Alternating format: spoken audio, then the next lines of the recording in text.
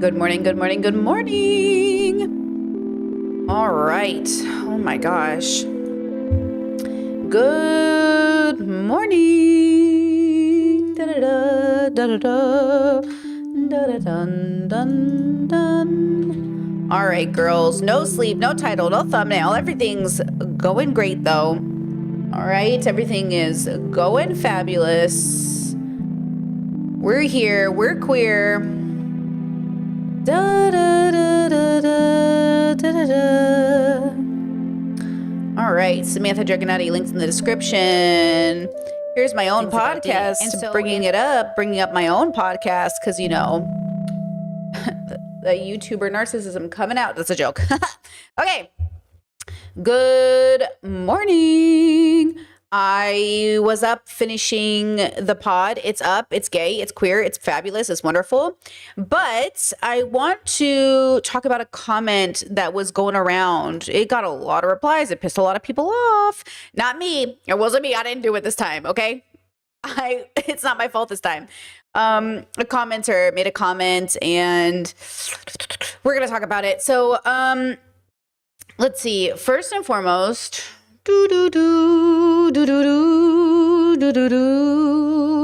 Jess says, mother working overtime for us. Bro, I'm not even going to play with you. I told my partner, I was like, we have to finish these animes. I got to know what happens. And then he's like, it's like your work schedule. I was like, I know. It's because, like, listen, you know, what a blessing to not know how to spend all of your day doing all the great things you love to do. So, you know, but I did not sleep. So I'm a little today. So just, you know, we're trying to stay focused today, but God knows it's probably going to be messy. First, I put out this pod and I think I did a pretty good job explaining my point and trying to be like nuanced and everything. So I put out this pod. Let me bring it up for us. Hold on, girls. You know, I'm tired enough that I didn't drink my second cup of coffee because I was afraid I'd be too wired downstream. If you know, you know. Okay, so I put out this podcast here, and it's there was this Marlon Wayans, Julia Fox. Nope, that's Kanye. Julia Fox interview that went super kind of viral on my side of the internet. It came out a few weeks ago. I don't know who else was covering it. I didn't see any big YouTuber covering it, but it just like caught my eye because, you know, I live on TikTok looking for things to cover / ways to think about my life. And the conversation between like the power dynamics between white women and black men came into the conversation, of course. So the question is, you know, what's worse, patriarchy or racism? Pause. That was not the point of my fucking video. The point of the podcast was to talk about role models. Okay, that was the point of the podcast. But of course, because we did mention racism and patriarchy, because how could we have this conversation without doing it? Somebody left a comment that was like, questionable. They said patriarchy is way, in big caps, girls, way bigger deal than racism. Men, no matter what color, in quotations, they will always have more power than the most elite and privileged women. Racism is obviously not good, but the patriarchy does absolutely more harm than racism does. Both need to be deconstructed still. Okay, listen. So when I saw that comment, I was like, so my intuition was to ignore the comment, but then other people answered. So I kind of just like hearted people who were answering. Listen to me when I say this.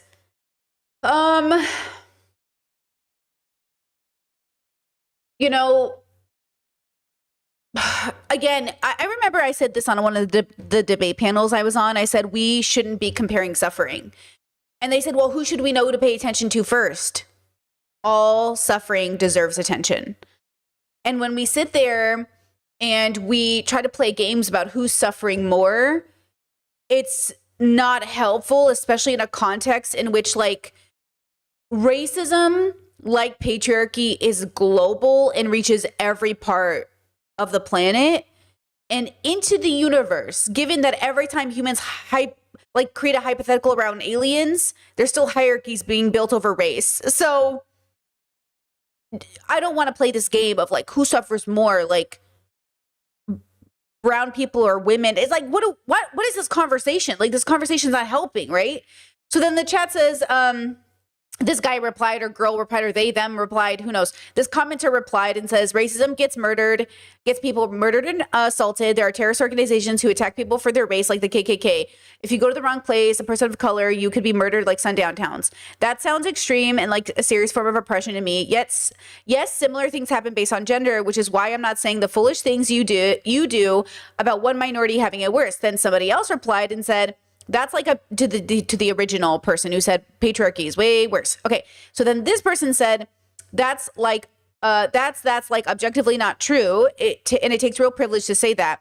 There is a reason that in many extreme cases of privilege, white women were more believed than black men counterparts. Case in point, Emmett Till, and why black women are treated through the lens of their blackness before their womanhood, such as having higher rates of death during birth compared to their white counterparts, because blackness and black womanhood are seen as feeling less pain in quotations.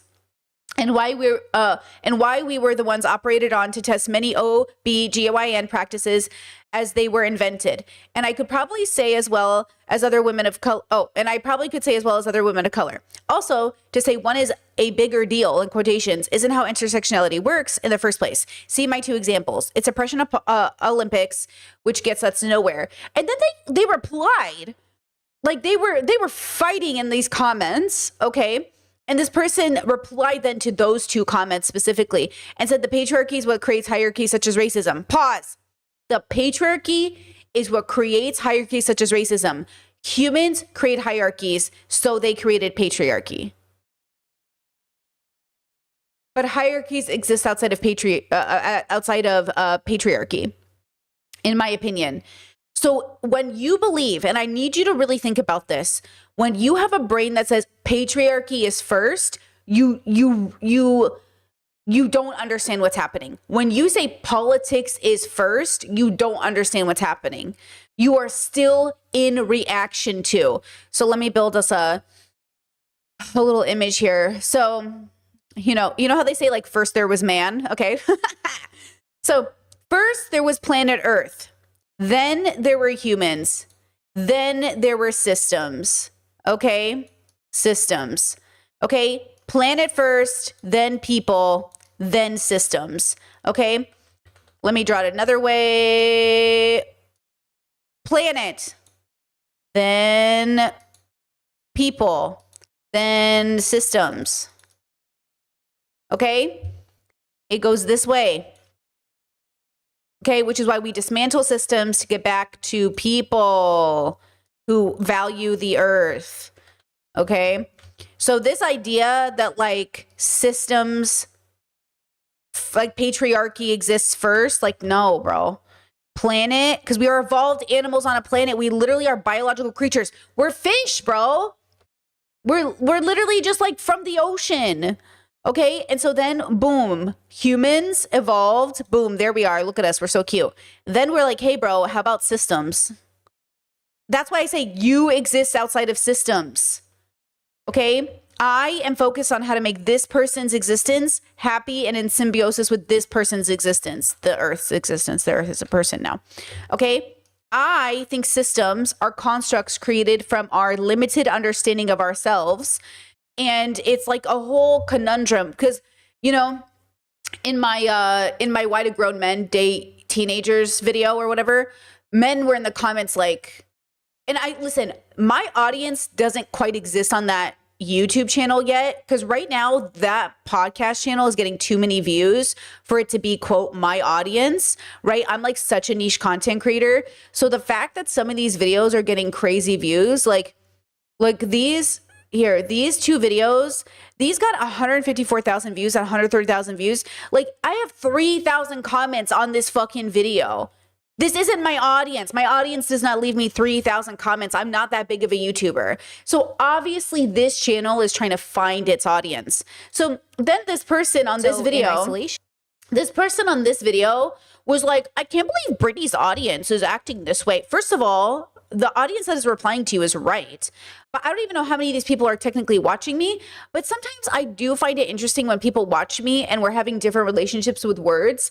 Like, thank you guys for the congratulations. I'm really excited that this podcast channel is working. I'm really glad people are finding it. I'm really glad, especially it's like 70% women. But on that video about men dating teenagers, the amount of angry men in those comments, right? They were there, they existed, and they were very much like, this is biological. You're just an old lady. That's why you're jealous. You're jealous that these men want these girls over you. You're just mad because you won't get picked. I'm literally married to a woman. I'm literally married, stupid. Like, that's what I'm saying. Like, what are you even on about? But then there's this, I get this comment. There was somebody in my comments. Let's see if I can find it. I guess it's gone. There was a comment from a person that's like, I commented on your other videos, da, da, da, da. Like, why are you making content centered around men? Are you just trying to be like fresh and fit and like throw out one of the genders or like throw them under the bus or whatever? With peace and love, my bros, men don't touch grass enough, so therefore you dominate the internet. And the reason I'm talking about patriarchy is because it is a win-win situation for me. One, I talk about things that are very real and true. Two, you get angry and leave me comments. Three, I get paid. It's not my fault that men can't handle criticism. If the patriarchy wasn't such an issue, I wouldn't be making money off talking about y'all. And that's the difference. If you don't want me to make videos about how men suck, stop sucking. Thank you. And like, again, I still add in so much nuance. The guy goes, it doesn't even have nuance. I literally said, I don't even believe in man as a construct. There's your nuance. There's your fucking nuance. Like, I literally give men an out. I made a whole video giving men an out, saying you are conditioned to be predators. And they're like, no, it's biological. I was made this way. I was made this way. Girl, I gave you an out. I literally said it wasn't even your fault. And they're like, no, I want to be a predator. Okay. Girl, I tried, okay? I'm sorry I yelled. I'm sorry if I peeked in your ears. But, like, you know what? It was so stupid. I literally, like, I'm like, I feel like banging. This is why I make videos about men, because it pays my rent. And it's ridiculous how easy it is. It's ridiculous how easy it is because they literally... Like I gave them a literal out. I'm sorry. You said my ears just died. I'm sorry, girls. I'm sorry. The theatrics were on. I haven't slept. The theatrics are going to be too much today. I just know it. Anyways, okay. So listen to me when I say this. I understand the inclination, the desire to think systems come first, but they don't. You exist outside of systems. You exist outside of politics. You exist outside of the bullshit. And ultimately, that is the point. We have no enemies. Why should I have an enemy? Why should I wish evil upon you? Why should I wish for your suffering? Right? Thank you so much for the super chat, Alex. Speaking of getting paid, thank you. Appreciate that. You know, and I think that's the issue, is that we romanticize the idea of even systems being... Even systems, guys, systems are not your enemy. They are your creation. It's like Dr. Frankenstein over here. We created a monster, but it didn't exist without us. It couldn't have existed without us. We collected the body parts. We sewed them together. We brought it to life. We bring it to life. It's like having a baby and hating the baby for turning out to be a monster. Girl, it couldn't have happened without you.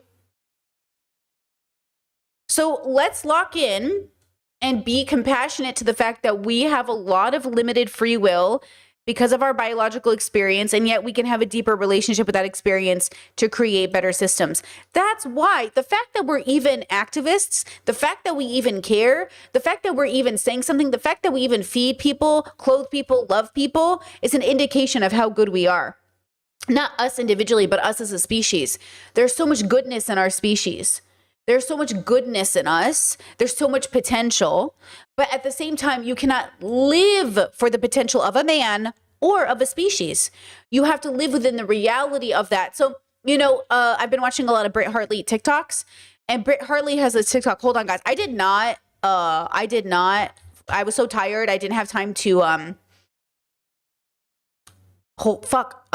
prep for today's stream. So I have an idea of what I want to talk about, but I didn't prep it, meaning I didn't like pull all the, you know, clips, and I didn't put it all together and blah.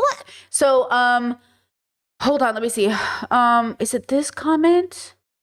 Where have you been all of my life? Think of yourself as dead. You have lived your life. Yeah, okay, look at this. I think this is it. Think of yourself as dead. You have lived your life. Now take what's left and live it properly. Marcus Aurelius. If you are someone who has or does experience ideation, there's kind of like a little hidden nugget of treasure here, which is that if your brain was already willing to consider doing kind of the most drastic thing, the most final thing, cutting against even some of your most base instincts, then what could you do that is shy of that, but towards a life that would be fundamentally worth living for you? Like, if you are capable of thinking about that, you're also capable of doing something that other people will laugh at and surviving that. Because where I think a lot of people get stuck is they look out in the world and see that the world could be better. Like we could create societies that tend towards human well-being. It could be a lot better than this. Pause. Chet says neuroscience is actually showing some evidence for free will. Of course, I believe in free will. I just don't believe in free will the way other people believe in free will. I believe in free will in the sense that, like, I know I make choices, but I know those choices are predicated on something that came before me, which is my evolutionary experience. And so, again, the levels, my framework, philosophical framework, is an attempt to have a deeper relationship with that limited experience, right? And so that's what I want. I want us to have a deeper relationship with an already limited experience without trying to want something else. I think the problem with these like ideas is like, we want there to be something else. There's nothing else. And that's good enough. We're always just, I want it to be better. I want it to be different. I want it to be. And that's why we try to go to the moon. And that's why we dig up the earth. And that's why we cut down trees. And that's why we destroy the earth, because we're looking for something more. And that's the problem. We're not satisfied with the reality, right? That this is good enough. It's okay to strive for more, but maybe not at the expense of everything else. And then we kind of shut down and we wait for society to fix itself. And it's never going to happen. Exactly, Chad. Great point. Though, like, free will may exist, but it doesn't exist in a vacuum outside of the world and the reality we live in. Because free will, in a religious sense, like growing up Catholic, they think free will is something that exists outside of the earth. Like, the earth is secondary to your existence. Like, the way that I was raised in Catholicism was sort of to believe, okay, and this is the thing, that, okay, first, the way I was raised was, okay, God exists, then humans exist. Or no, I guess it was technically God thought about humans exist. Well, technically it was like God was well, it depends on which story you get told. God was lonely and he made the earth and he made people. So stupid. You're God and you're lonely, so you made us? What the fuck? I'm sorry. No, okay, listen. So then it's like this idea that like God made people and he put them on this planet and he's like, good luck, bitch. And then the people he made, you know what I mean? It was like, you know, I want to eat this apple. And he's like, don't eat the apple. And they're like, I'm going to do it anyways. And then they ate the apple. And then boom, now we suffer. Now we have to experience the pain, births and periods and Alzheimer's and this whole idea of like, God made us to chill with us. And then when we were like, nah, he was like, fine, fuck you. And then boom. And then it's like, okay, but then the idea is like, we spend our whole life striving to get points in this video game to make it to the highest level. But the highest level is still just like the reset button where you're back to square one, the thing we left initially. We already had the winning game. So let me clock this. I was already in the Garden of Eden. I was already at the goal and I didn't like it. And then I spent my whole life on earth trying to get back to the goal I already didn't like. Which is a great metaphor for human beings. We are never satisfied. We literally had the Garden of Eden. We were like, nah. Nah. You know, it's okay. Right? It's like, that's the meta. For me, that's the story. And I think that's what it is. Okay, so going back to Britt Hartley, I live my life every day like I've already died. As far, not in a suicidal way, but kind of, but already like in gratitude to a life worth living. I practice gratitude every day. I am grateful for all the things I've done and will do. I'm grateful for breathing oxygen for the time that I did. And I'm grateful to be the worm food I will be in the future. I'm grateful for all of the things I will do. And I've already done them, right? And so instead of holding on to this idea of like, I got to do it before I die, I already did it. Whatever I was going to do, I already did it. Instead of like sitting here and being worried, right? Okay. Power structures will never do that by nature. So rather than Chat said God, wait, hold on. God, where is it? Ultimate incel? Exactly. and do kind of the act of finality or wait for society to fix itself because maybe this is and always will be reality. You know, what we see here in suffering and absurdity and authoritarianism, like maybe that's just always going to be how humans show up. But in between those two places is if you had the courage to do that, to even consider that, then what would it be like to have the courage to truly live an authentic life and take really big risks that even cut against the grains of society? What life could you make with that level of courage? And this is where the term anarchy calisthenics comes into play, which is this idea that in order to do something that not everybody else is doing, you have to build up that muscle because as social creatures, we feel anxiety when we do that. And so a simple one is like say something like non-offensive or like violent or anything, but like say something very strange in an elevator, like just say something super weird and then just like sit in that silence for 10 seconds.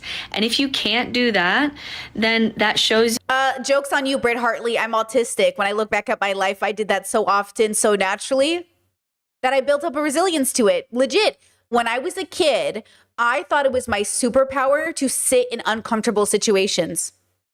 Looking back now, I think it might have just been the autism.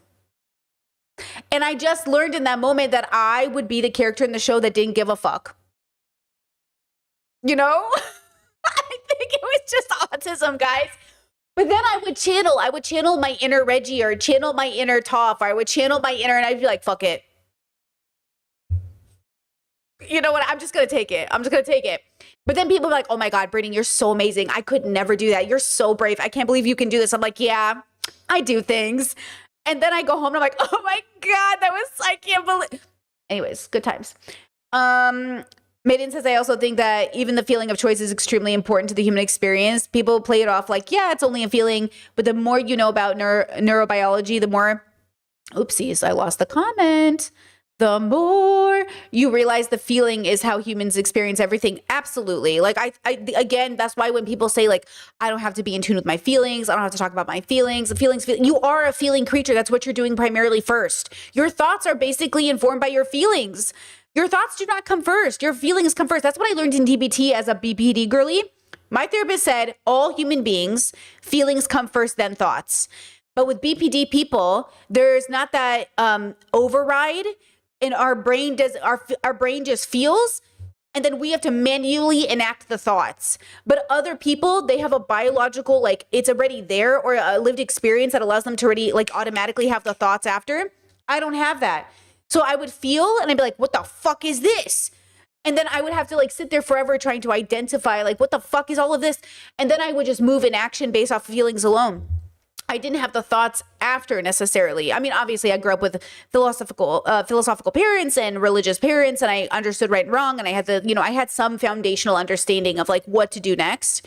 But there was like, there was just like, that's what DBT taught me is like, you feel it, you identify it, then you do an action. Right? And so that's kind of the idea. Okay. You don't have the muscles yet to build a life that is worth living, not the life that was given to you that you're unhappy in. But if we can build up. Shout out to Marsha Linehan's Building a Life Worth Living. I was just reading over some of these chapters. My girl really went through it, bro. They really did everything to her, because of the era she was born into. And then she sat there and she said, she said, I'm about to change the fucking world, bitch. And she really did that, at least for people like me. And if you were already willing or thinking about doing the most drastic thing, then build up that muscle towards what a life worth living would look like for you. For some people, that's quitting a job or a relationship or, downsizing into a tiny home or having all your clothing fit into one box or starting that Etsy shop of that random thing that you've always wanted to make that makes you happy. Or asking or realizing that you don't have great friends and that you want better friends to talk about things like this with. And then go up to someone and say like, hey, like, you're really interesting to me. I'd love to take you out for coffee and pick your brain. What's the worst they can say? No. Actually, Chad says feelings come first, but they don't think that because a lot of people are just reacting. That's so true. And you know what's interesting is so that's why I say, like, okay, so you think you have free will, but you just did this thing. Why did you do this thing? They're like, what do you mean? I'm like, well, why did you do this thing? Because then if you say you have free will, you're kind of taking like 100% responsibility for it. So if that means, like, when I talk about free will, Brittany, versus biological Brittany, I'm sort of talking about like the part of my brain that 100% is locked in. Like, I know when I am 100% locked in, I am a completely different person than like like even today, I already warned you, I didn't sleep enough. I'm not going to be 100% locked in. A lot of what I'm doing is just going to be what I think is funny or what comes naturally or what feels good, but I'm not really thinking. I already know this. I've already warned you. Like my jokes, like when I slip out a joke, I'm like, oh, like that wasn't Brittany 100% locked into her brain, paying attention to every single sound that comes out of her mouth. That was Brittany just like in the moment, like dancing. Talking to me is like dancing. And sometimes you do this and you're like, ooh, that wasn't the dance move. Sometimes you're like really rocking it. You're like, okay. And then all of a sudden you're like, what is that? Like that isn't, you know what I mean? Like that's how talking is for me. It's like sometimes I'm flow and sometimes it's beautiful. And sometimes they're like, okay. And then sometimes you misstep and your heel breaks and you're fucking on the floor. That's what talking is like for me. So I am very empathetic to how people speak because I don't think people are 100% locked in when they do anything usually. And that's why, that's why people romanticize, right? They romanticize sort of the guru, the mentor, the locked in anime character, the guy who's like meditated or girl who's meditated to this like crazy status of awareness. You know what I mean? Like Netero status. Like you just want to be like, you know what I mean? Chad says, but it takes self-awareness to even say I didn't sleep last night. I'm not locked in versus people just acting that way. Absolutely. So obviously I've had years and years and years and years and years of getting to know myself and knowing that when I don't sleep, which I also, by the way, I have a rule of 3 from my DBT years. I have a rule of 3. Okay. Sleep, water, and food are requirements, and I can lax on one of them, but I can't lax on 2 or more of them. So last night I made sure to eat. I ate as much food as I could. I made sure to drink as much water as I was appropriately could. And then I knew my sleep was going to suffer. So I knew I was going to fuck up somehow. I'm not allowed to fuck up on 2 or more of those things. So like today, I already ate a really good breakfast. I've been pounding my water. It's why I didn't make my second cup of coffee. So I could just like force myself and like focus on drinking my water. And then tonight, the plan is to sleep. Okay.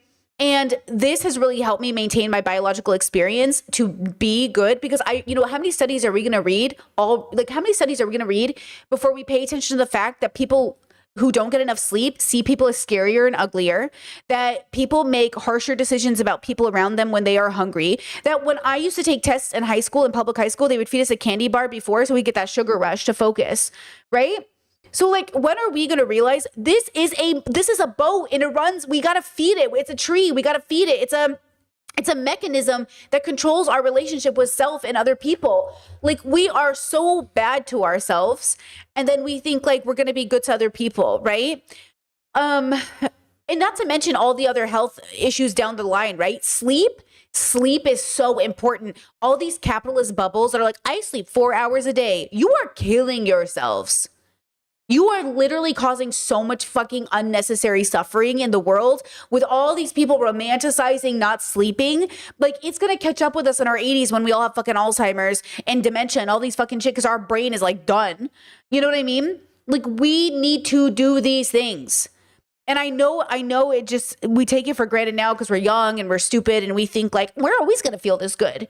But as a young person who's now chronically ill, God knows what I'm going to feel in my 80s. God knows when I'm going to feel my 80s. That's not as drastic as what you are already considering. So why not try? And it's true for me when I had my 2-year period of daily ideation.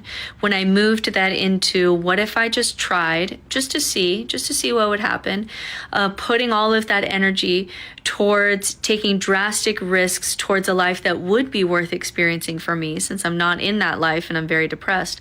I wonder what would happen. And within a year, it was like a night and day difference of my life. But I will tell you this, society's never going to give that life to you. I don't even think it's capable of. I don't think collectively we'll ever get there because of a myriad of problems that I'll go into in another video. But individuals can do that. Exactly. That's what I mean when I describe the levels. Society will never be it. That was my realization for 4. So that was my 4 realization where I was like, oh my God, like nothing I ever do is going to change like the world. Like I don't just mean this as a 2, you know, sometimes you get it as a 2. You're like, yeah, dude, it's not all about you. Duh. Which I got in therapy. So my therapist got me to understand that as a 2. But when I understood it as a 4, I was like, no, it's not a joke. Nothing you do will be enough. And yet it is enough, everything that you do. But it will never be what you think it's going to be. It will never be enough. We could never talk about Palestine enough. We could never talk about Sudan enough. We could never talk about patriarchy enough. No matter how many times you talk about racism, it will never be enough to change what an animal species evolved over billions of years was en route to do. But what you do, it is enough and you have to do it. Okay, we're going to talk about Sudan. We're going to talk about Palestine today. We're going to talk about a lot of other things today. But it's not going to matter the way you think it's going to matter. But it's going to matter so much. And when I realized that, it was devastating. I had the most devastating experience of my life, realizing that like it wasn't going to matter the way that I had hoped. Because all of my sacrifices, all of my activism, all of my ideas, all of my marching was predicated on a belief that somehow it would happen for real. And it was wrong. So let me show you this. One of the issues that we're continually running into is this the video? is that in order to make the world the place. Oh yeah. Okay. So this video, hold on girls. Let me pull up some of these Britt Hartley videos I saved for us. Okay. So, let me pull it up. Hold on. So this video, yes. Where's this? Okay. Maybe I didn't put it on my list. So let me grab it another way. Are the pests. All of my life, all of my life, where have you been? Oh yeah, I want to watch this one too. Damn it, where is this video? Did I not save it for y'all? Maybe it is this video. Hold on. No. Okay, this video. Man, we're going to watch a lot of Britt Hartley right now.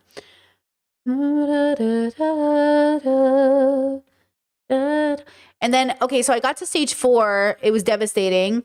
And then I got to stage 5 and I accepted it and everything's been vibing. That doesn't mean I'm not going to fuck up. That doesn't mean I'm not going to do unethical things. It doesn't mean I'm not going to be a bad person sometimes. It doesn't mean any of those fucking things. It just means that I've accepted that I simply am existing and observing my existence and that I have, you know, a limited relationship with my life as it is, but it's good enough. Okay, hold on. Where is this video? See, when I first introduced the levels to the internet, everyone was like, oh, Brittany thinks she's like perfect and she's never going to do anything wrong. And that's why when people insult me by using the levels, I block them. Oh, well, for a 5, you fucking suck. Okay, block, bro, because you're not understanding. If you're going to insult me using my own system, please understand it first. I'm too autistic to let you get away with that. I'm too autistic to let you get away with that. I'm really upset, just emotionally, that I don't have this video that I thought I saved for you.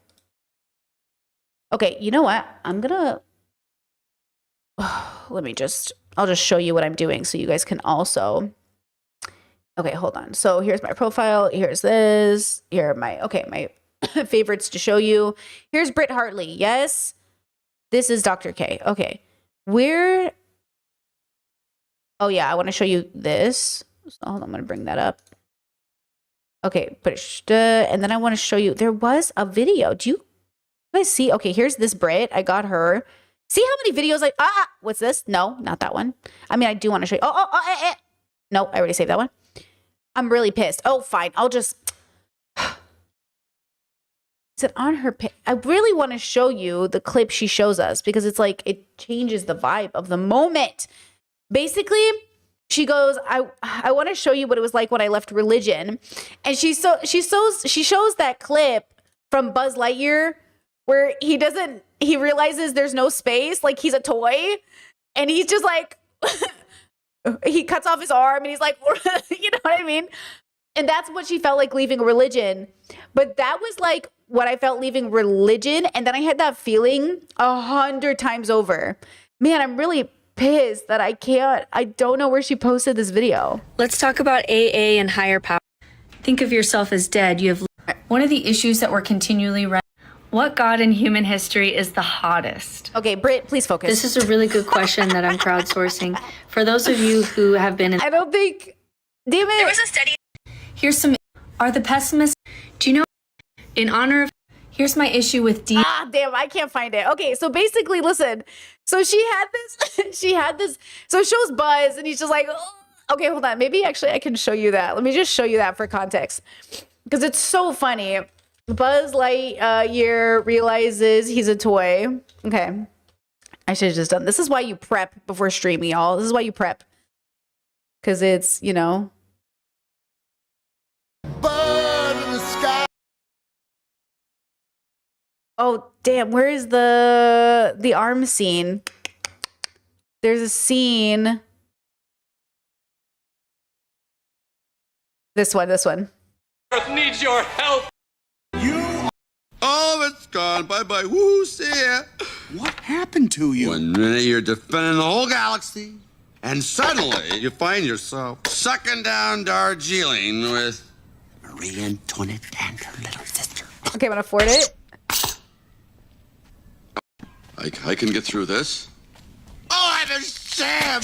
Look at me. I can't even fly out of a window. But the hat looked good. Tell me the hat looked good. The apron is a bit much. Out the window. Okay, so like it's like Buzz realizes he's like, you're saving the galaxy, and then you realize you're just a toy in a box. Okay, I think you have that feeling over and over and over again through Ego Death as a 2. And then I think you stop having that feeling when you get to 5 because you're no longer going to be shattered by the reality you discover because you're ready to discover reality. But I think 2s who feel that once in their life, like me leaving religion, I felt that leaving religion. Then I found a new bubble. Then I felt it again leaving the universe. Like, so Buzz realizes he's a toy. I realized kind of like I'm a toy in relation to my Catholic bubble, but also in relation to the universe. And those are 2 different stages. So that's what I kind of want people to understand is like, you don't have to be a 5, but the experience is very different because it zooms out all the way into the universe, not just in relation to your direct bubbles, your direct reality, which is planet Earth. Because remember, like in a 2 reality, so in 2's perspectives, they think planet Earth is all of reality. Okay, planet Earth is everything. They don't actually think about the universe, even though they think they do. They don't actually think about it. Even the scientists, especially the scientists, especially those people who are obsessed with space, a lot of them do not think about it philosophically the way that I'm talking about. They're like, oh, it'd be so cool if there were aliens and other life forms, and what if we're not alone? But see, it's still this idea of like, what if there's a place like this here? What if there's a place like, it's not understanding the greater meaning of like zooming completely out of this biological experience in which you sort of like process information as like aliens on another planet. Aliens on another planet and being excited by that is sort of the point of the attachment of like, okay, like, you know, it's okay. So this is for 2s, and that's fine. There's nothing wrong with your whole life centering around the idea that like planet Earth is the thing. The way that I would sort of describe like this idea though hold on. So, okay. So planet Earth is like where choose chill, which is so valid, right? Love that. Okay. I live on planet Earth. Obviously my body's here, duh. But my consciousness and the way that I relate to myself when I'm alone, that's like it's like not on a different planet, because like, what the fuck is that? It's in a different way. Same planet, different perspective. Same planet, different perspective. So like when I think about the Earth, there's a line between me and sort of this perception of Earth is the only thing that matters. So like, we're going to talk about really horrible things today. All of those horrible things that happen are human beings who center their whole existence on this thing. That's why they do it. Guys, every billionaire that's like, fuck the planet, I'm going to live a short time, it's because they're only limited to thinking of the planet, right? When you look at corruption in communities, you look at police brutality and racism and all those things, that's because those human beings are only ever thinking of their reality in relation to planet Earth. They're never realizing, like, you exist outside of these structures. They only think they exist within the structures that are on the planet. Like, they can't even view a reality. And I used to be one of them. I used to believe that, like, I only existed in relation to my body, in relation to my ethnicity, in relation to my hair, in relation to my gender. Like, I used to believe all that mattered was like how the world perceived me and how I belonged in the world. Instead of my place in the universe, I was thinking about where I belong in the world. The world is too limited, right? Which is why our solutions are limited. And so what I'm trying to say is, like, you can keep doing this, but you also don't have to. But also what Brett Hartley is trying to say, right, is that the world is never going to do it. And that was what 4 felt like for me, was like, oh, the world's never going to do it. I thought if I screamed enough, if I protested enough, if I did something, the world would take a shift. The world has never shifted. Somebody said to me, and it blew my mind, this was years ago, someone said to me, Martin Luther King Jr., only Americans really care about him. And I said, what? And they're like, who is he? And I was like, what do you mean, who is he? He's a civil rights leader. They're like, for who? And I was like, America. And they're like, okay. And I was like, and the sweet's named after him, and he's very popular. We all like him. And they're like, who is he? And I was like, okay, you're hurting my feelings. And this was years ago. They were like, I don't live in America. Like, that's just a guy. And I was like, okay. And they're like, we have our own Martin Luther King Jr. So I was like, okay. They're like, do you know our guys? And they started naming their guys. And I was like, I don't know who those guys are. They go, okay. And that was like a big bubble pop for me when I was younger. Cause I was like, oh, like, you have your own Martin Luther King Jr.'s. You have your own heroes. We have our heroes and you have your heroes. And like, they are not the same heroes. And I was like, so when I was younger, you would think this would have been like you know what? No, chat says, was this person black? No, they weren't. No, they weren't. Honestly, I think they were just white. I don't know if they were something. I don't even remember what country they were from. It was so long ago. I don't even remember the details of the situation. I just remember that bubble pop from my perspective. I don't even remember where they were from, but I think they were just probably white. But I don't know. They were from somewhere. Maybe they weren't. I just remember the feeling I had of like, oh, like, you have your own heroes and we have our heroes. That's interesting, Okay, noted. And so it's this idea of like, I think that's the point, is like, so people will ask me, do you have to be educated to be a 5? That's the wrong way to think about that. That is the wrong question. They'll sometimes ask me, Brittany, those remote villages, like in the mountains where like there's no internet, can they be 5s? Again, you're doing this thing where you're not understanding what 5ness is. 5ness has nothing to do with the internet, has nothing to do with your schools. It has to do with your relationship with the universe. So of course, like, somebody in a remote village who lives in the mountains, who has this like no access to the internet. Guys, I hate to tell you this, you don't need to know who Logan Paul is to be enlightened. What do you think our ancestors were doing before the internet? What do you think people were doing before technology and books? Do you think like people were having these situations? They were rare in the same way they're rare now. But like, yeah, they don't have to be modernized. They don't have to be in that sense. They have to be progressively minded, but that's not the same thing as what you think it might be. So of course it's accessible to anybody and everybody. There is no inaccessibility. Everybody has accessibility. Now, the way you get to that position though, obviously, and this is the tricky part, here it goes, lock in. Okay. So the tricky part, and this is what's hard, this is why, there's a struggle here, obviously. So obviously, hold on here. 5 is accessible to all people. All people have a path in. Here, I'll just, oops. Hello? I don't even know how to use this paint. I was trying to erase a line, but that's okay. Hi, guys, I do not know how to use paint. Everybody ignore me. Everybody ignore my inability to use paint, apparently. Okay, so everybody has access to 5, okay? Everybody, here, I'll do this. Everybody has access to 5. But if you're over here and you think planet Earth is the only thing that exists, then there is going to be a wall you have to get through to understand it. Okay? And if you can't get through this wall, you'll never get it. And you don't have to get it. You live a very short time on Earth and then you die. You're not required to get it. You can live a joyful life without getting it.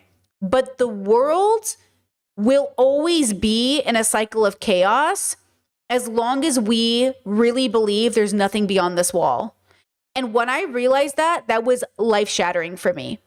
That was like, oh, no, I'm really going to kill myself. That was like life-shattering for me. Because I was like, nothing, I can't do anything. It is that feeling of screaming into a void and no one is listening. It is that feeling of knowing there's a tsunami coming and nobody believes you.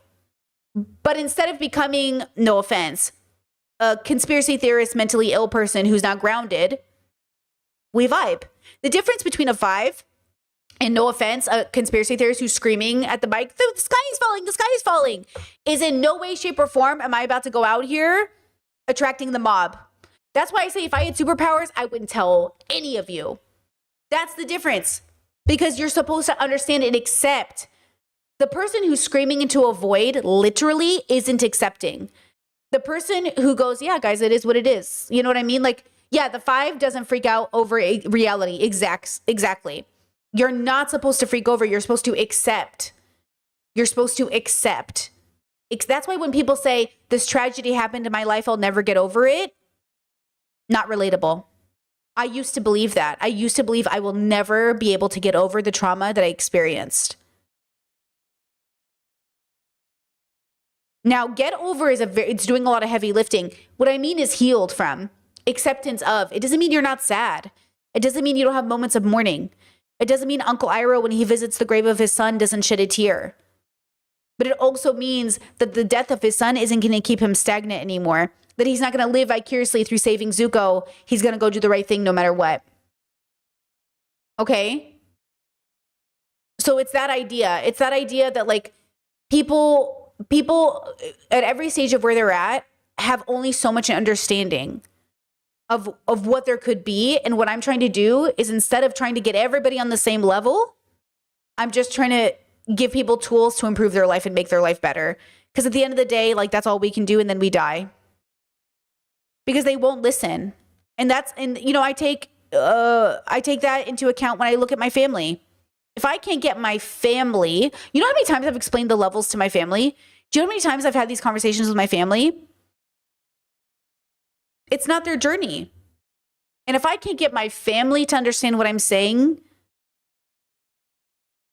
then why would I think I could get the world to? And then why was I suffering all of my life from not being able to do this thing that was impossible to do anyways? Now, that doesn't mean we give up. What nihilists do is they give up. Oh, nothing matters. I'm not even going to try. Fuck it. Fuck the world. It's all suffering, bro. It's like, yeah, well, that's okay. That's not the vibe, dude. I don't like that vibe. I used to be that person. I'm not that person. You know what I mean? So it's like, I'm not here for it. So I understand, like, when we watched Cutie Cinderella and she was like, I'm going to be friends with racist people to help them change. I am always deconstructing this idea of like who is worth that investment in the same way that I have to make sure I don't fall into bad habits of wanting to save the world. I cannot love the world into a better place, but love is the answer. Those two things exist at once. Love is the answer, but it's not the tool to actually make life like change en masse, because it was never going to be the tool. That tool doesn't exist. It only exists for people, individuals. That's why I say, like, I'm going to run ahead of y'all, and then I'm going to come back around and push you guys forward, and then I'm going to go back to running my pace. I'm running, like, we're all running a marathon, and I don't want to leave you guys behind, but I'm also not going to slow down. But I will throw snacks behind me and throw water bottles, and I'll do everything I can to make sure that I don't leave anybody behind. But I also will not go down with you either, because, like, that's also part of the problem.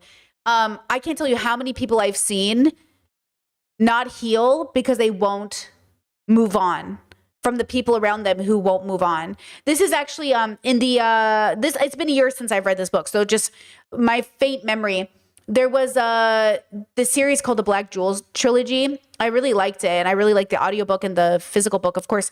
And within that framework, there's this idea of like this guy who has an experience of experiencing sort of like a huge depression, ego death, metaphor for insert your struggle here. And he's in this black void. He's deep, deep, deep within this like cavernous black void. And he just sees blackness. Like, that's the idea, right? It's like, there's nothing there. He can't see. He's swallowed up, but his friends and family are waiting for him. They're all outside, the love of his life. All these people are waiting for him. And they can't do anything about it. They can't reach down and grab him. They can't shine a light. They can't do anything until he does the first thing. And then eventually he starts to heal, and he starts to see himself, and he starts to crawl out of the cave. And eventually he can see the light. Eventually he can see his family and friends. Eventually they can even reach a hand down and he can grab it. But until he does that first step, until, you know, we can't get through to you. You can't hear us. And that's kind of the idea and that's what's so hard for people is like, when you're there, you really think like there's no way out of this. But the point is that there is a way out of it, even though I know your brain is completely convinced there isn't. But it's not what these fucking self-help people think it is. It's not what these modern day debate bros think it is. None of these people are fucking healed enough to know what it is, because they're in their own dark void. They just don't even know it, right? And that's the problem. We've replaced well, it's always been this way, but we think because we're rich and famous or in shape or our life looks good enough or we're doing our best, we're not in a dark void. But we're all fighting our own personal demons. If we all know we're flawed, then how does people get on stage? Like, the fact that this is crazy to me, that the fact with all the privilege and access, Hassan hasn't bothered to go to therapy. Homeboy, do you think you don't need therapy? When I meet men, especially, who are like, I don't need therapy. Not even 1 year, not even 6 months, not even one session. You don't need to talk to anyone about your mental health. Not even one session. You know what I'm saying? And that's the thing. It's not, therapy isn't a fix-all. You can't have therapy without philosophy. Therapy without philosophy is not going to help you. Okay? And you also have to find a good therapist, because therapists are also in their own dark voids. Therapists are also struggling people. They also have suicidal ideations and self-harm. Okay? They're also struggling. So again, we're in communion, working together to build ourselves up, right? Okay, let's watch this video from Britt Hartley really fast. Chad says he also brags about not getting help when he gets physically hurt. Oh, toxic masculinity much? That's what I'm saying. Like, you know, no hate to Hassan, truly. Like, person to person, he's the best of the worst. But also, like, he's still just a man who suffers from toxic masculinity. How fucking progressive could he be philosophically? Not politically. I don't give a fuck about his politics. Philosophically, how progressive could he be? Do you know what I'm saying? Any man who, with his full chest and all of the privileges, I haven't gone to therapy, girl, that should have been the first fucking shit you did when you got paid. Come on now. Especially if you want to have a P progressive next to your name. For the love of God, bro. Okay, Britt Hartley here. Issues that we're continually running into. It says, the comment she's replying to says, if people who have this awakening choose to stop reproducing, then over time, evolution will select for those who have less capacity for awareness. So the irony is, the best people to be parents are the people who don't want to be parents because they know what the responsibility is. But this is humanity. Lock in. This is exactly what I've been saying. The biggest awareness awakening for me, the biggest forsage for me was realizing, like, it's not going to matter. Like the world is exactly the way it is because it's exactly who we are. It's exactly the way it should be because it's the only way it can be for now. Always, maybe forever, right? So I still have to do the right thing even if nobody else is doing it because like it's never going to matter, okay? Too, is that in order to make the world the place that we would all want to live in, we would actually have to override what evolution created us to be. And that's a problem. People who awaken to our absurd situation without delusion or comfortable story are also less likely to reproduce. They're less likely to bring children into the world. And when you bring in the work of Donald Hoffman and these evolutionary... Gianmarco!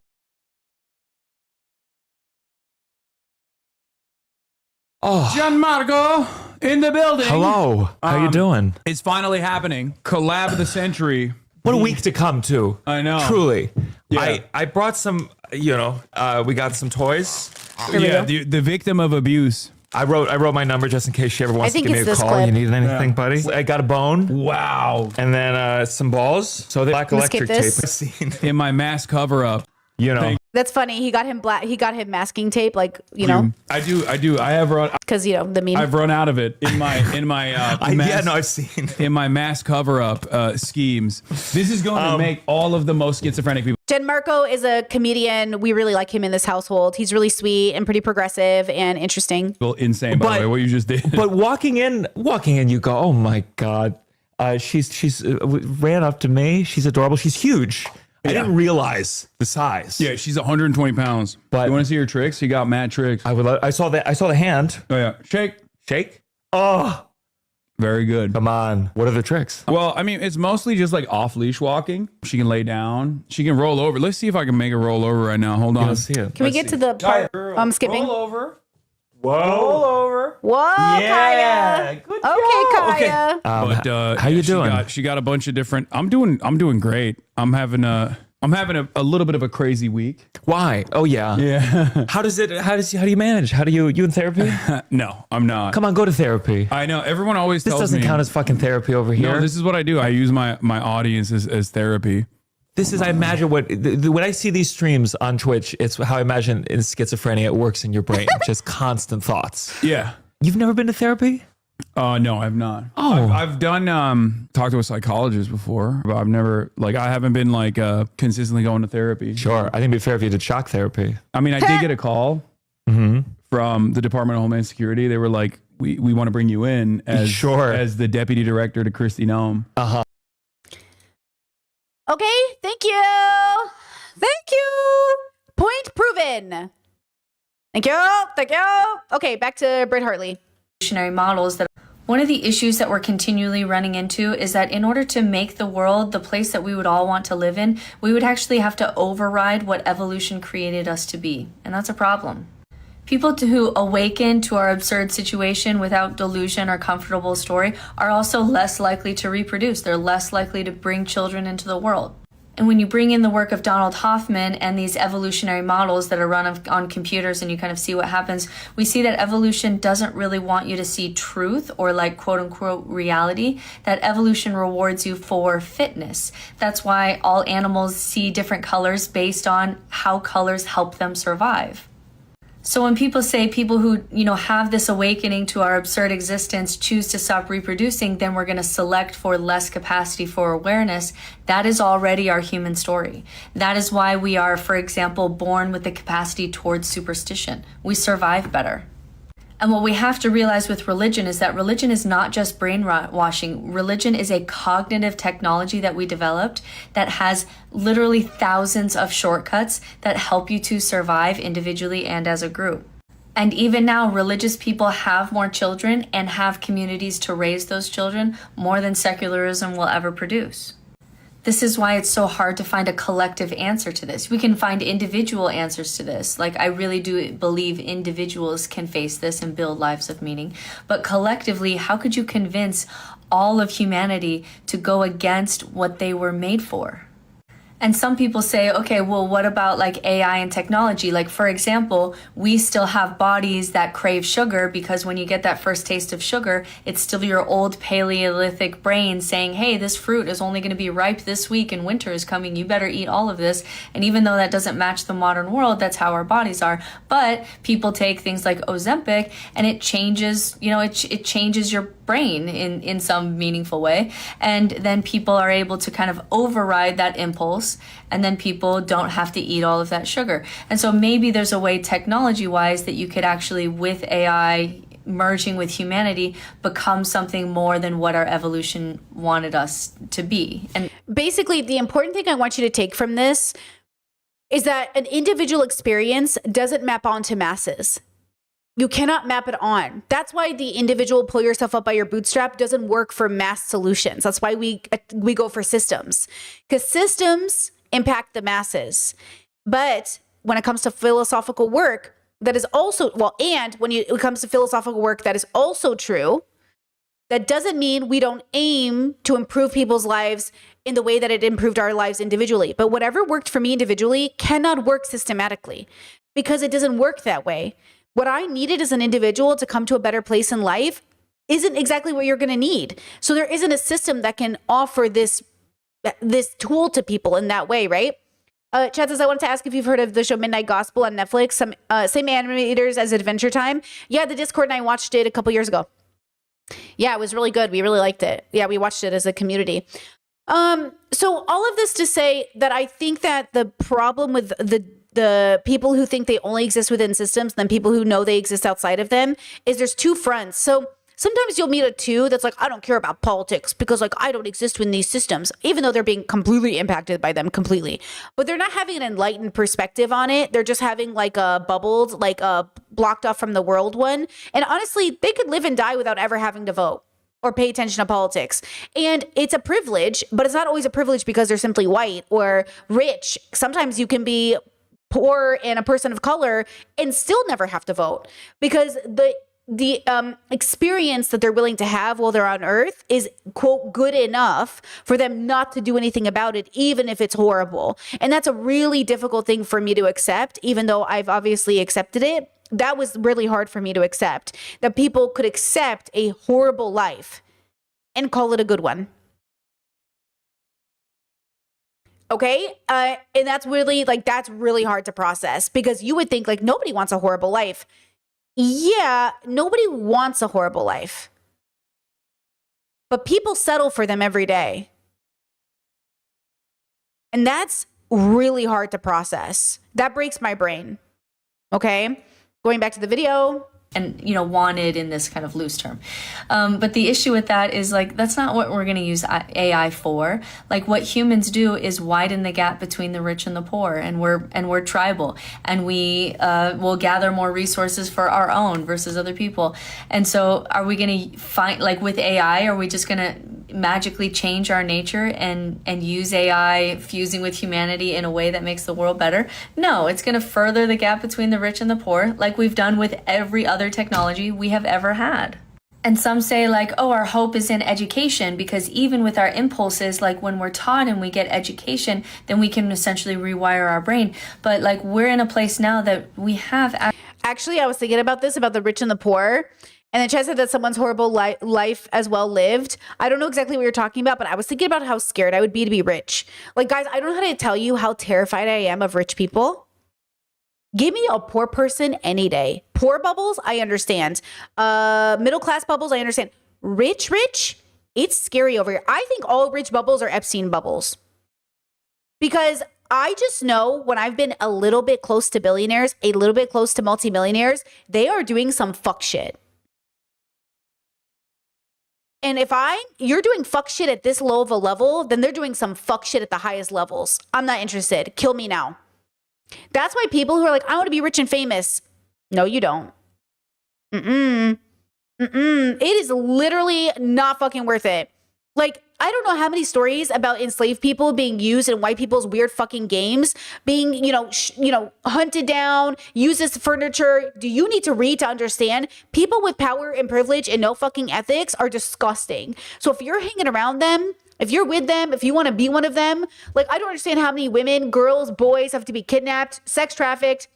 Like, don't you understand human beings who are, that's why the image is true of those who are sort of enlightened are poor.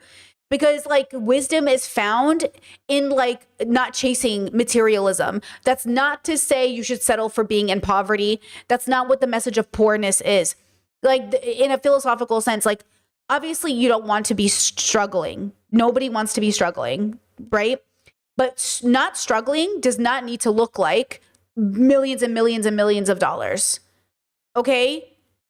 So that's why I say I don't trust these rich people. I don't trust YouTubers that buy $300,000 cars. Like, I don't trust none of you because I just know you're not here for the right reason. You're not doing the right things.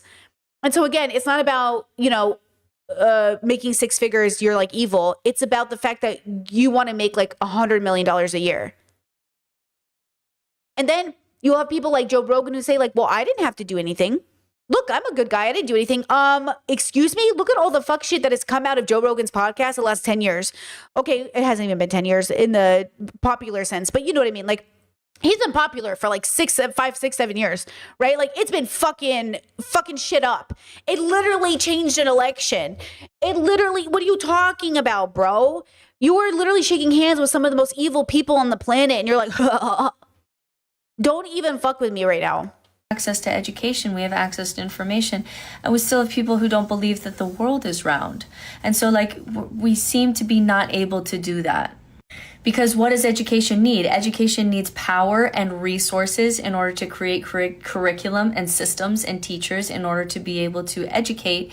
And yet to create that level of power and resources, you need dogma, which means there's going to be a cult behind it, which means there's going to be a narrative behind it that is not for, you know, the awareness and well-being of all conscious creatures. So for me, I don't see a way yet. I'm not saying there isn't a way, but I don't see a way yet to solve this collectively. What I can say is that I know personally and... No. Chet said you're scared to be rich. Like, hypothetically, you somehow got many donations where you were on the rich side. No, guys. I'm not talking about a millionaire. I'm talking about rich. Guys, I will never make $100 million. The way I run my career, the way I run my life, I'll never even make $50 million. And that's on purpose. I'm not talking about being a millionaire. A school teacher could be a millionaire. You could be a millionaire just working in education. I'm not talking about a millionaire, girls. I'm talking about, okay, a fuck ton of money. You know what I'm saying? Like stupid money in a way that like fuck you money. Yeah, fuck you money, not good. Okay, you could easily retire a millionaire. You would have to, at this point, retire a millionaire to even be able to live off a retirement. So $1 million is not the issue. You can't think of money like it was the 90s, girls. I'm not talking about no $1 million. I'm talking about money. Okay, money. And for the record, my partner and I have talked about this. If I make a shit ton of money, we're not keeping it. We already made a decision. We haven't made it yet, so who knows? But we've made the decision that our goal is to give it away. We don't want it. We have family, friends, people. You know what I mean? Like, yeah. Chet says, I wonder if there's an ethical way to be a billionaire. No, it's been proven time and time again. There's absolutely no way to become an ethical billionaire. Absolutely no fucking way. That's the point. There is no way to become an ethical billionaire under the systems that be. So yeah, we're not interested in it. We do not want the responsibility of that money. It can go to somebody else. Good luck, girls. Have fun. I don't want the responsibility of it. It is a responsibility. Trust me, I know wealthy people. It is very hard for them to have a normal life. They want one, but because people know they're rich, they can't have one. Because people are shitty. So like, I don't want it. You know what I mean? Bye. No, thank you. So like, give it away. It's not my money. I don't want it. You know what I mean? Mm-mm. From many people that I know and many books that I've read, that people can try to face the truths that evolution tried to hide from us anyway: mortality, meaninglessness, randomness, lack of free will, lack of the shortcut of the illusion of the self. That's why when people, like, I understand this joke of like all my ancestors and none of you left me wealth.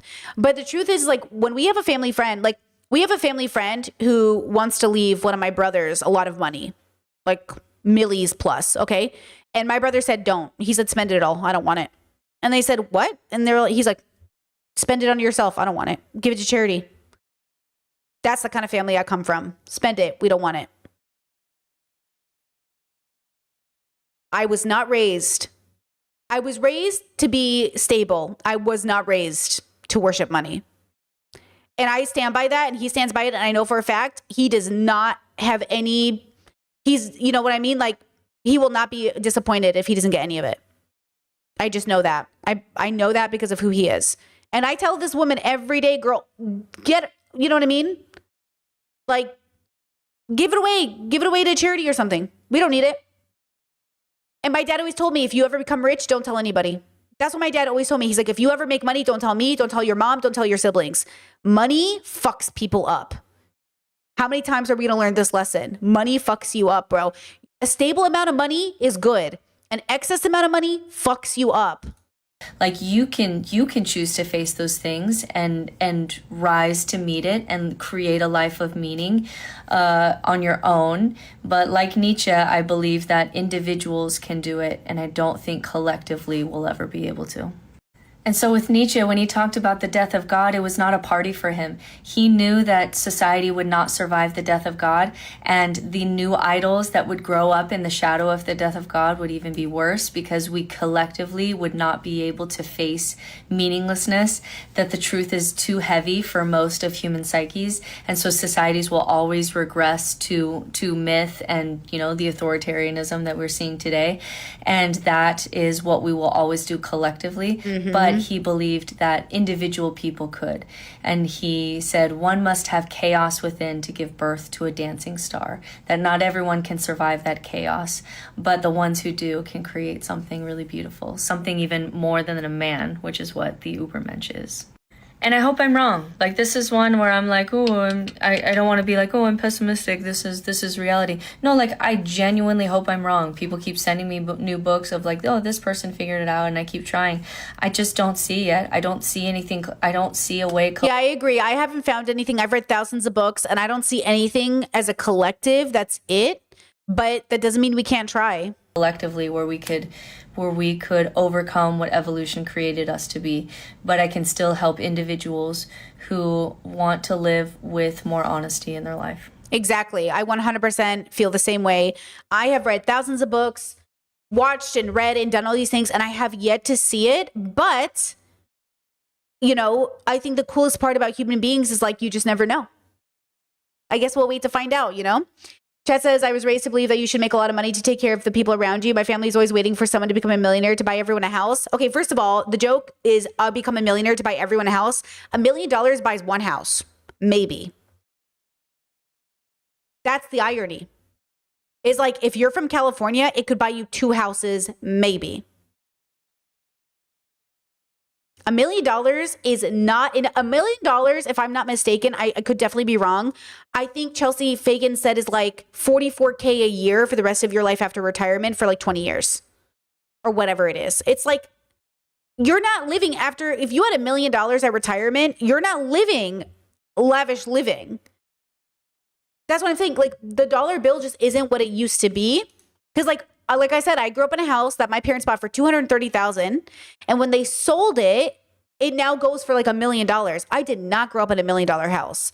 When I was a kid, $1 million house was like a nice house. That was like upper middle class, nice fucking house. I grew up middle class. You know what I'm saying? Like, it's like, we're not even living in the same reality, Exactly. Chat says watching Selling Sunset, and you're not wrong. There are some houses I see that are $3 million, and I'm like, yeah, exactly. Yep. I love watching Selling Sunset. The drama is crazy, bro. The new season coming out. But like, I look at these houses and I'm like, even the girls, fun fact, the realtors on the show can't even afford the houses. They're not making that much from commission. 50 grand a year, 100K a year. The girls sell a house a year. So they're making like, maybe if they're lucky, 6 figures a year. That's why it was such a big deal when Chrishell could buy her own house, because you can't even afford the homes you're selling as a realtor. That's the point. Oh, new season came out yesterday. Oh, ooh, ooh, ooh, ooh, ooh, ooh. That's my me show. That's my turn off my brain and watch a show. My partner watches. I carry my phone around when I watch stuff, and I'm like in the house, like doing stuff. And he's like watching your realtor show. I was like, ooh, the drama is good this season. The drama is so crazy every season. Yeah, Selling Sunset is glamorized capitalism. It's so entertaining. It literally is though. Capitalism is ruthless. And every time I watch these shows, I just know I'm on the right path. That's why I think I do watch these shows, is to remind myself of who I used to be. I used to watch these shows and want to be these people. And now 10 years later, I watch these shows and I'm like, I'm on such a good path. I am so glad this isn't my life. But even though I love the fits and even though it's all exaggerated for TV, I'm just so glad this is not my life. But, you know, oh my God. Oof. But I do love watching it. Okay, now I want to show you this. I was gagged when I saw this yesterday. I was like, this is the funniest thing I've ever seen. I don't know what this is. Girls Gone Godless. It's a podcast and Britt Hartley was on it. I just want you look at this little clip they posted. If you were to start a cult today, what would the uniform be? My cult would be only women. I've just been really just like female centric in my life. And it might just be naked. Like there was one time, and in like a non-sexual way, but in a freeing way. I say this because there was one time as I was at one of those like cabin girls weekends. It was summer and it was dark outside and we wanted to go skinny dipping in the lake. And none of this was like sexual or like really close to each other naked, but there was something so freeing about women being naked around each other with no one apologizing about their body. No one fixing anything, no one adjusting anything, no one kind of like, you know, like how we make ourselves smaller, we cover things. Mm-hmm. Oh, I haven't shaved today. My stomach looks like this because I've had kids or whatever. Like, the power of just nakedness unapologetically and just being. This was my life with nudist people. This was my life in the BDSM communities. It felt so empowering to just not give a fuck. And I had to work on it, guys. When I first joined the dungeon, I could not get naked. I was like, no. I'm so embarrassed of my body. I'm so embarrassed of my hair. I'm so embarrassed I didn't shave today. I'm so embarrassed you might see something. And it took me so long, but eventually I got there. Now I'm good, bro. I don't give a fuck. I used to be terrified. I used to have a nightmare that I would be caught in a fire and have to run out the house naked. And now I'm like, I'm running so fast, so naked, don't give a fuck. I'm not reaching for clothes. Let's go. Like, I know that I was so afraid of being naked at one point that this is so liberating. Out under the stars, skinny dipping. There was just an incredible power. But remember, even though she said it would be girls, I have been in communities with all genders and it has been safe and beautiful and wonderful. That's why I know you are not biologically predispositioned to be a fucking asshole because you were born a man. Okay? Fuck off. I know for a fact all genders, all ages, all people can be safe in a community, naked, running around, just doing whatever. Okay? Or in it to do that with other women. That was just incredible. So it would be like naked female cult of just the power of being in your body unapologetically. No one said anything about the wrinkles or the stretch marks or the weight and it was so rare to be with women where we just didn't talk about that at all. And even our stance of just like, I'm not covering. This is just my body, and this is your body. Mm-hmm. Your body's great, and this is your body. And we just went skinny dipping, and it was the other day when we talked about being naked around kids in a safe sense. I was thinking about afterwards. I was thinking about Miyazaki, and I was thinking about Totoro, and I was thinking about the scene where the dad's just in the bath with his girls, and it's such a sweet and wholesome scene. He's like, rah! And he's like splashing the water, and the girls are giggling. That's what I think of. Wholesomeness, beautiful, family intimacy, everybody relaxing, like watching the babies run across the yard because they have a diaper rash and there's no diaper and they're just like free as a bee. You know, it's just cute as fuck, bro. It's like, oh, that's cute. That's so safe. And what's so sad is that people never got a chance to experience this. Like, look, I don't know if you actually grow up on a beach, but like, yeah, like if you've never seen this behavior, might sound really weird, but it's not. I was just literally I was on a walk with my partner and there were just babies running around, no diapers on, just like, what? Like running around naked and stuff. And like, Nobody did anything. It was normal. The kid ran right in front of us and we just sidestepped them and kept going because we're not weird. You know what I mean? We're not perverted. There's nothing bad about it. It's just like, this is a safe space. We're all watching the kids. It's fine. Nothing's going to happen. You know, it's this idea that like that takes talk about a collective. Even as a collective, we can't agree to protect children. Men in my comments saying like men are biologically interested in children. It's not their fault. Okay. So magical. So I would do that. I love it. That sounds, yeah. If I wasn't a never nude, I would probably join, but I wouldn't. Oh, if she's that's a never how nude. you authentically show up, that you take off your shorts and there's even smaller jean shorts underneath, and that's how you authentically show up. You know what? That's okay too. I'm gonna allow it. I'll allow it. All right. I remember one time I was at the beach with my friends' aunties, and they had a daughter, and the little girl, we're at the beach and I'm hanging out. I'm the only adult who like bothered to get in the water with the kiddo because I was like, oh, this is like a memory moment. She's going to look back on this and remember, okay?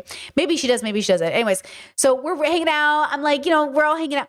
And then the little girl crouches down and I'm like, what are you doing? And she pulls down her pants and starts peeing. And I was like, yo, I started laughing because it's a beach. And I started laughing and her moms are like, we're on a farm all day. And that's what she does when we're on the farm because like they own like acres and acres of farm. And they have a lot of animals. And sometimes they go for hikes for, a long time and there's nowhere to pee. So they teach the girls how to pee. And so she just, I don't remember how old she was, maybe 4 or something. And she just starts peeing. And I was like, you know what, girl? It's funny. It's like funny watching kids, and like, again, it's not like it'd be different if it was an adult. So even there's like context, you know what I mean? But obviously the funniness of it is the freeness of it, And again, I was able to find safe spaces because context matters as adults. We have to grow up and know there's context to when we are naked. Obviously, there are inappropriate times to be naked when you're an adult and maybe even when you're a child, obviously. But it's the way we react to it, which is actually the point, It's like the way we react to it, right? Chat says, is that a movement? Never nude? What is that? Wait, what's never nude? Nudity, never nude. Oh, never nude. I don't know if she's saying, maybe it's just a rule she has for herself. I don't know if it's a movement. I don't know. I think it's just she was just trying to express that she personally will never get naked. I don't know. Okay, now check out this video from Britt Hartley. I thought was so interesting. Remember that talk? Wait, no, is this the one? He's struggling so I was with a Christian invited to. Do you guys remember the conversation we watched with Dr. K and Alex O'Connor and stuff and the Christian guy? Greg, I think his name was. Britt Hartley made this video kind of in response, but not totally in response, but kind of in response. Let's just check it out. I was recently lucky enough to be invited to Diary of a CEO's podcast on meaning and purpose. And it was great. It was awesome. I was with 2 philosophers, and I had a lot to say about meaning and purpose, but I ran into a couple of problems. Now, remember, on my side of the internet, people thought Dr. K did a bad job, and they thought Alex O'Connor did a good job. But in my community, we thought Dr. K did a great job, and everybody else was... So pay attention. Let's see where Britt falls on the spectrum. I was with a Christian and an atheist, which means they got into... Because remember, people don't identify Dr. K as a philosopher, though I would argue that fundamentally that is what he's doing under the guise or through the lens of psychology. But okay.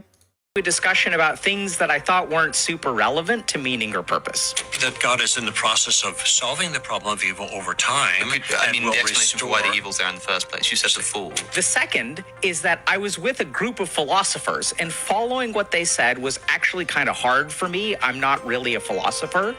So how is it that this mystery of consciousness, which contains propositional thoughts, ideas, and purposes, if consciousness can't be explained the Darwinian way, how can some characterization of molecules in motion accomplish that same end? That's my concern. So what I wanted to do today is justify some of the claims that I made and lay out my general hypothesis. If you've been following my content lately, I've done a lot on the differences between philosophical nihilism, psychological nihilism, and political nihilism. And so it was really interesting to see Dr. K, who's a psychologist, talk about meaning and purpose and not really understand why he's struggling so much with these philosophers. So I want to help clear up this misunderstanding between him and philosophers and help bridge this gap, because for the next 20 minutes, he just talks about the ways that you can increase your meaning and purpose, just practically, scientifically proven ways that can help with meaning and purpose. And for a lot of people, that's all that they need. But he's missing this core demographic of people who need to understand why before they're going to put in the effort that he's asking for. His issue is that he does not engage at all with the question of why is the subjective feeling of meaning and purpose good? Now, the Christian tried to ground that question in God, and they spent some time talking about God, whereas Alex O'Connor would try to ground that more in evolution. And the reason this question matters is that for a lot of people, especially those on the autistic spectrum, they're asking the question whether life is fundamentally worth living. If the subjective feeling of meaning is just evolution rewarding you for what it wants you to do because you're a part of a community and you have more chances of reproducing, then for a lot of people, that's not enough ultimate meaning to get involved with that project. And this is absolutely where I got stuck in my nihilism, because even when there were tools like go walk out in sunshine and you'll feel better, go do this and you'll feel better, I actually didn't even want to feel better because feeling better felt like a lie. Ooh, listen to that. Feeling better felt like a lie. Ugh. Girl, if you know, you know. Feeling better felt like playing this delusional game, and I didn't want to play it anymore because I just didn't see the point of it. And so in my nihilism, his list of ways to improve the subjective feelings of meaning and purpose, I know that I didn't resonate with any of that at all because I just didn't see the point. And this is what the philosophers are trying to get at. The philosophers are trying to get to the deep root of the question of what is the point and what is the nature of reality, so then we can have the right tools to be able to even address how to improve meaning and purpose. Which brings me back to what I've been saying for the last few weeks, which is if you have psychological depression, this list will help. Like his list of things that you can do to improve your quality of life will absolutely help. But if you don't see the point of doing those things, then you need some philosophy. You need some depth. You need some frameworks. Which is why you need therapy plus philosophy. And then you can know how to apply those tools. That's what I would tell my therapist. Like, why am I doing this? She'd be like, I don't know. Let's find out. And we would make pros and cons lists. And like, she couldn't help me directly on my philosophical journey, but she gave me the mental foundation to go seek it out. So I was already doing philosophy stuff before, but it was a very through the lens of mental health, through the lens of tragedy, not even mental health, through the lens of trauma. Then I got therapy, and she like got me to bubble pop so severely that I was like, holy shit, my whole life's about to change. But I still needed to go on that philosophical journey. And then it was rough. The 2 years after therapy, that was, oh my God, that was rough. I'm tired thinking about it. It was really hard. And it felt like I was in the most intense anime battle of my life. And it felt like every time I was like, I can't keep going. I'm All Might, all fucking drained against All For One, and then I hear like, oh my, we need you, we can do, and but it's myself, I'm like, do it, girl, do it, you can do it. And it finally, like with one last moment, you finally do it, and then you restart again. And that's what it felt like. It felt like I went through the hardest battle of my life just to restart again, but the restart, I was better, I had better gear, I was healthier, my health bar was bigger, like everything was better. And I was like, oh, this game is kind of fun. This reset made me love this game even better. And this is what I call the upward spiral. This is where kind of your brain gets better because you're taking care of your brain and your body, and your kind of framework and philosophy of life becomes more clear, more coherent, and more authentic. And then they start to improve each other instead of the other direction, which is your depression, making your nihilism worse, making your depression worse. That's the downward spiral. To any of you who made it to the end of this video, will you please tag Dr. K? Dr. K, I am a full-time nihilism coach, and I mostly work on the philosophical aspects of nihilism because I'm not a therapist. And I would love to have this discussion with you on... Clap, clap, clap, clap. Let's go, girls. Clap, clap. Okay. I want to show you beep boop pop. Okay, you know what I'm gonna do, girl? I just have like a bunch of videos to show you. Let's just do it. Let's just make this one of those streams today because I did not sleep, so I did not prep, but I have a lot to show you. Give me a second. Let me take a 2-second break. I'll come back. We'll talk about it. Where have you been all of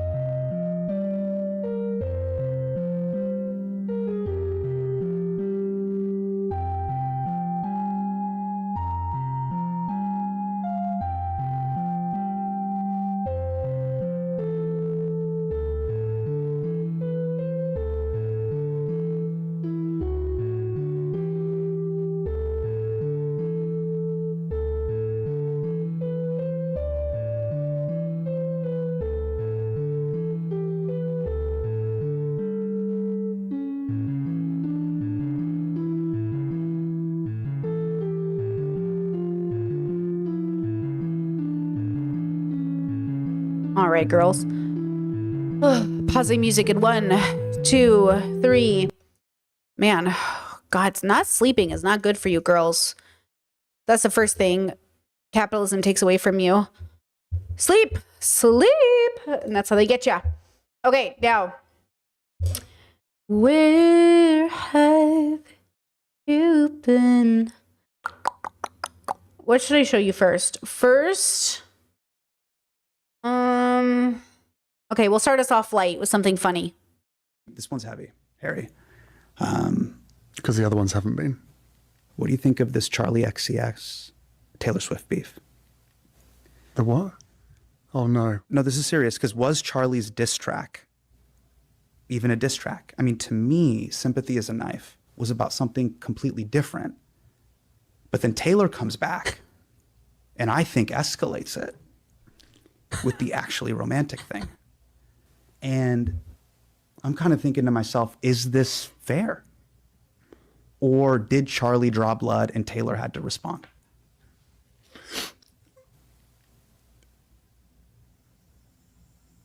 Sometimes I just think, where do we go from here, you know? Well,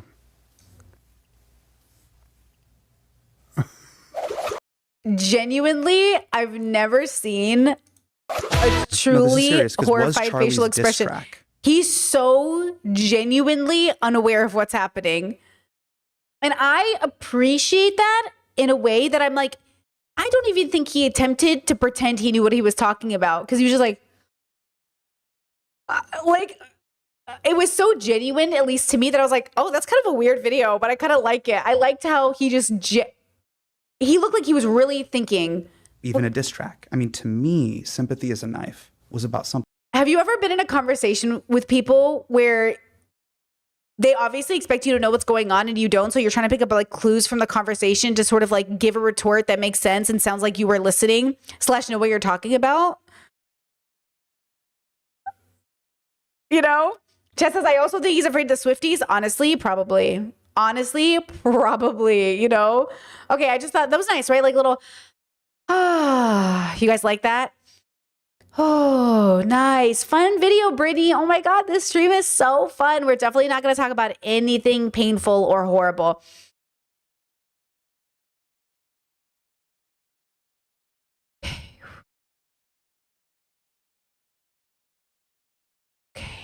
Do you want to actually, hold on, pause. Do I have your consent to whiplash you with my own timeline? Would you like to experience what my actual algorithm feels like every day of my life? My partner is constantly shook at my timeline and algorithm. He's like, Jesus. He's like, it'll be like fun flower videos, boom, genocide. Oh my God, gay videos, cute, genocide. Yeah, are you ready? Locked in? Okay, I got your consent. If I texted just FYI, trigger warning, guys. I don't know what's going to happen. Okay, trigger warning. I don't know what's going to happen. Let's start with this video. Great. Oh, this is easy. Oh, what's this? Fun. Group chat with 100 bitches right now and said, no, but for real, guys, trigger warning. You might see dead bodies on my timeline. I'm not even kidding you. Okay. Log out of today, like literally leave today's stream if it's too much. I feel you. I haven't got enough sleep. So we're going just raw dog.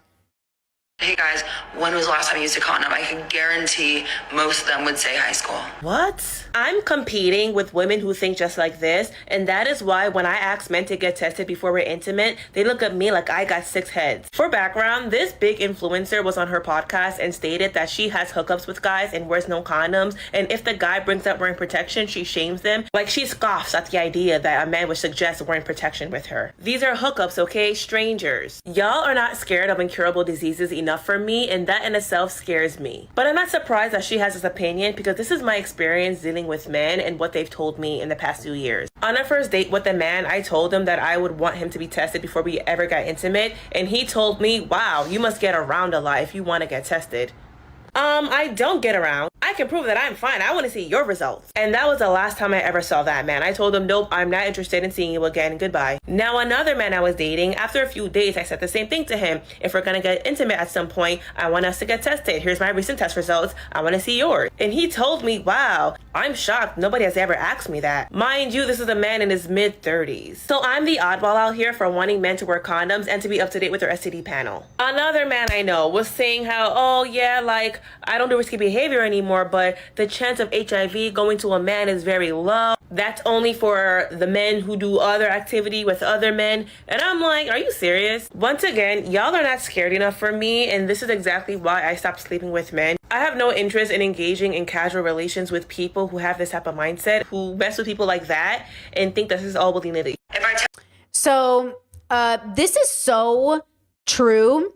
And when I joined the sex positive communities, it was so normalized to bring your testing with you, to talk about when you were last tested, to talk about what tests you got done.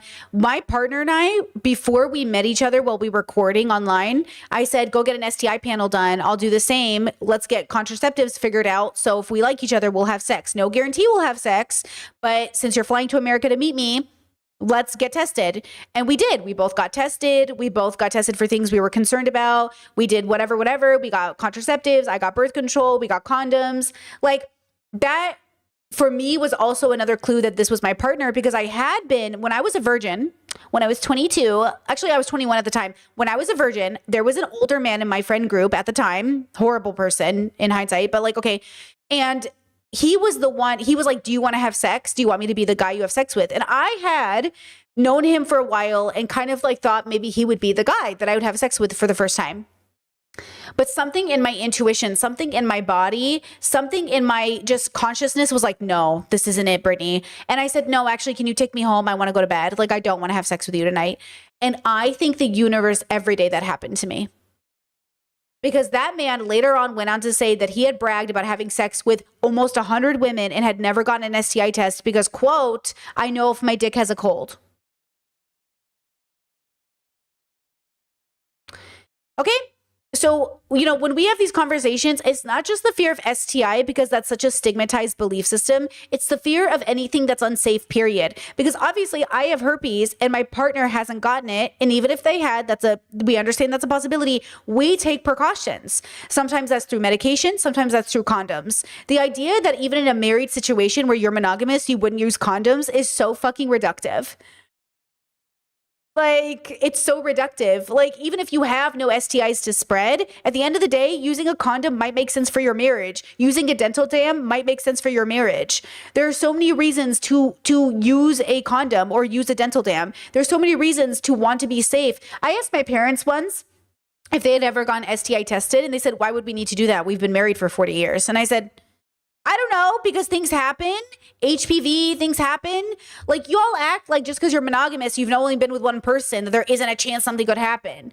You know what I mean? Like, there's just like this idea around people where they think, I don't need to do it. Why would I ever have to do it? I don't know, just in case. Just, we're biological creatures. Who knows what who knows what's going on in the world? Okay. And yes, there are other ways to get infected. What siblings can give each other stuff. Like, people can spread things different ways. I don't know why you guys think like it has to take something sexual, right? Okay, guys, trigger warning. I'm going through my videos on my feed. Things I've saved to show you, but they're out of order and represents my algorithm. So if any of you are not prepared for whatever mystery is about to show up on my feed, it could be genocide. No, I'm not playing with you. It goes from this kind of stuff to dating stuff to Chelsea Fagan to genocide. So like, trigger warning, I wanted to show you these videos today. I was going to do a whole prep, but I didn't sleep because I was getting my pod up. And I'm just going to give this trigger warning really frequently throughout this in case anyone's just walking in. But you might see things you don't want to see today. Here we go. Next video. Let's see what it's about. Boom. Dead bodies. Okay. So graphic warning, dead bodies. Okay. This is a big thing happening right now in Rio de Janeiro, where the cops are allegedly going after criminals, but they've gunned down like 100 and something people, mostly men, in order to, quote, stop corruption. And the question is, why is this the solution? Okay, why is there no noise? Okay.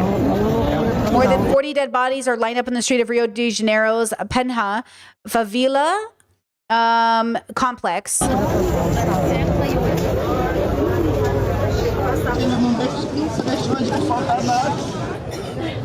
4 police officers were among at least 132 people killed on Tuesday in the city's deadliest ever raid on a major gang. So basically, there's like this idea that we're going to go after criminals by just gutting all these people down. Obviously, this needs to be deeply deconstructed about how we even got here in the first place. But it's so interesting that the only way we know how to protect people is by killing everybody. This obviously isn't the solution. How many people got to die before we understand that's not going to fix anything?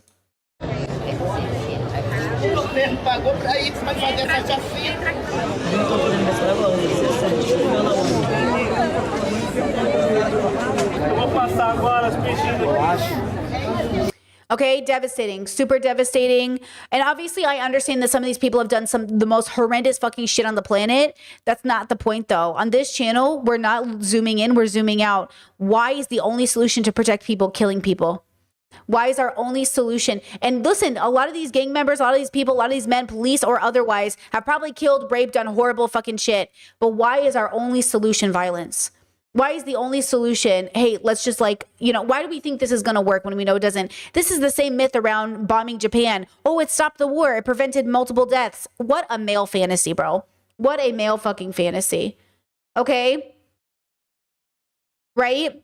Chad says, how do you even get stuff like this on your algorithm? I always thought it gets nuked by the platform. This is news. This is Reuters, girls. I follow news outside of America, Al Jazeera, around the world. They show the images. We are so desensitized in America. We're so privileged to not have to see dead bodies.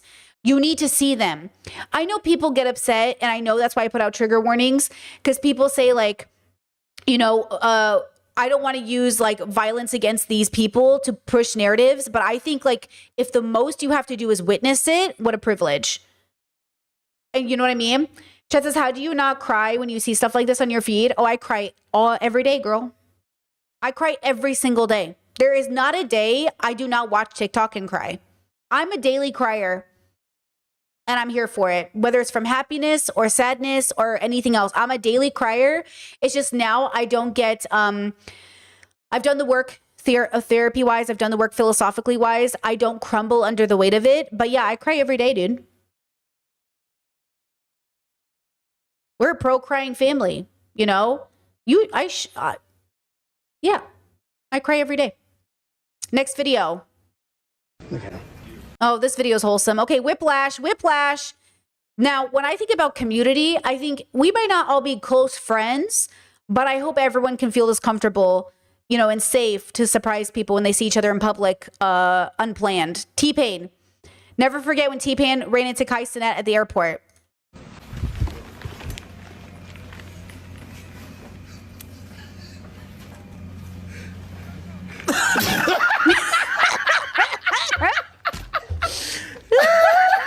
That's good, bro.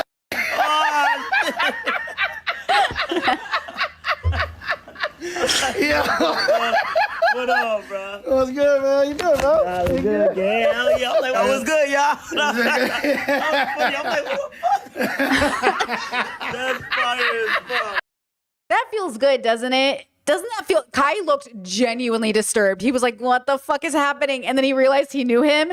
And that feels so good. That's the feeling you want when you see people. You want to see people and feel joyful, not terrified. What can we do to feel like, oh, this much, like that feeling, that like whatever that feeling is in my body that makes me feel relieved? Because Kai didn't feel... Look how scared Kai looked. Look how scared he looked. Look at him. He was like, oh, who the fuck? Because he's a famous person. This could be a deadly moment for him. He was so scared. And then the relief he feels when he realizes it's T-Pain.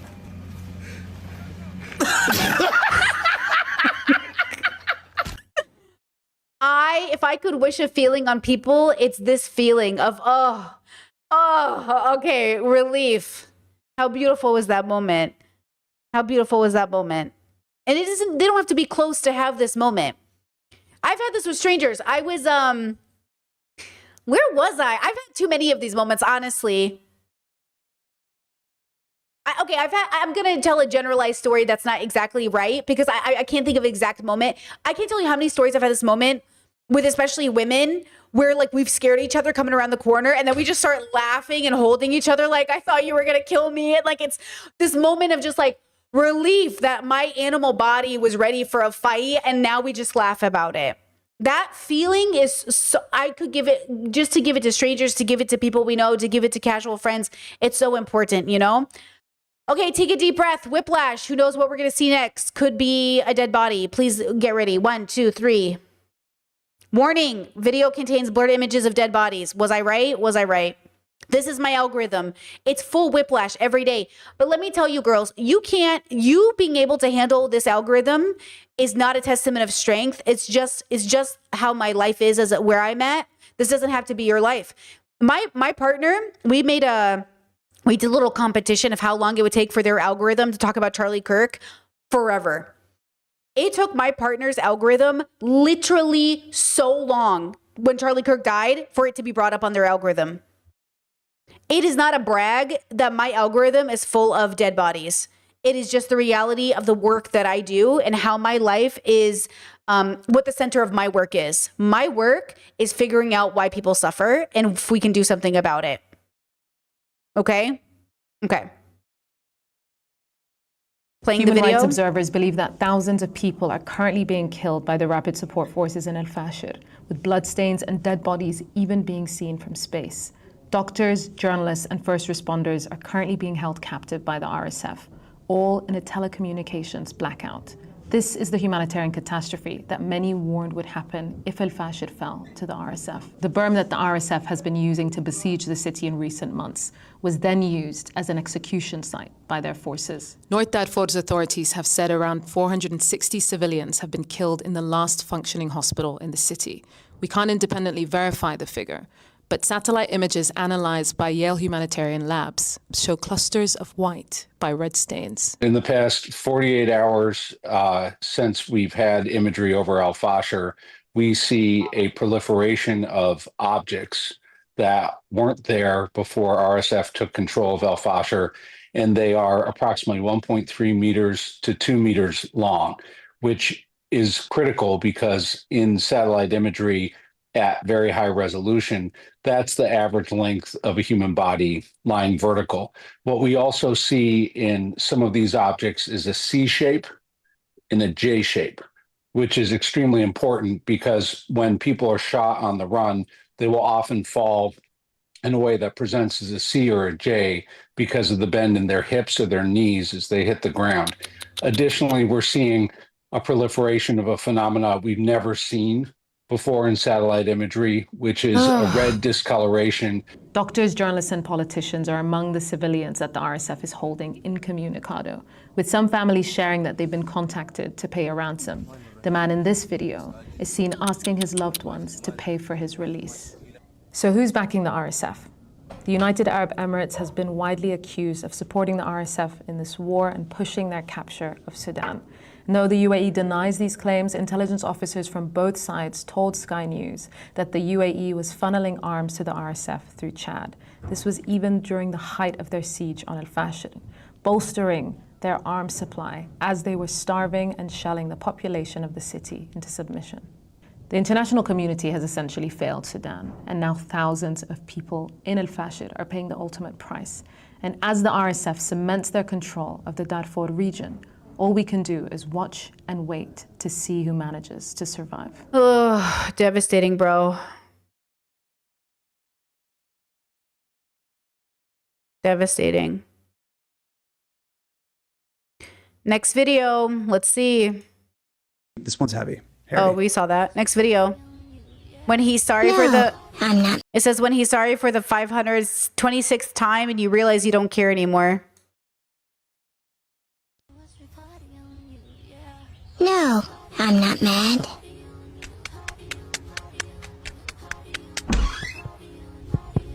You sure you're not mad? No, I'm not mad. Okay, next video. I'm not mad. I'm now single. I was single before, but now I am. This is British Vogue coming out declaring that having a boyfriend is embarrassing. What a time to be alive and single, ladies. Extra single.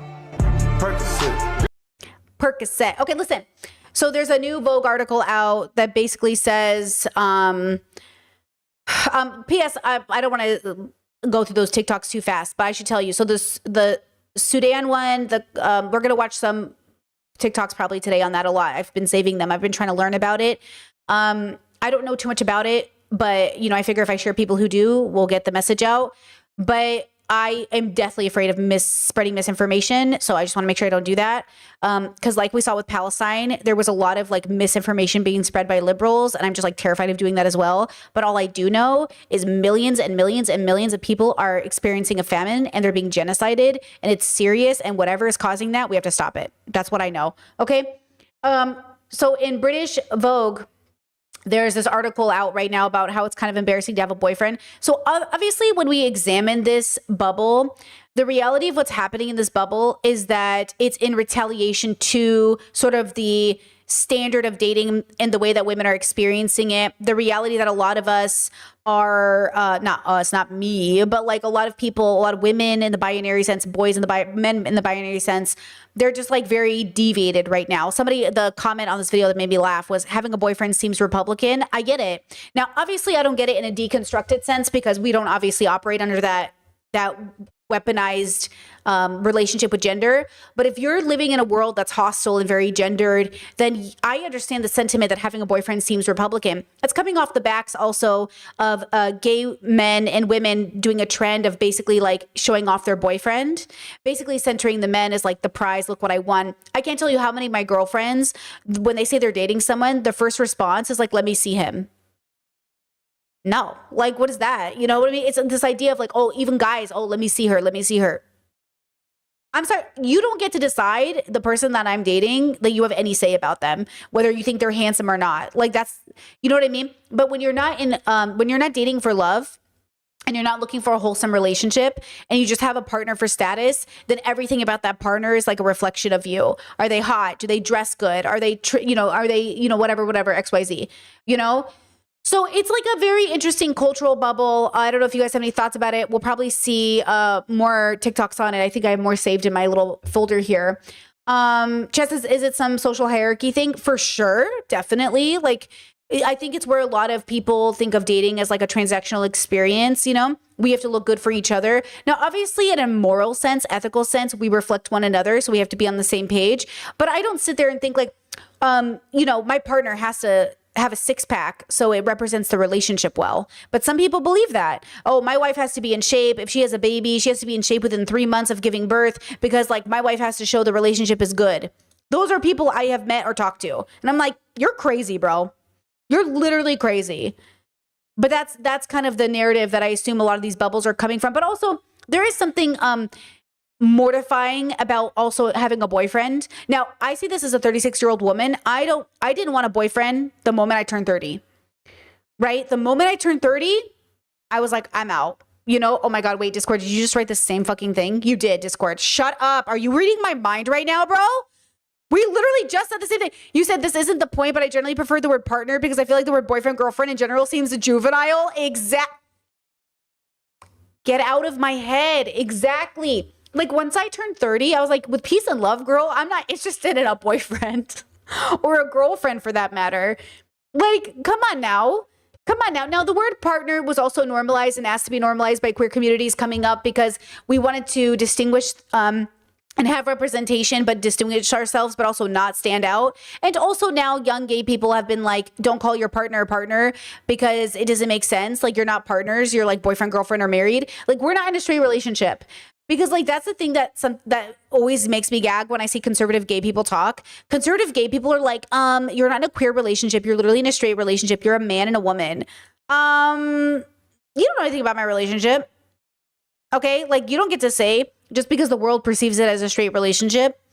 You don't get to understand what's happening. Obviously, we know there's a difference between an actual straight relationship and a queer relationship that engages with both men and women. Like that's the problem is like it's so reductive to think like, oh, men and women dating is a straight relationship, though I understand the concern from queer people. The dilemma is, and this is what happens with like, not queer, but like liberal gay people, and I understand because I used to think this too, where you would almost be embarrassed you were dating a man because you didn't feel gay enough.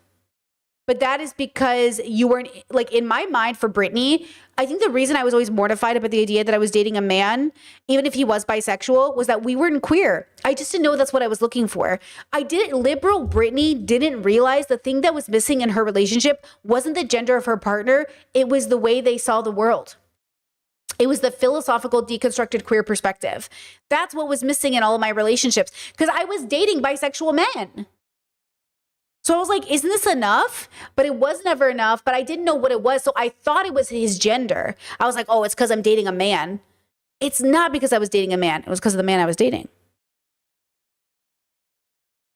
You know, Chet says, I've been with my partner for 11 years and we have no plans to get married, but we're not sure we believe in it. And like, that's my partner. He's not my boyfriend. Exactly. You're doing life with this person. I feel like we've lost the art of stages. And same with friendship. We've lost the art of, guys, you know what we gotta bring back? Hierarchies. Just kidding. Okay. I know all the hierarchical poly people are like, what? Just kidding. We gotta bring back like some sort of like getting a level, like some sort of, okay, you meet and you get to know each other and eventually it becomes like, oh, hold on, you can't see this. You meet, friend, relationship, romantic, and eventually it gets more intimate. It's okay if it, even at this stage, feels really intimate. But the reality is like there should be at least a stage, even if it goes quickly. Okay? The idea that we're starting off right here is like a little crazy because it should take some time. Even if the time is 2 weeks, 24 hours, 1 day, give it time. Now, I understand everyone's day looks a little different. You know, if you spent a day with Brit, like example, if you want a normal date, how long does it last? How long do we think a normal date lasts? Romantic date, not friend date. How long do we think a regular date should last generally? Like you don't ever know this person. You're kind of talking to them for the first time. Maybe they're introduced to your friend group. Maybe they were introduced by friends. An hour, 2 hours, 3 hours. My first date was 8 hours, girls. 8 hours. That's a full day. That's 4 dates wrapped into 1 date. That's what I'm saying. That's at least 2 to 4 dates wrapped into 1 date. So time is different depending on how we count a date, right? 2, 3, 4, 8. Yeah, exactly. Scientifically, 90 minutes. There you go. So how many dates can you fit into an 8-hour span, right? So that's how you think about it, right? Chat said G-side, genocide. I have to censor it for YouTube. So, okay. That's the thing. Chat said spending the day with them is what I prefer. When you say spending the day with them, but how long is a day? What do you mean? Noon to midnight? 9 to 9? 4 to, like, what does that look like, right? Because that means something different from people too, right? That's the question, okay? But I'm happy to end a date. If a date is going wrong, I'm like, bye. Just as my first date was from noon to the next morning, there you go. There you go. Now, I've had some magical dates with people where we were together all night and into the morning as well. And some of those were some of my best toxic relationships.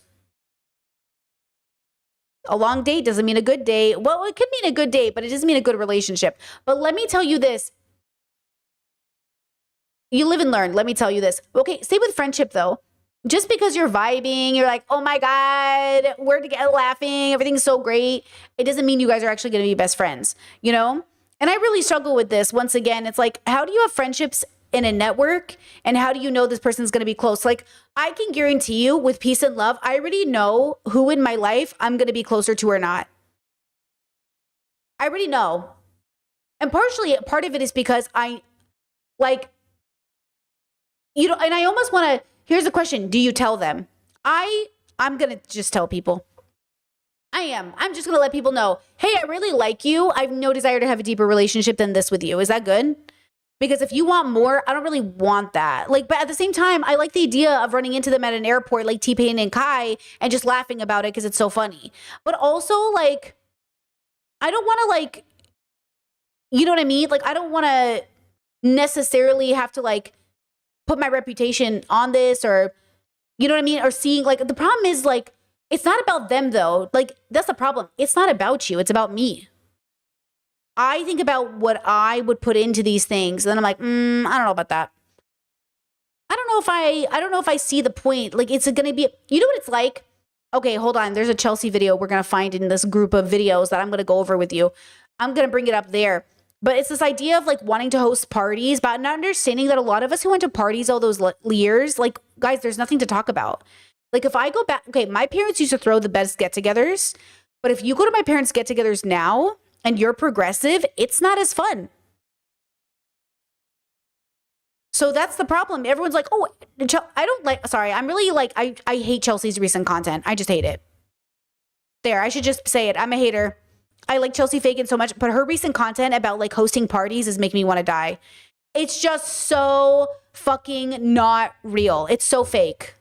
But she doesn't know it's fake because it's working for her because she doesn't have the same fucking problems. This girl never had a pedophile in the family and it shows.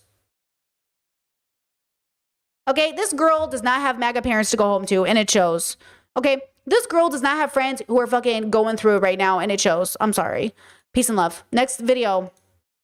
Not to be autistic, but I was genuinely shocked to find out that stand-up comics make up stories. Apparently it's just common knowledge that a lot of stand-up comics will just make up their funny anecdotes. And that was shocking to me. I felt deeply betrayed by that. Because all of my anecdotes are true. All of my funny anecdotes I've ever shared on here, they all happen to me. They're all 100% true. I'm not making this shit up. I've changed identifying details of stories. I lie a little bit because I don't want to dox myself. But the actual meat of the stories I'm telling are always true. And I remember, I think it was a Jim Gaffigan joke or something, but he goes, oh, I was going to the doctor for this joke. And I was like, wait, you weren't actually going to this is made up? You think somebody would do that? Just get on a stage and tell lies? Not to be... I was devastated when I found this out. And do you know who it was? It was Bobby Lee. When Bobby Lee admitted, because remember when Bobby Lee told that story about raping that 13-year-old girl? And we were all like, what the fuck? He goes, guys, my stories aren't real. And I was like, are you sure about that? He goes, I wasn't even molested by my cousin. I was like, you weren't molested by your cousin?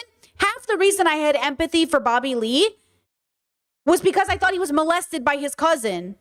And then he goes, no, I was never. And I was like, I hate you. I hate all of these men. What? And that's why we were all like, now we can't believe you. That's what I'm saying. I know, because I know these comedians are fucked up, but when they tell stories about their dads and they're now I don't know. So now I'm over it. I'm literally over it. And I remember he said his brother one time was like, you were never molested. He goes, I know, it's a bit. And I was like, I didn't know that as an audience member. I didn't know half the stories you were telling were bits. I thought they were truths. So yeah, I don't like the comedy bubble. I don't like being lied to, bro. I don't like storytime YouTubers. I don't like it. Do you know what I mean? I don't think it's funny, but it's a whole genre people like, right? People really like, yeah, Chet said, didn't he say his dad was abusive? Well, here's the thing. I think some of it is real and some of it isn't, and I don't know the difference, so now I don't like it. I don't know what's real and what's not. So now I don't like it. That's why I always wanted to be a comedian that told stories about my life instead of doing bits, because I just I don't want to have to make shit up. Chess says, does everyone know this? Are we just autistic here? I don't know, dude. Does everybody know this? Because that bubble pop happened, 3 years ago?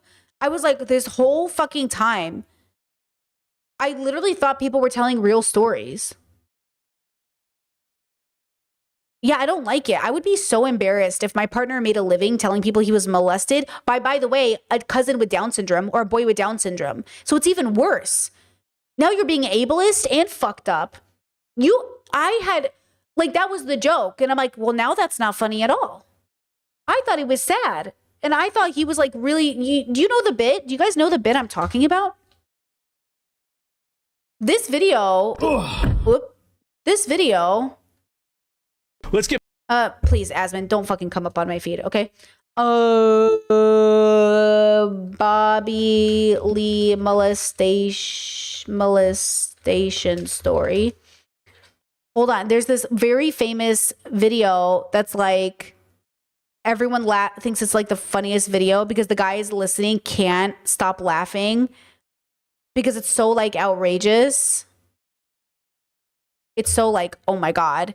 When I was 9, I got molested by a guy with Down syndrome. Don't laugh, Brandon. I'm not laughing. Why'd you laugh? It's just...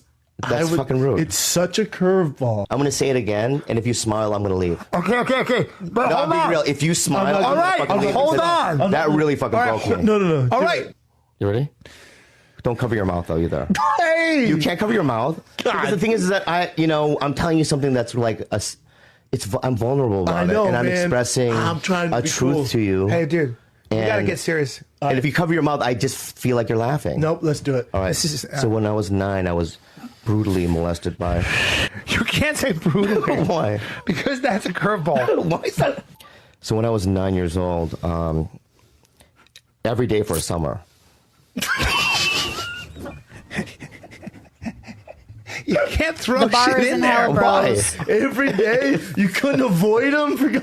Okay, I thought he was... See, when I say, I am all about making jokes about your trauma, but not if the stories are fake. So when Trisha Paytas tells stories about herself getting kidnapped, I think they're fake now. I can't trust her. I can't trust any of them. I don't trust any of these boys. That's why I don't like it when you're laughing about telling your stories, because I don't believe you now. This kind of laughing, not nervous anxiety laughing. When you're like, are you kidnapped?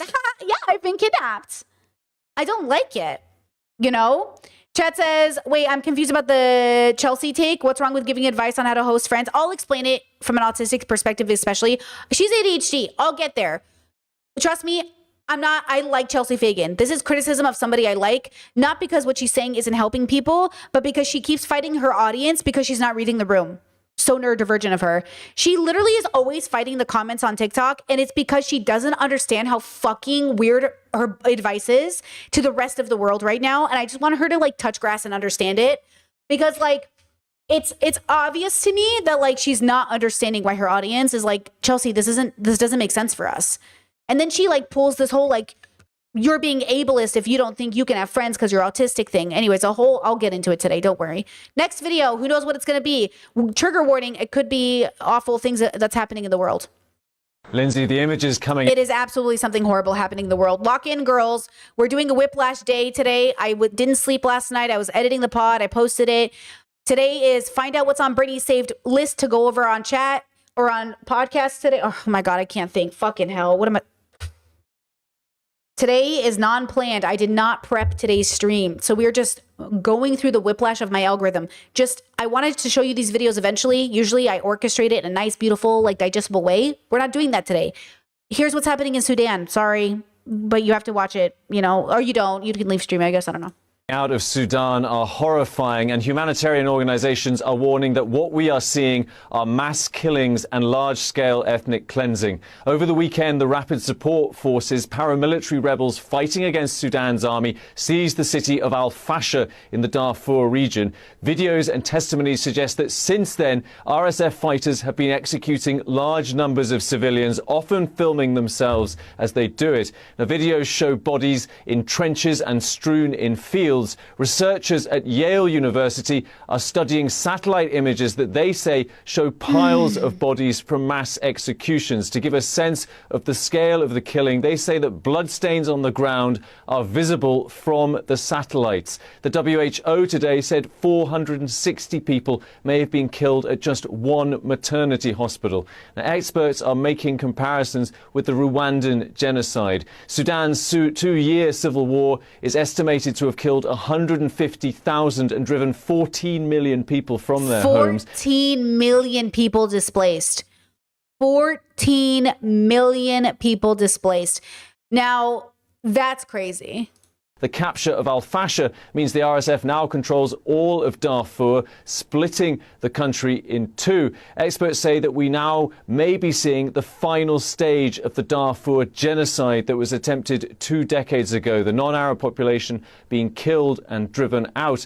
And researchers warn that this is just the beginning of the killing. They warn that it could get worse and will get worse in the days ahead. And from the outside, there is no serious effort to stop it. Yeah, Chad says, I've heard of Darfur since I was a teenager. Same. It's really like the question is always, again, why is violence the only answer? Now, of course, there's always a reason to do political violence within some constructs, but mostly our desire to always look for violence as the answer is just ridiculous. Like, I won't show you them today because I thought they were it was so weird. Like, it's weird to say there are some videos that are more graphic of people still alive that I can't show you than the bodies that I can show you on stream today. Like, I saw a video coming out of Sudan that I was like, Jesus fucking Christ. Like, here's a video that's going to haunt me for a long time. A couple of videos. And again, it's I think that's why people need to do something, even if it feels like it's not going to matter. Because we're not trying to change the world. We're trying to do the right thing, even if nobody else is. This idea of like, let's change the world is why we keep getting burnt out, because like it was never about changing the world. It was about doing the right thing, even if nobody else does. Because a lot of the reason the world is the way it is because everyone keeps going, well, if nobody else is going to do the right thing, why should I? But imagine if the world did the right thing, even if everybody wasn't. You know what I mean? Like, the real change is going to come from the way that we decide when to engage in evil because, well, everybody else is. Okay, next video.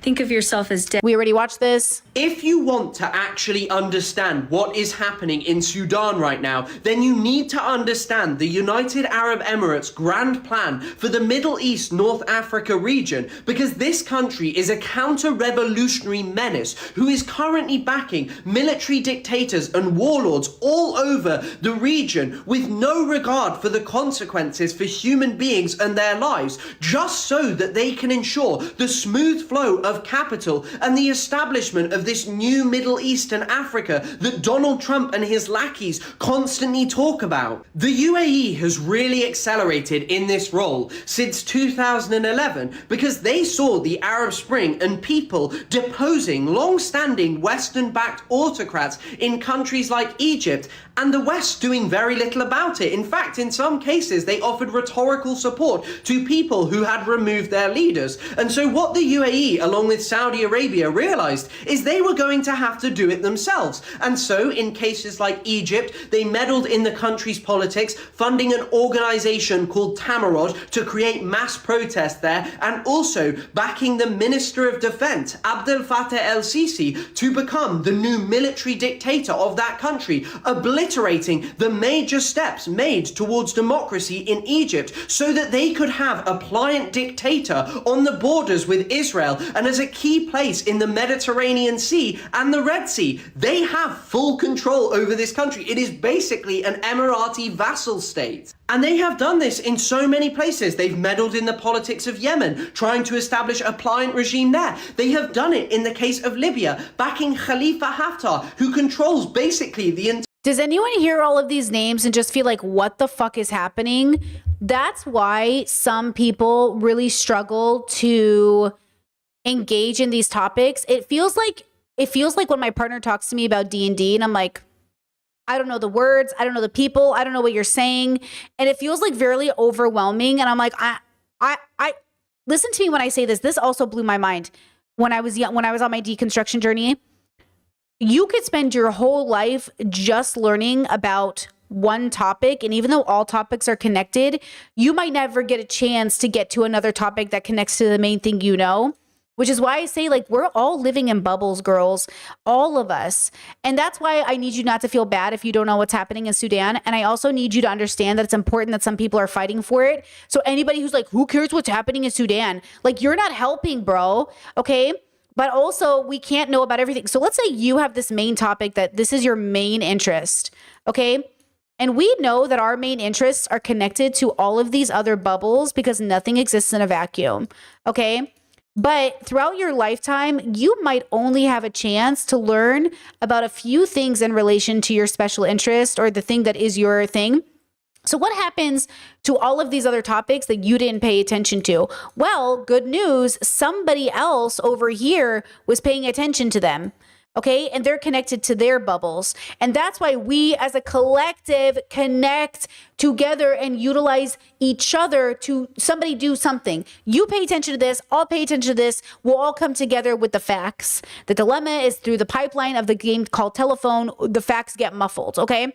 So Chris Kunzler went to school and majored in, I think, Middle Eastern studies. So like he specifically is educated in these bubbles, which is also why he knows a lot about them versus my family might be from Iraq, but like we are not engaging in the political, like we do not understand like Iraq policy or Iraqi policy or like Iraq as that in that particular way, right? That's not what we did. We moved to America. My parents are Americans. That's what they pay attention to. Chet said, I think he learned Farsi too. There you go. He knows Farsi. That's good. So then again, we don't want to speak out of turn. I am so terrified of always spreading misinformation about things. I don't want to be Jordan Peterson, you know, how Jordan Peterson always talks about everything, even though he doesn't know everything about everything. It's like, I don't want to be Jordan Peterson. And sometimes I do, and I find this to be true, and I tried to be okay with the criticism of people being like, why doesn't my favorite content creator talk about this thing I care about? Be very careful that you don't turn your favorite content creators into Jordan Peterson. Because that's exactly why he's bad at his job, is he talks about climate change when he has no business talking about it. So what I can do best is bring awareness to something I don't know much about. There's a genocide happening. There's a famine happening. Sudan is suffering. Haiti's suffering. Congo's suffering. Palestine is suffering. People are suffering. And all I can do and what I want to do is bring attention to it. But I certainly shouldn't be the person you go to about these topics. I should be the person that is one more voice, you know, because it matters. Speaking up does matter. But then you have to let the experts handle it. You got to. Okay. Higher east of Libya, where key oil fields are. It gives them another key port in the Mediterranean. What you have to understand is this country is thinking ahead. They are engaged in trying to establish ports and logistics all over the Red Sea, all over the Mediterranean Sea. They want every country to be ruled by dictators who crush any type of popular revolution that may challenge Emirati influence. The UAE is getting itself involved in mining, telecommunications, renewable energy, military cooperation, and it is even buying up vast swathes of land to build properties and even forests for carbon. Ooh, Chad says you can be our Wikipedia to find sources. I kind of like that because Wikipedia is the first place you start. It's never the last place you end up. It's always the starter. It gives you I love that because I do love all these bubbles. I feel like I'm in every bubble, but I don't know everything about every bubble. And so I feel like, hey guys, do you know about this bubble? There you go. Bye. But I don't have enough to educate you on the bubble. I just know about it. But I don't know anything about it, really. I just know it exists. Do you know what I mean? And it's across Africa. What you need to understand is that this country is a major player in the Middle East and Africa. Western countries like the UK, US, and all across Europe have increasingly retreated from Africa. And in the void that we have left, the UAE has come in and they have no regard for the blood of any African person. The hundreds of thousands of Sudanese people that have been slaughtered as a result of their backing for the rapid support forces is a meaningless price to pay to them. Like when I covered the 130 plus Sudanese women who decided to unalive so they wouldn't have to face capture or rape, That was like 2 years ago. That was like a year plus ago, at least. That was a while ago. Yeah, that was a while ago. It's still happening. This is all connected.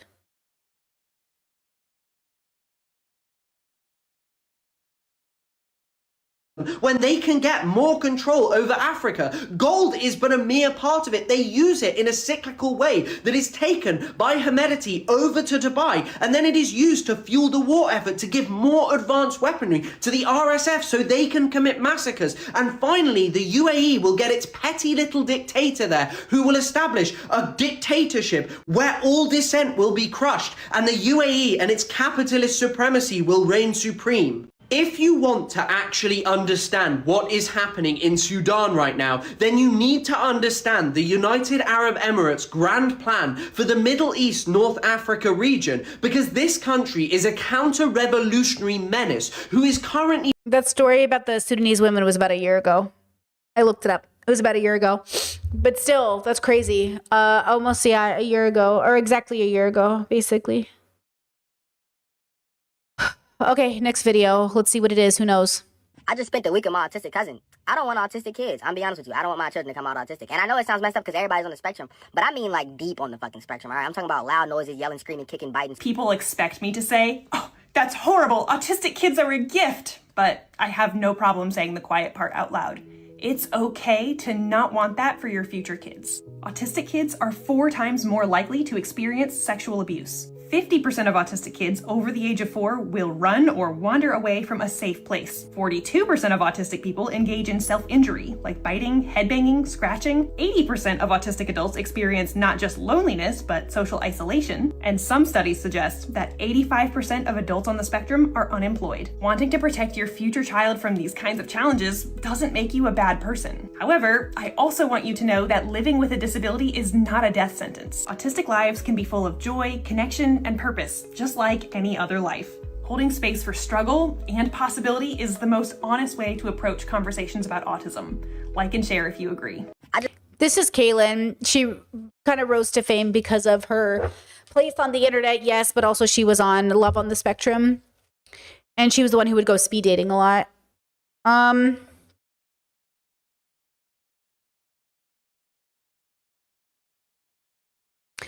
I think the thing about, I think this is, okay, let's just go over deconstruction and what it is in relation to this, guys. Because, okay, if you grew up in a bubble where you're like, the only good life is a life where I make a lot of money. And any life that doesn't exist where I make a lot of money is like a bad life. Okay, it's a bad life.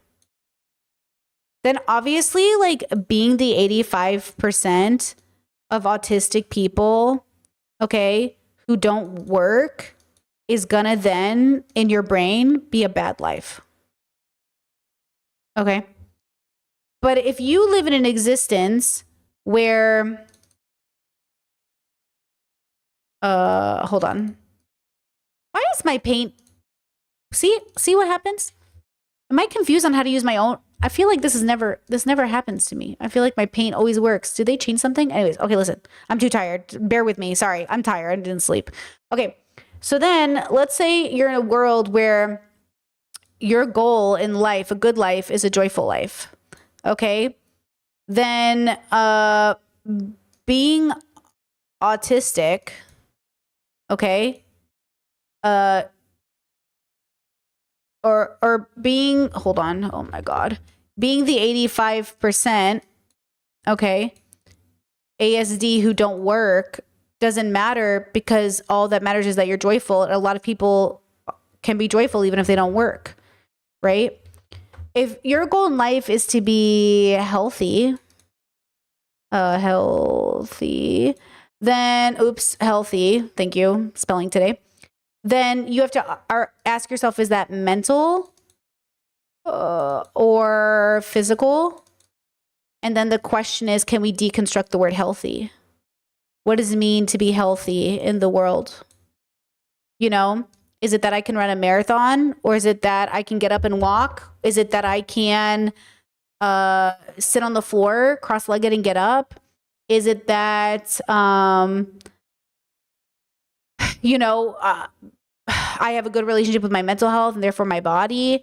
So when we think about having kids, oh, fuck me, bro. See, why is that happening?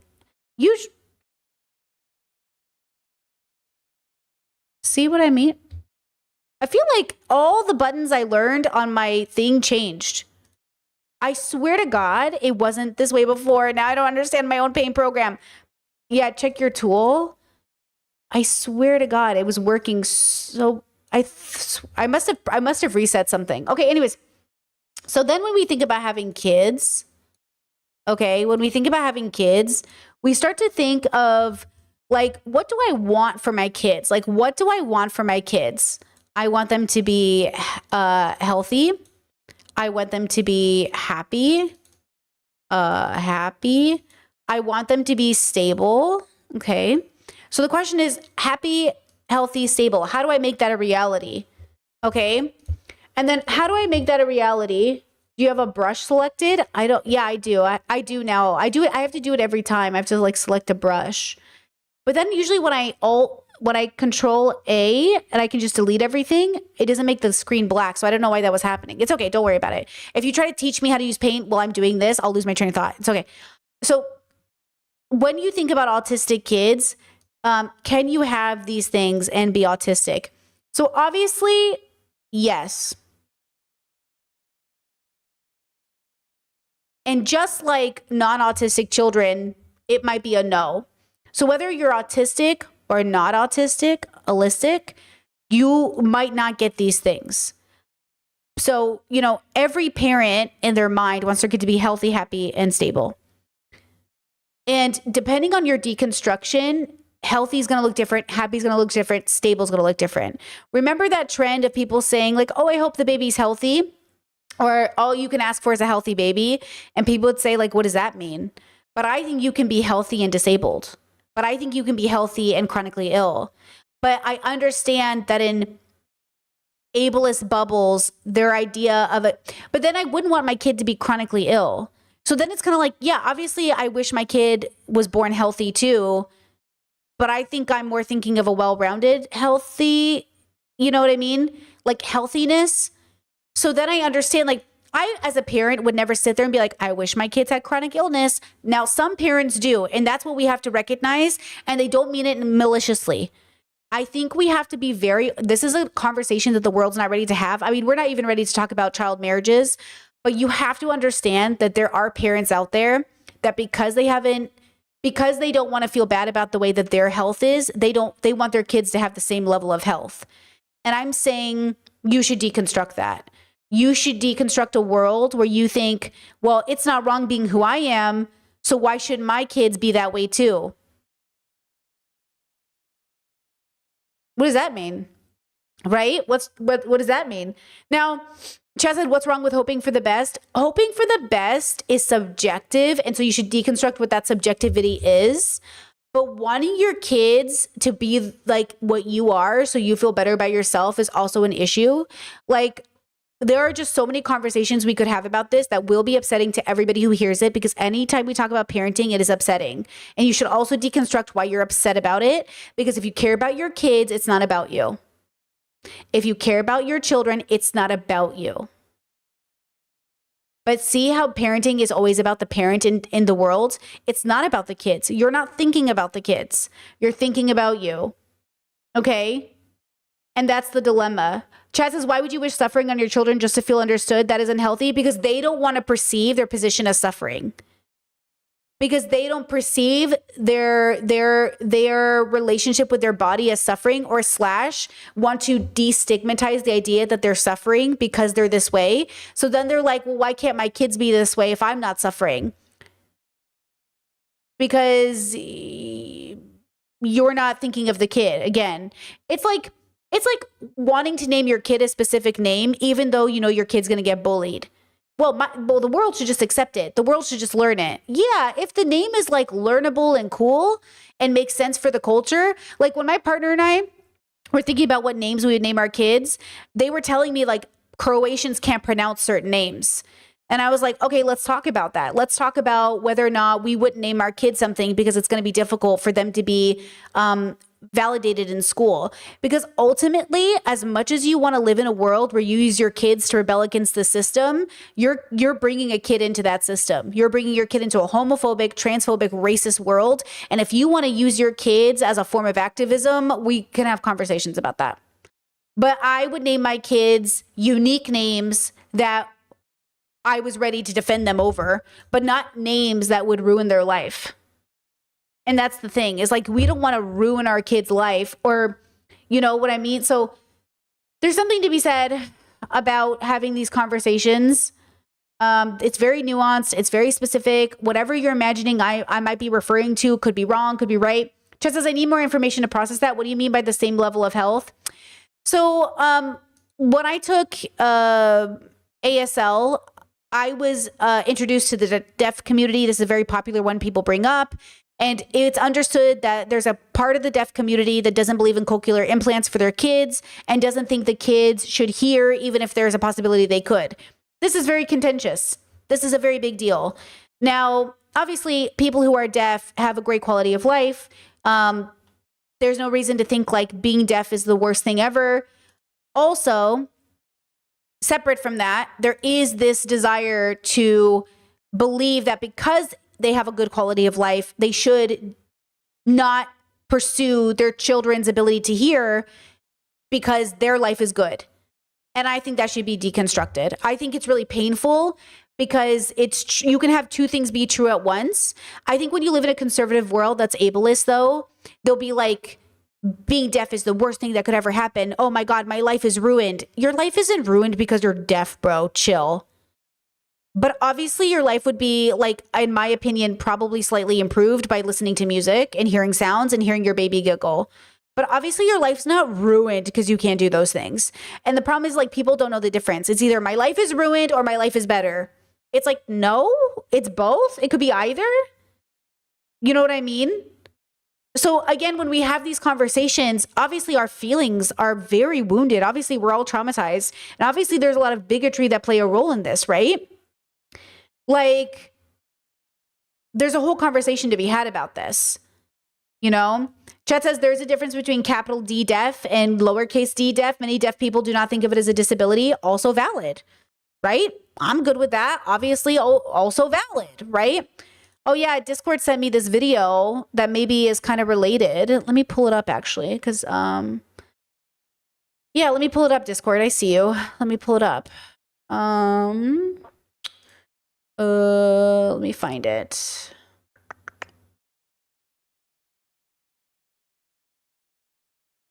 Is this it? Let me see.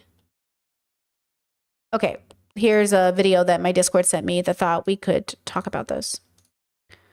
Kind of related. Here we go. Or actually very related. Shared some controversial things that we're doing raising twin boys as a quadriplegic mom. And one of those rules was that we don't go somewhere if mommy can't go. And I thought it was so interesting that the biggest pushback was actually from other disabled folks, my buddies. A lot of them said that they don't think that that's fair, that they know what it's like to be held back and that they don't want that for their kids. Yeah, I get it. Most of us have spent our disabled time being left behind. Bye, we'll miss you. And oh no, don't worry about it. I'm fine. And like it is, we build up these coping mechanisms that make us feel better, but like it don't feel great to be left out. And I think that's kind of my point. Let me double down. I want my boys to grow up that these are not limitations, they are values, right? They're about how we treat people and where we put our energy. Because the more times I say, oh, go on without me, the more I reinforce that my presence is optional. And I'm the star of the show. Let's be honest, there's no fun out there without me. I've checked. But if you want the nitty-gritty, it's about principle, not perfection. So if a venue is not designed to be accessible, or if people are intentionally leaving us out, or if it's wildly expensive for me to just watch from the sidelines, it's a no. It's a no. That is a boundary rooted in advocacy and respect for our family. But if something isn't accessible because it's inherently physical, like scuba diving, that's another story. My twins are 3, they're not doing scuba diving. That is about respecting differences, not exclusion. There's a lot of ways to make things accessible, so we do a lot of things, but we still say no to a lot of things. Yeah, there's nuance to it. If there's 2 soccer teams and one has a more accessible venue, that's the one we're going to choose because accessibility matters in our family. And honestly, I find it beautiful that disabled people are fighting the hardest for my kids. It shows just how much we all want the same thing, for the next generation to have more freedoms than we did. I just want that freedom to come with awareness and advocacy and with the idea that we all belong. I don't know, still mad? I recently the tonality can be very triggering, right? Like, are you still mad? It's like, that's not the greatest communication tool, but I see the overall message and I don't have an inherent issue with it. Chad says, my mom tried to force my stepsis to get an implant and refused to learn sign language because she didn't want the world to view her as disabled. Not great. Yeah, that's bullshit. Like, if my kid was deaf and they're like, I don't want an implant, I was like, based, whatever, bro. I don't care. Like, if they don't want it, cool. But if they want it, they can have it. Like, I think that's the thing. I don't want them to feel bad because they want it. If you want to get an implant, girl, get an implant. If you don't want it, girl, I'll fucking sign the shit out of this conversation right now. Like, you know what I mean? Like, I'm okay with having to learn like sign language to communicate with, like, that's fine. Okay. Like, I'm down for that. Right. Whatever the thing is, I'm not in the deaf bubble, so I don't know all the terminology and like what is actually accessible or not. I'm just like using it as a really quick example. What do you think about this woman though? I didn't like her tonality, but that's okay. I'm autistic. Who knows? I just don't have a problem with the way she's raising her family though, generally, because like she said, they're doing a lot of things, but they're also not doing a lot of things. As long as the kids are still doing a lot of things, they don't inherently feel like they're missing out. I mean, I don't care. I mean, I grew up with kids who like weren't allowed to watch the television because of religion, right? Like, kids grow up in really weird families their whole lives. They're fine. You know, it's all gonna fuck us up. Don't worry. But it's not the worst thing. Her kids are obviously still doing things. Like she said, if they go to one soccer venue versus the other, cool. I don't know how deconstructed she is. I don't know where she came to this conclusion. I don't know how much philosophical work she came to. I don't know how much therapy she's gone to. I don't know how good this is. We won't know until after the experiment is done, but it is an experiment. So I guess we'll see, right? I don't know. Like, I'm just not going to black and white it, but I feel like she has to allow her kids to be 15 and be like, I hate you, mom. I can't believe you made me do this. That's the one thing about being a parent. You have to give grace to your kids to grow up and hate the way you did something. And you have to accept it. Something you are doing as a parent is fucked. Okay? Something we're doing as parents is fucked. Or as friends or family. Something I'm saying right now as a YouTuber is fucked. And in 5 years, I'm going to regret it. So as long as you're open to that, I think that's fine. You know? Chat says, I'm wondering how far she takes this. Like, are they not allowed to go to amusement parks or not going to events that would make them enriched? I doubt it. She said that if they were going scuba diving, she'd be fine with that. So if they were going to amusement parks, I mean, that sounds fine, right? Wouldn't amusement park fall under scuba diving? Right?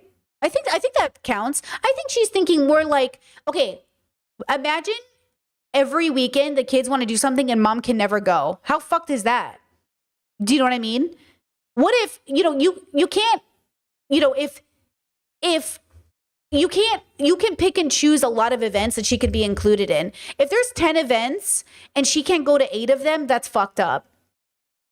If there are 10 events and she can't go to 2 of them, okay, that's fine. She can go to 3 of them, fine. But if she can't go to 6 of them, it's like, what the fuck? You know what I mean? So yeah, I think like there are so many ways to live in the world. You could find 10 events in which she just can't do 2 of them. You don't have to go out of your way to pick events that she can't go to. There's so many events she could go to. Yeah, like I don't see an inherent problem. Context, her kids are also 3. Yeah, and context, her kids are also 3 right now. You know, I feel like as long as she's open and she's giving her kids opportunities, like it's fine. I think the way her tone is makes it sound like she's gonna deny her kids something they really want. And I would hope that isn't true just because she can't go. I hope if her kid has a special interest in something she can't engage with, that she wouldn't deny her kid, right? Wait, no, right? No, she wouldn't deny her kid because she said scuba diving. She said scuba diving. She said, if my kid really likes scuba diving, they can go scuba diving. So I think it's fine. I think it was the way she made the social media that sounded triggering. Right? Discord said, how different is only letting your kids do accessible things to only letting your kids participate in clubs that aren't rooted in homophobia, racism, conservatism? Yeah, I mean...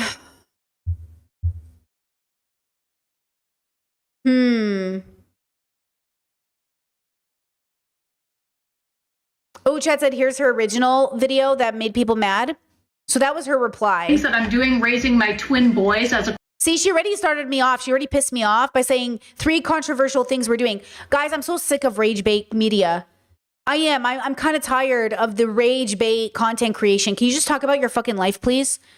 If I do this, call me out. If I make content, I'm like 3 controversial things I'm doing. Some people do it well. I think Britt Hartley does it well when she does kind of stuff like that. But I think she does it in such a soft voice. It's fine. But I'm tired.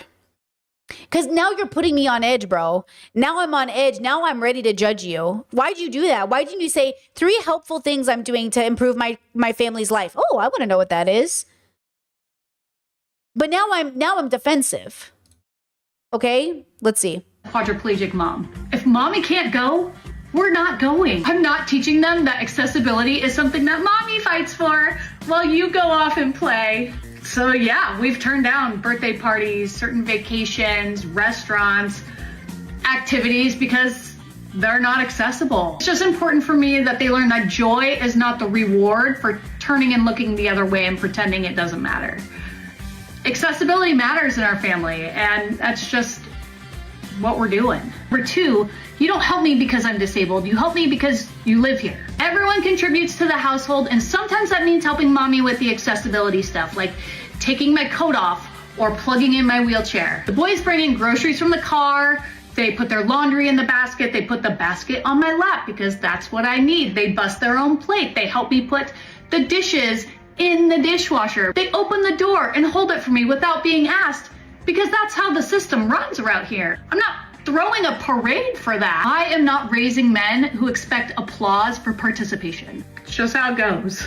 No is a full sentence in this household. They're learning to hear it, respect it, and then regulate your emotions when you're really sad about it. Don't negotiate a person's boundary. If you can't handle no, then you're not ready to hear yes. Starting the practice of learning this before dates, before middle school, before the internet ever gets a hold of them. No means no. On the other hand, they get a lot of yeses from us. You want to paint your nails? Sure, no problem. You want to do makeup? On her kids 3? So she's making content for kids that don't exist yet. To an extent. I mean, maybe her kids are 3. Like 3 years old. 3-year-olds do want to paint nails. I guess that's fair. 3-year-olds are very, very talkative and very... No, pause. I nanny 3-year-olds. They were very, like... they were very much them. They know themselves. Hold on. No. 3-year-olds do advocate for fashion. They do advocate for like names. They do advocate for hobbies. They do have special interests. Okay, hold on. 3 years old is very functional. No, 3-year-olds have huge personalities. Like they have preferences. Okay, hold on. So, okay. I'm processing. Okay, it's not hurting anybody. Want to cry in public? Yeah, dude, let it out. Let it out. At the end of the day, we're trying to raise men who can change a tire, a diaper, and their own minds when presented with more information. What'd you think? Controversial? Ugh, she's so conservative coded. We're raising men to change a tire. But do I have to learn how to change a tire to be a good person? Is that the requirement now? She's a Republican. She came from a Republican bubble. I can smell it on her. That's what it is. The like faux country rock music in the background. Like she probably grew up conservative and like she's a liberal or whatever. It's fine. Okay. These are not that big of a deal, by the way. Most of it is like pretty fucking basic. I'm really tired today, guys. I'm sorry. I didn't sleep. So like most of that shit is very basic. Okay. Yeah. Who is she shadowboxing? She's like literally, who are you shadowboxing, girl? I think having your kids help around the house is good. Learning to say no is good, or yes is good. I'm okay. I don't know why she's coming at me so hard, though. You know what I mean? Controversial take. You don't have to be a man to change a tire. Exactly, bro. What does changing tires have to do with being a man? Her kids are 3 and 3 years old. 3 years old, like you do have a whole world. You have friends and networks and understandings and social hierarchies. Like 3 years old is like fully in the world, but 3. So I'll give her that. She's definitely having these conversations with her kids. Now the first part though is what rubbed people the wrong way. So let's listen to it again. Things that I'm doing raising my twin boys as a quadriplegic mom. If mommy can't go, we're not going. Okay, I'm listen. not teaching them that accessibility is something that mommy fights for while you go off and play. So yeah, we've turned down birthday parties, certain vacations. Okay, we've turned down birthday parties and vacations. Now, it's interesting because the why is what matters here. I mean, I've turned down birthday parties because we can't make it that day. Or I've turned down birthday parties because we can't afford to go. Or I've turned down vacations for the same reasons, right? But she's saying they've turned it down because it's not accessible to her. That kind of makes sense to me. Like if somebody hosts a party for their kid and they invite my kid, but I literally can't go with them, that's the same accessibility or inaccessibility to like payment or location, right? Isn't it kind of analogous? I guess the difference is like her husband could take them, but then she never gets to be the mom at the parties. And so that kind of feels bad. But if it's like a once a year chance, then I feel like the kids could go. If it's like a once in a blue moon thing, like I would let my kids go. What do I give a fuck? But if it's like an every weekend thing, then yeah, obviously. So again, if it's 10 birthday parties in a row and she can't go to 8 of them, that's fucked up. But if she can't go to 2 of them, then like, who cares? So I don't know exactly what she means in this regard, right? Let's see, Discord said, do we need to worry about these kids being parentified? I don't think there's a problem with kids adapting to a parent with disability, but they shouldn't be giving primary care goal. I don't think that's what she's saying. I think she's saying something really normal, but making it really fucking weird by talking about her disability. Even if you weren't disabled, the kids would help with chores, you fucking weirdos. Hello? Are you not helping your kid? Is your kid not doing chores? That's not controversial. That's called growing up in a household that teaches you responsibility. You're not special, dude. That's what I'm saying. She's making it sound fucking weird. What does your disability have to do with anything? My parents aren't disabled and they absolutely all gave us assigned chores. That's how we learned to participate in the home. You're not like, she's acting like she fucking just invented something. You know what I mean? Like who told her that was, is she rage baiting me right now? She is. She's doing it on purpose. She's making me mad. And I'm tired, so I can't be kind and compassionate and patient with her today. Chet said maybe she never had to do chores. That's a great point. Maybe the men around her never actually pause. Wait, there are bubbles that don't make men do domestic chores. I didn't grow up in that bubble. Oh, maybe she grew up in a household where boys never had to do chores. Yeah, fuck that shit. That could make sense then because I did not. My brother did laundry. My other brother, did other things around the house. Like, I think of my laundry brother in particular because that was really his job. Let me tell you. Yeah, like we all had jobs around the house. Mine was dishes. I don't know whatever. I actually don't know what anyone else's was, to be honest. But I knew my brother and mine. That's so funny. I don't remember what the chores were. I have to ask my siblings. Mine was dishes and my other brother was laundry. And that's just like a really core memory for me. Yeah, so maybe she grew up in a bubble where like, yeah, the idea that you wouldn't have a responsibility in the household is why your men fucking don't know how to do shit. Yeah. Chet said I did my own laundry by 13, 14. Well, you could imagine we had 12 people's worth of laundry to do. 12 people's worth. It was like fucking Snow White in here. So I don't think they're being parentified, but obviously we want to make sure that they're not the caregiver for her. So then I agree with you, Discord, right? We definitely want to make sure that she's not parentifying them, but I don't think that's what's happening. I think she's just giving them a normal fucking chore to do, but she's making it sound weird, right? Chad says, why would you have kids and not let them do chores? Like, why would you even do that to yourself? Well, I think you don't want to raise kids to have them do chores because people did do that. They had babies to run the farm. That's also abusive. You want to have kids and teach them to do chores as a way to help them as adults. The same way you might want to give them an allowance or have them work like my farm brother. What he does is what my parents did. The kids can make their own money separate from their regular chores. So they have their family chores and then they have, if you do extra stuff around the house, I'll give you money for it. So it's not an allowance that means like you get an allowance without doing anything. Instead, it's like, hey, if you do something extra, I'll pay you like I would pay a person. So my nephew, I talked to him the other day, not the other day, it was a few months ago, but he's like, Auntie Brittany, I have $90. I was like, you have $90? He goes, I have $90. I was like, dude, that's a lot of money. He was like, yeah, I've been doing this thing. So he has a job he does to get extra money. And that's what we did as kids. My parents never took our money. If we made money, it was our money. We had our own bank accounts as kids and it was our money. So if I did an extra chore, if I ran a business with my friends in the neighborhood when we were kids, and any money we made, we split 4 ways and that was our money. Like my parents never took money from me. Versus I know people's parents who like grandma and grandpa would leave them money and the parents would take from it. I'm not fucking with you. I've never had that parent. My parent would never touch my money. Ever. Like that's so fucking fucked up, bro.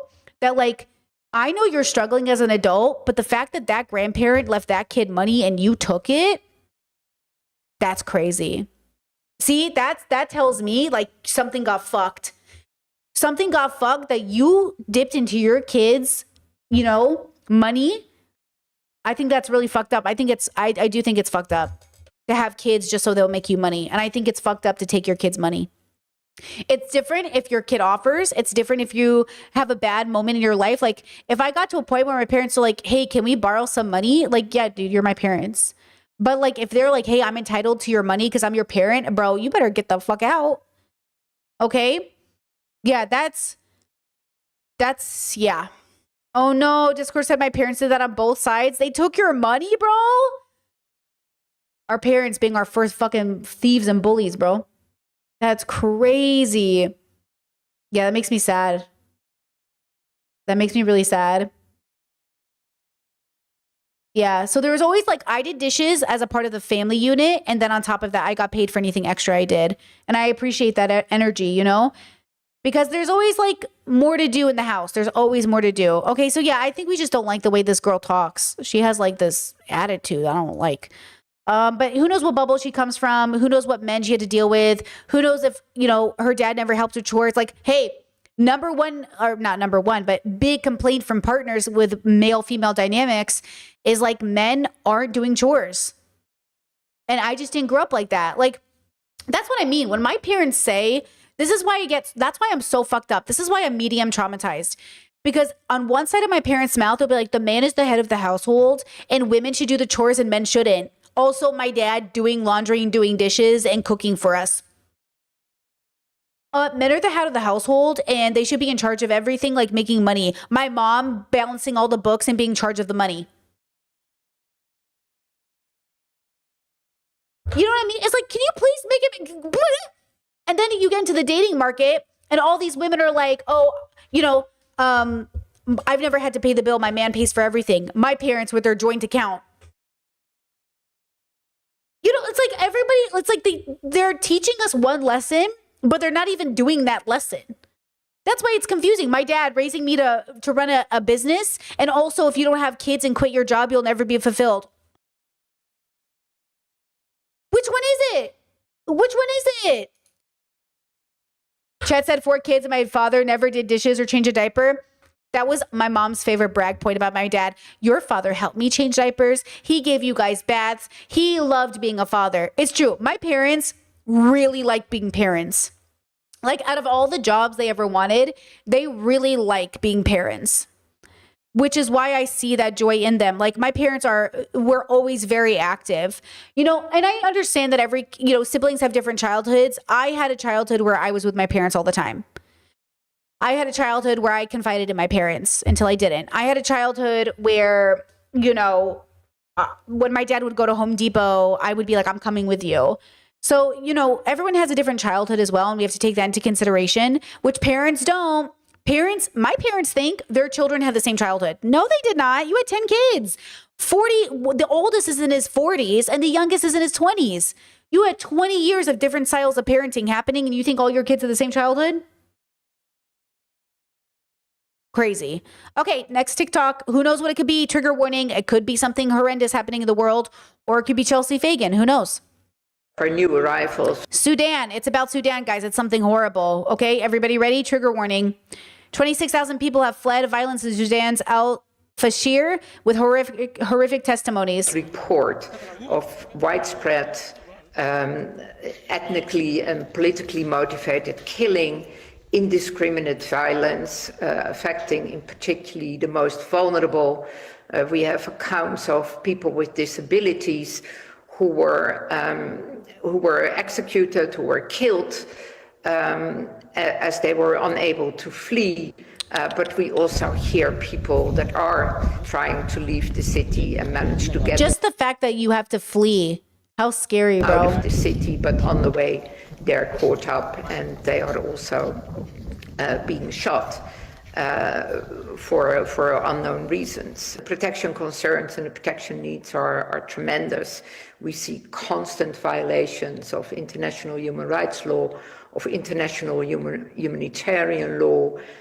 People report the killings, arrest and detention, very often tortured in detention, but also looting, extortion, and then in particularly affecting women and children, the gender-based violence, rape, and recruitment of children into armed forces. Recruitment of children into armed forces.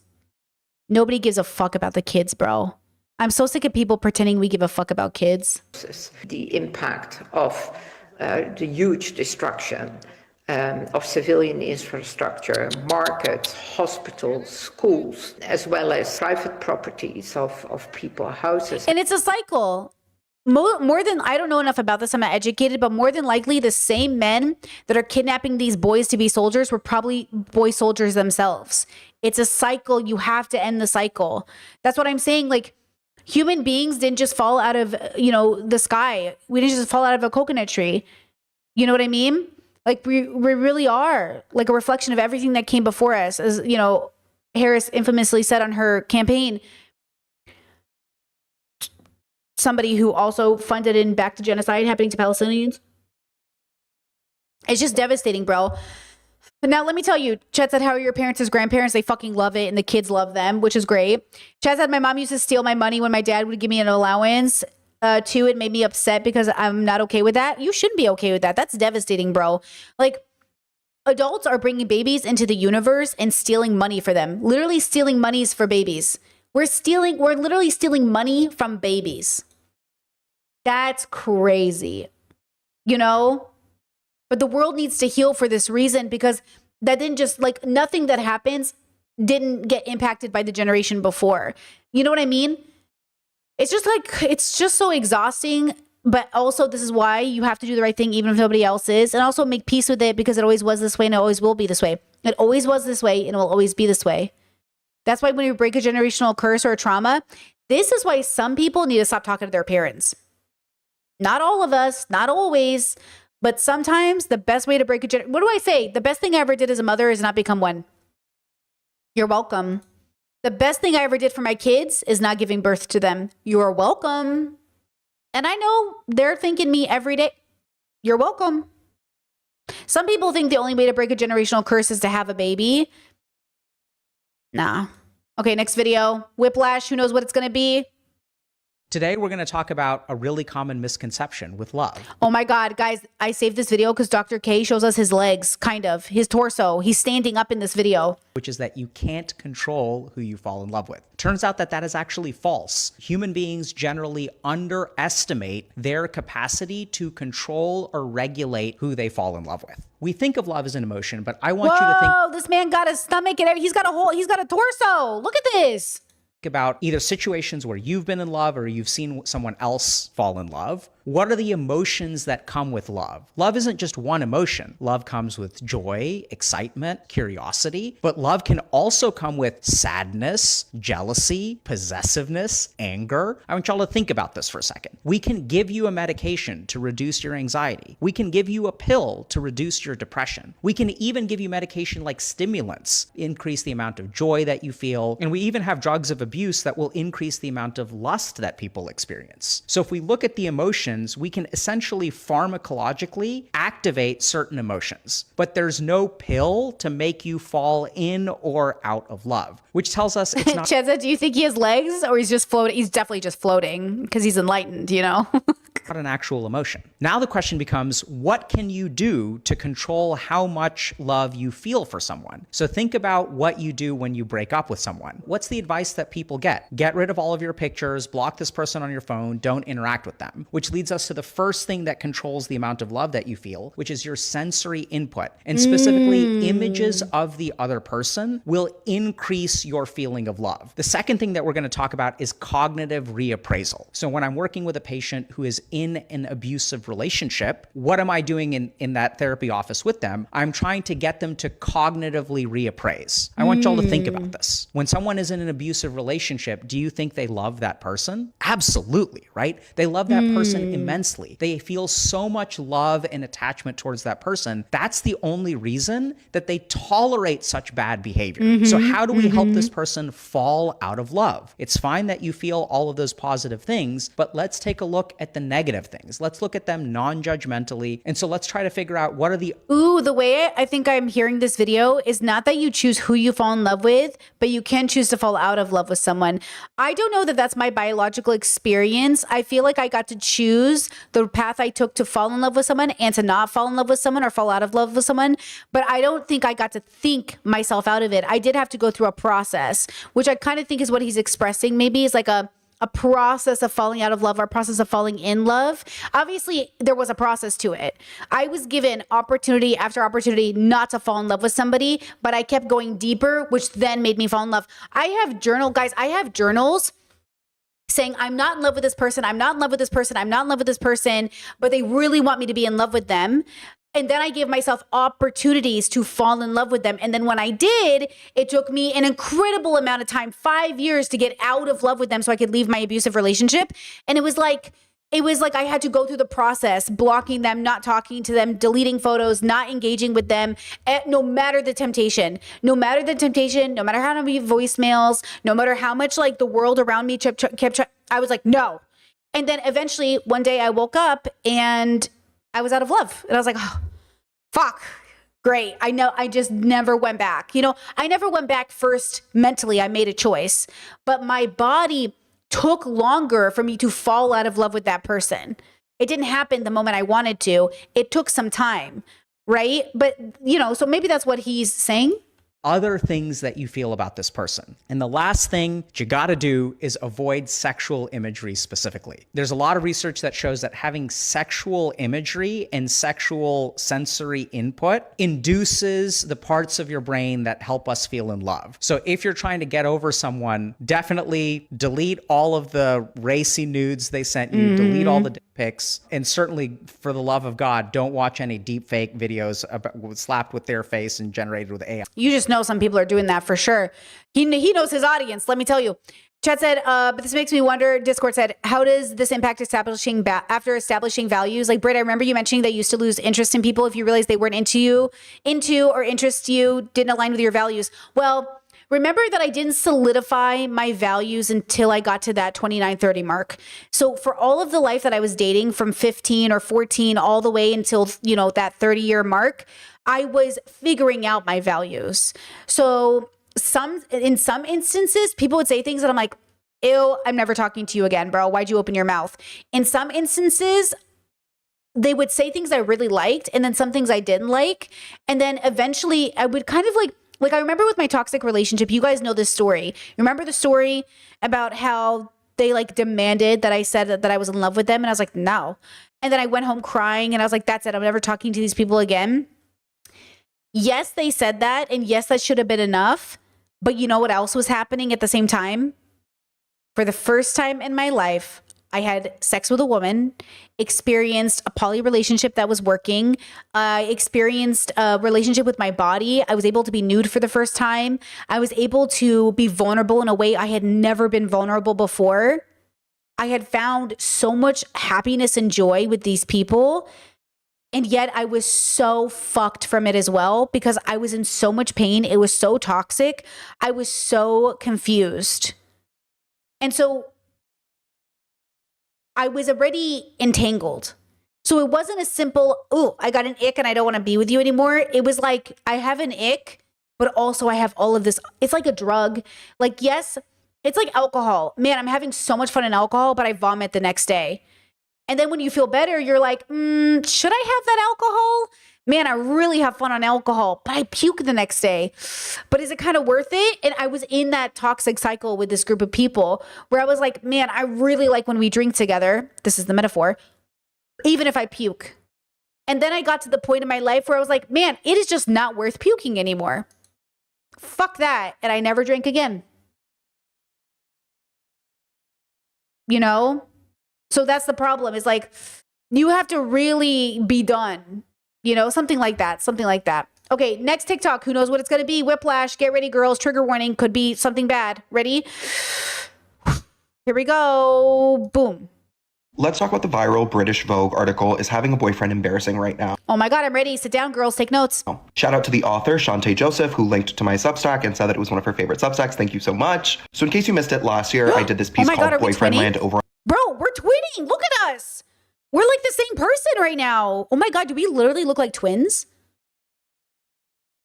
We're literally the same person right now. On Substack, basically, I did like a very, very qualitative noticing where I was on TikTok for a couple of years and I noticed that every single week there is a new trend for women and gay guys to show off their boyfriends, right? And then I sort of talked about this again last month where I was like, no, the boyfriend people are very powerful and they're very, very litigious. They're very angry. Because if you are on this app, then you notice every single week there is a new, right now it's all of that just to marry the guy who, and like, it was the baby picture trend. It was the my boyfriend does this trend. It was the like, look at his clothes. Basically so many trends of just girls and gay guys being like, look at my boyfriend, look at my man, look at my man, my man, my man. He's so cute. He's so smart. He's so funny. It is exhausting. One of my girlfriends, she said, you know that Beyonce song? And I was like, which one? She goes, I'm going to see my man. That one, my husband, right? Isn't that Beyonce, right? Wasn't she stepping out of, right? Is that the song? Anyways. And I was like, yeah, I know what you're saying. The like, gonna see my, whatever. Yeah, I know what you're talking about. Whatever that is. Yeah, I know what that is. And she was like, I'm kind of like in that place in my life right now. And I'm like, ew. And she was like, hey. And I was like, I mean, I'm happy for you. But also, ew. But also, I'm happy for you. Guys, I'm not anti-men.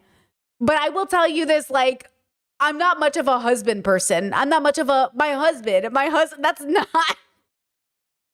that is not my bubble. That's not who I am. Okay. But you know what? More power to you. And in my piece, I said, as someone with a master's in sociology, this is what we are trained to observe, right? What does society prize? What does society tell us to prize, right? If you grow up in a society that tells you having a boyfriend is important, having a boyfriend is the most important thing you can do, always post your boyfriend, my man, my man, my man, then it stands to reason that a lot of us are sort of brainwashed by this logic. Ergo, a lot of people are obsessed with their boyfriends. This piece was really interesting because it is very excellent journalism. Go read it. I'm not going to post screenshots for you. Go read it. There's no paywall, so go read it. Shantae Joseph actually talked to a bunch of women and asked them, why do you not post your boyfriend, and is having a boyfriend embarrassing? And a lot of them were like, yes, it is weird. Like, I lose followers if I post my boyfriend. People think that I'm lame. People think that I'm a Republican. People think that I'm normie, right? Like, this idea is very sort of conservative coded. That like, interesting. See, what bubble is this? Now, I don't post my partner because I'm on the side of the internet that will stalk and harass people you're dating. Which is, once again, why Ethan Klein was so fucked up for talking about Hassan's relationships, because he doesn't think it happens. But he, like, you know what I'm saying? Chad said Republican. Yeah, Republican for sure. Because in Republican bubbles, your brag is your partner. Right? Like, the brag is your partner. That's the whole point. Is like, let me see your boyfriend. Let me see your girlfriend. Your status goes up if you're partnered in a Republican bubble. If you are always posting your boyfriend, it is what it is. It is obviously like a big part of your life, and you're saying, I love this person a lot and I want to share them with the world. But again, like I said, in sociology, you look at what a society is trained to prize. And if your man is both the prize. I do think if you're always posting about your relationship and your partner, it feels weird, because like, who are you posting that for? Do you know what I mean? Like, if you're always like, oh my God, I love my boyfriend, look how cute he is. He's not a dog. Like, I understand why you're sharing your dog, because we would much rather see that. But also, some people really like relationship content. Okay, pause. No judgment, because when I was young, I really liked relationship content. This is why next podcast is about people who post their partners, and specifically Dax Shepard and Kristen Bell, because guys, get ready to gag. I used to think, oh, this is so gag worthy. I used to think when Ryan Reynolds and Blake Lively did cute little things to each other on Instagram, I thought it was like cute. And now I'm like, what are you doing? Like, why are you posting these inside memes and jokes for us to be in on your relationship with you? And then I started to realize like, oh, like, yeah, there's something really weird about making your relationship about social media. And I realized like, I don't like that shit anymore, but maybe because of the way that I am married and the way that I run my relationship. But also I can see where it could be cute for family and friends or other people, but turning your relationship into a specific thing is like weird. Like, I don't know. There's a way to do it that might be cute and safe. I see some of you saying it can be cute. I still see some relationship content that's cute, but if your whole brand is your relationship, then I'm like questioning things. Yeah, like family channels. Well, first of all, those are super fucking toxic. I am very anti-family vlogging, right? Like I am very anti-family vlogging, but also Discord, that's how they make money. Exactly. Discord's right. That is how these people make money because they want you to want their relationship. I saw a TikTok come out of my feed that was like, hey, you're one of the most non-toxic couples on the internet. How do you do it? Yeah, Ned. So then Ned is like, I'm the wife guy. I'm the wife guy. My whole relationship is my brand. Boom, cheats and has an affair. You know? Yeah, like Ashton and Mila Kunis kind of weird. Yeah, like it's all weird. It's all very like, there's something about it, right? Chet says, love me, Meg Thee Stallion stuff. Hold on, though. I don't think Meg is doing it in that way, though, because I've seen her Instagram posts, and I don't hate them. Hold on. Meg Thee Stallion. Or maybe I've been watching it on TikTok, because she does post her man a lot, and I could see people at first being, like, mostly happy for her. I just hope he's a good guy. That's all I fucking care about, is I hope she's happy, and she ends up with a good guy. Hold on. Let's see. I don't know, man. Get some delicious. Like Is this him, right? bourbon, rye. Oh, please. I'm about to make Clay do To be honest, I don't really know what he looks like, except that I see him sometimes. Is this him? food review with me. Lobster rolls. Right, this is him. Cheers, baby. Ting ting. Ting ting. Okay, that's normal. That's cute. That's regular. Yeah. That's a regular pose, right? What you think? She's not impressed. Maybe like a 6 out of 10. 5 out. Look, I'm about to hold the camera the whole time. Oh my god. Wait, say it again, baby. I feel honored to be on Megan's food review. I know how exclusive. Okay, he seems like this seems like very normie. This is like bad audio, bad video, which says to me better than, okay, let me show you. Let me show you what I mean. Ryan Reynolds, Blake Lively, cute Instagram moments. I just kill myself, bro. I'll fucking kill myself. Okay. Ryan Reynolds, 19 cute moments about Blake Lively and Ryan Reynolds. I'm gonna kill myself, okay? So imagine this is your relationship. 19 moments from Ryan Reynolds and Blake Lively's relationship that will make you believe in love again. Okay, right? Blake Lively and Ryan Reynolds are one of the hottest it couples in the biz. And if you're not already convinced they are relationship goals, here are their cutest moments over the years. See relationship goals. Okay, 1, to start, when Blake and Ryan first met on the set of Green Lantern in 2010. Wasn't he married to Scarlett Johansson still? I believe he was. I believe he was married. I believe he was literally married.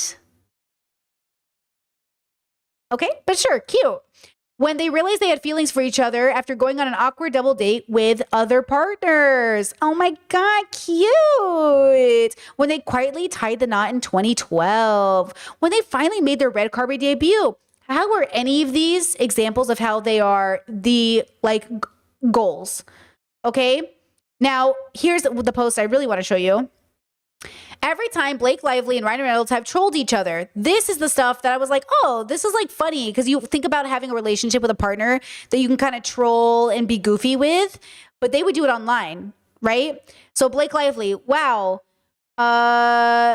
Is it Van City Reynolds? That's a lot of effort you put into this. Can't wait for the August 25th. And then it's like, happy birthday to the one and only.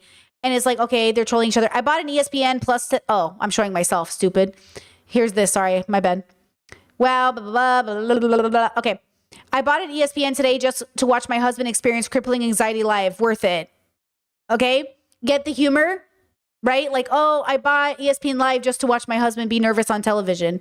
If you're not watching this insane game right now, you're missing out. Okay. So they're obviously doing marketing, but playing it off like it's a cute relationship thing right now. Like, look how cute our relationship is. I'm making fun of my husband. Okay. How did not one person find the time to mention to me that this is what my hair looks like today? Okay. And then, my love, feel free to revolutionize the cough when you sleep, or the couch when you sleep on it tonight. And then it's like Mint Mobile. I'm literally revolutionary. This category is like funny. You know, do you get what I'm saying? Like, is this that cute though? Like, is this that cute? Do you know what I mean? My favorite thing that's happened on August 25th. It's like Mariah Carey, Ryan Reynolds. Okay, happy birthday. Like, is this, I don't know, is this that cute? Is this like funny trolling? Like, is this was not bad foreshadowing for my life as a dad. And it's like Ryan Reynolds watching this. Is that Blake Lively? I don't know. You know what I mean? Why did I think this was so good? I mean, it's a long time ago, but like, why did I think like some of these things were good? Well, these are a little later. These are December 2020. But some of these, like, I remember thinking with my friends, like, oh yeah, they're kind of cute. They're kind of relationship goals. But like, it's not that good, bro. I dare you to forget this every time you see him for the rest of eternity. It's like a bow tie at the end. Control your birth control, or clearly your birth control doesn't work. So I don't know. It's just like,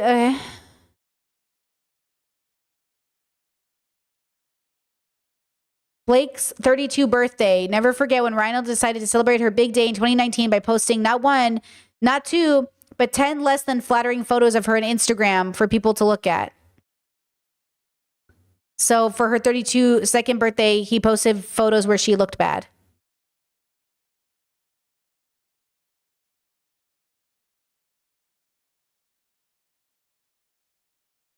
Okay. Haha. Okay. I get why that's funny in a friend group.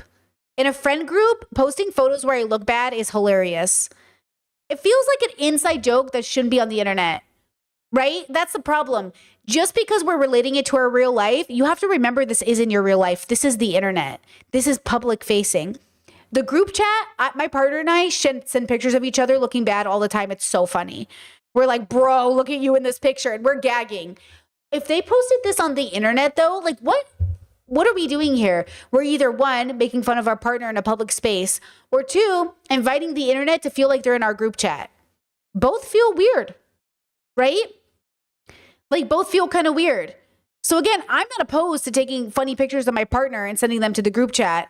I'm opposed to the insinuation that this is public and you are a very public figure, right? Okay, so back to this video. This is what that means. So do you guys get the connection that, oh, I post my boyfriend. My life is my boyfriend. Everything is about my boyfriend. Boyfriend. It feels like, girl, get a job. Listen, I used to be one of those girls in my 20s when I was toxic and before therapy that I was Carrie Bradshaw in that episode where she couldn't stop talking about Big. And finally her friends were like, you got to go to therapy. We don't want to hear about Big anymore. I know for a fact I got disinvited or wasn't invited to certain events because they knew I would just be talking about my relationship. And honestly, good for you. I'm glad you didn't invite me because I was a bad friend. And I recognize that. I recognize that I get, you want to talk about special interest? My relationships, because it was my first time I thought I could really marry somebody for real. Like, I had always said I was going to marry other partners because that's how my brain works. I don't date unless I think about marriage. So every time I date somebody, I always talk about marriage. But this was the one relationship where I was like, we might actually get married. And so it was like not working. It was really toxic and I just didn't get it. So I couldn't talk about anything else. My like special interest, my like obsession with my own relationship made me unbearable. I was the girl who talked about Pokemon with the people who didn't like Pokemon. Only the Pokemon was my boyfriend. And they did not like him.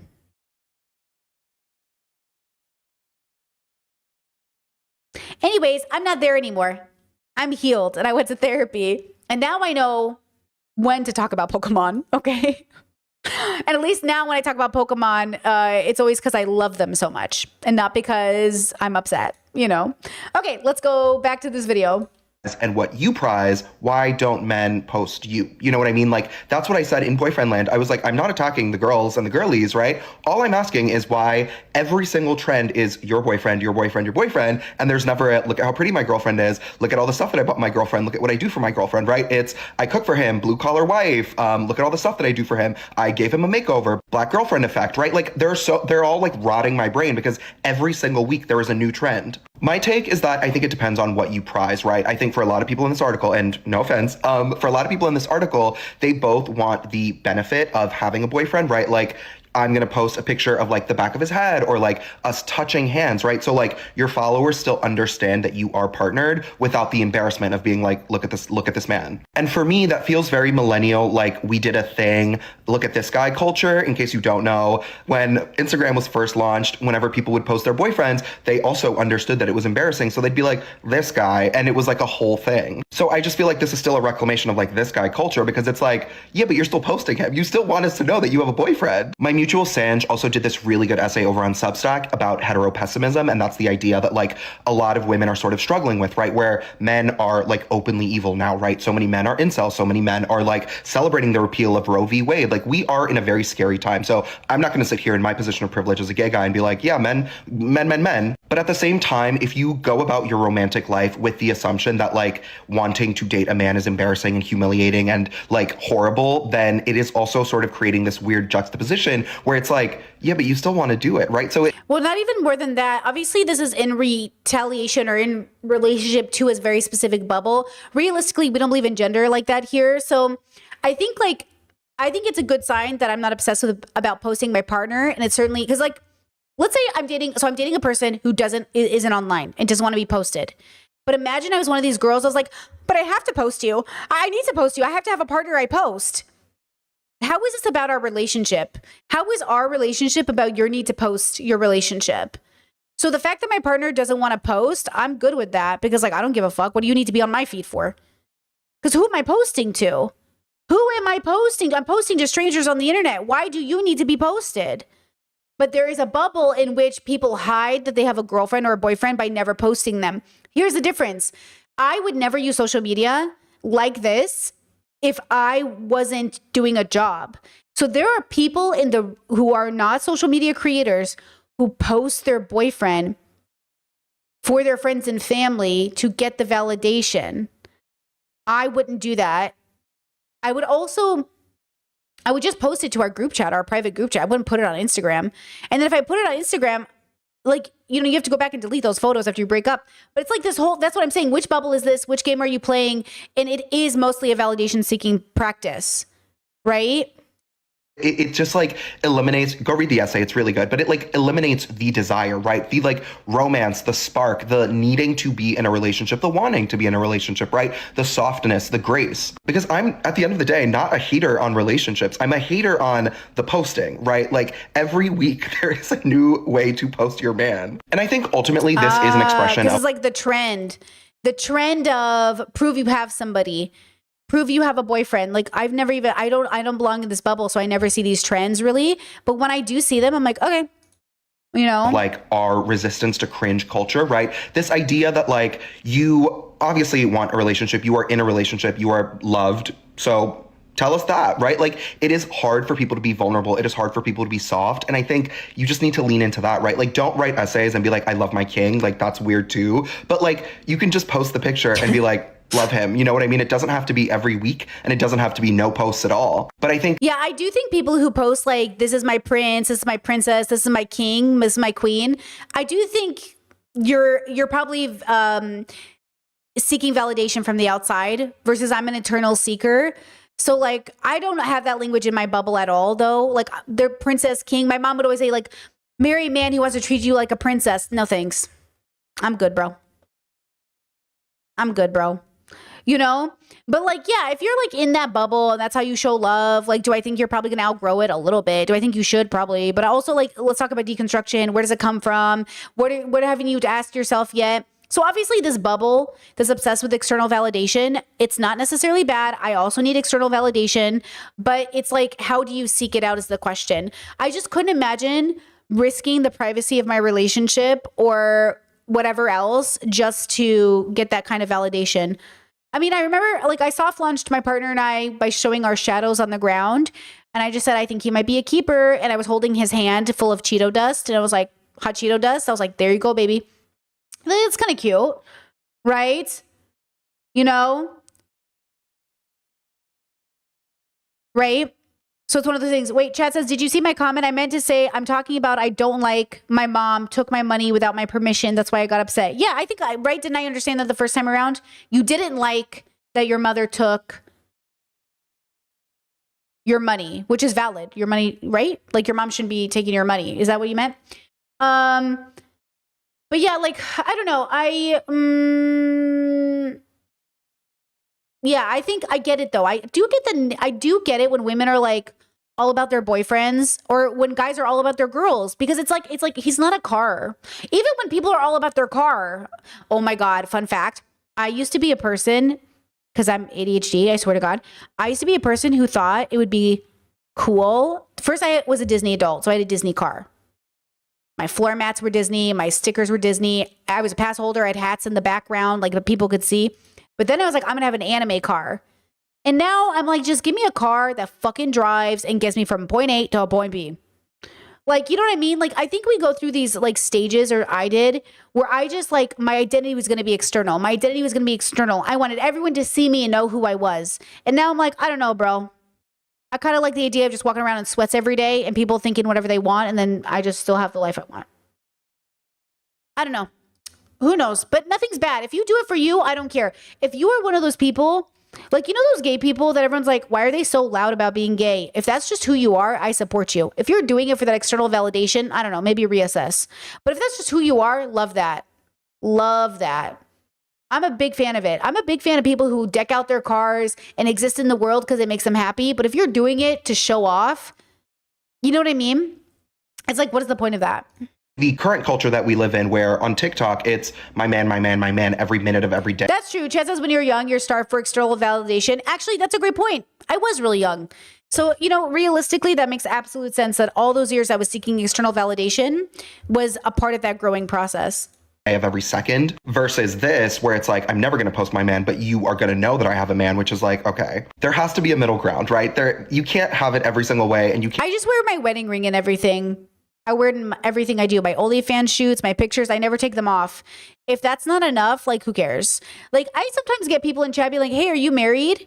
Hey, are you married? And it's like, I get it because I'm not out here always being like, I'm married. But I feel like I talk about my relationship a lot, but like, I'm wearing my rings. And also like just constantly bombard us with pictures of your man, because a lot of people were saying, yeah, people get muted for getting a boyfriend, getting into a relationship. Like, it happens every single second of every single day. Sorry to tell you. But at the end of And also, is this like a real partner in crime, or is this just a guy you're dating right now? Because if it's just like a person you're dating right now, like, cute, but like, when you guys breaking up? I wish people would understand that you're probably going to break up. You know this, right? I'm not saying you should date these people thinking you're going to break up, but you know you're statistically going to break up. So it's like, we're happy for you and everything, but also, now if it's your husband, if it's your partner, we can have conversations. But again, the context matters. the day, I think the performance of the embarrassment is more embarrassing than the actual having of the boyfriend. And again, because I'm a millennial and I'm thinking of this guy culture, and it's like, it's too much. There is a middle ground. Embrace cringe. Be free. True. Do not be ashamed. True. Like, stand in your truth, stand in your power, but like trying to do the performance of like, I have a boyfriend, but he sucks, you guys. That's not the answer. Let's talk about the viral British Vogue. Yeah, exactly. Like, find balance. Like, post if you want to post, girl. I support you. But also, is this your whole personality? Okay, next video. Who knows what's going to be? Trigger warning. It could be something sad. JD Vance went on a podcast. He brought up the Kaigate, Doctober 7, Shocktober 7 controversy. He has this command place, which is basically if I snap my finger and point, he will run to that place and lay down. You don't have to zap him. No. Hassan. Not like Hassan Piker. No. No electrocution of dogs here. How disgusting is that? What does that tell you about a person? Well, I think it tells you that they're not that. Okay, so I'll be honest. One of the reasons I don't care for Hassan is because I know he loves this. And I think less of people who like this moment. It would not please me in the least for JD Vance to know my fucking name. And I think he loves it. That's why he loves that he fights with Elon on Twitter. And that's what I'm saying. He is not serious about reform. I think he loves it. I think this validates him. I think it validates the fan base. I think the fan base loves that JD Vance knows who he is. You know? They're bad people. Yes. If you can actually cause suffering to an innocent animal, you're probably the kind of person who doesn't worry about suffering in people as well. Yeah. And that's been my experience. If you mistreat dogs. Well, actually, chat, hold on. Before I deconstruct this video, chat says Hassan is seeking fame mostly. Well, he actually admits that.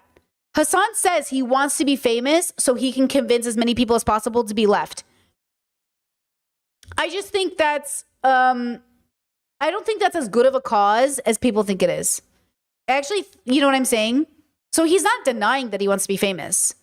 But I think that should be that's interesting. Dogs, that's almost 100%. Listen to this probably loser. the kind of person who doesn't worry about suffering in people as well. Listen to him. He's like, if you don't care about animals, you probably don't care about people. JD Vance, shut the fuck up. Out of all the people in the world who should talk about caring about the suffering of people, why is JD fucking Vance opening his mouth?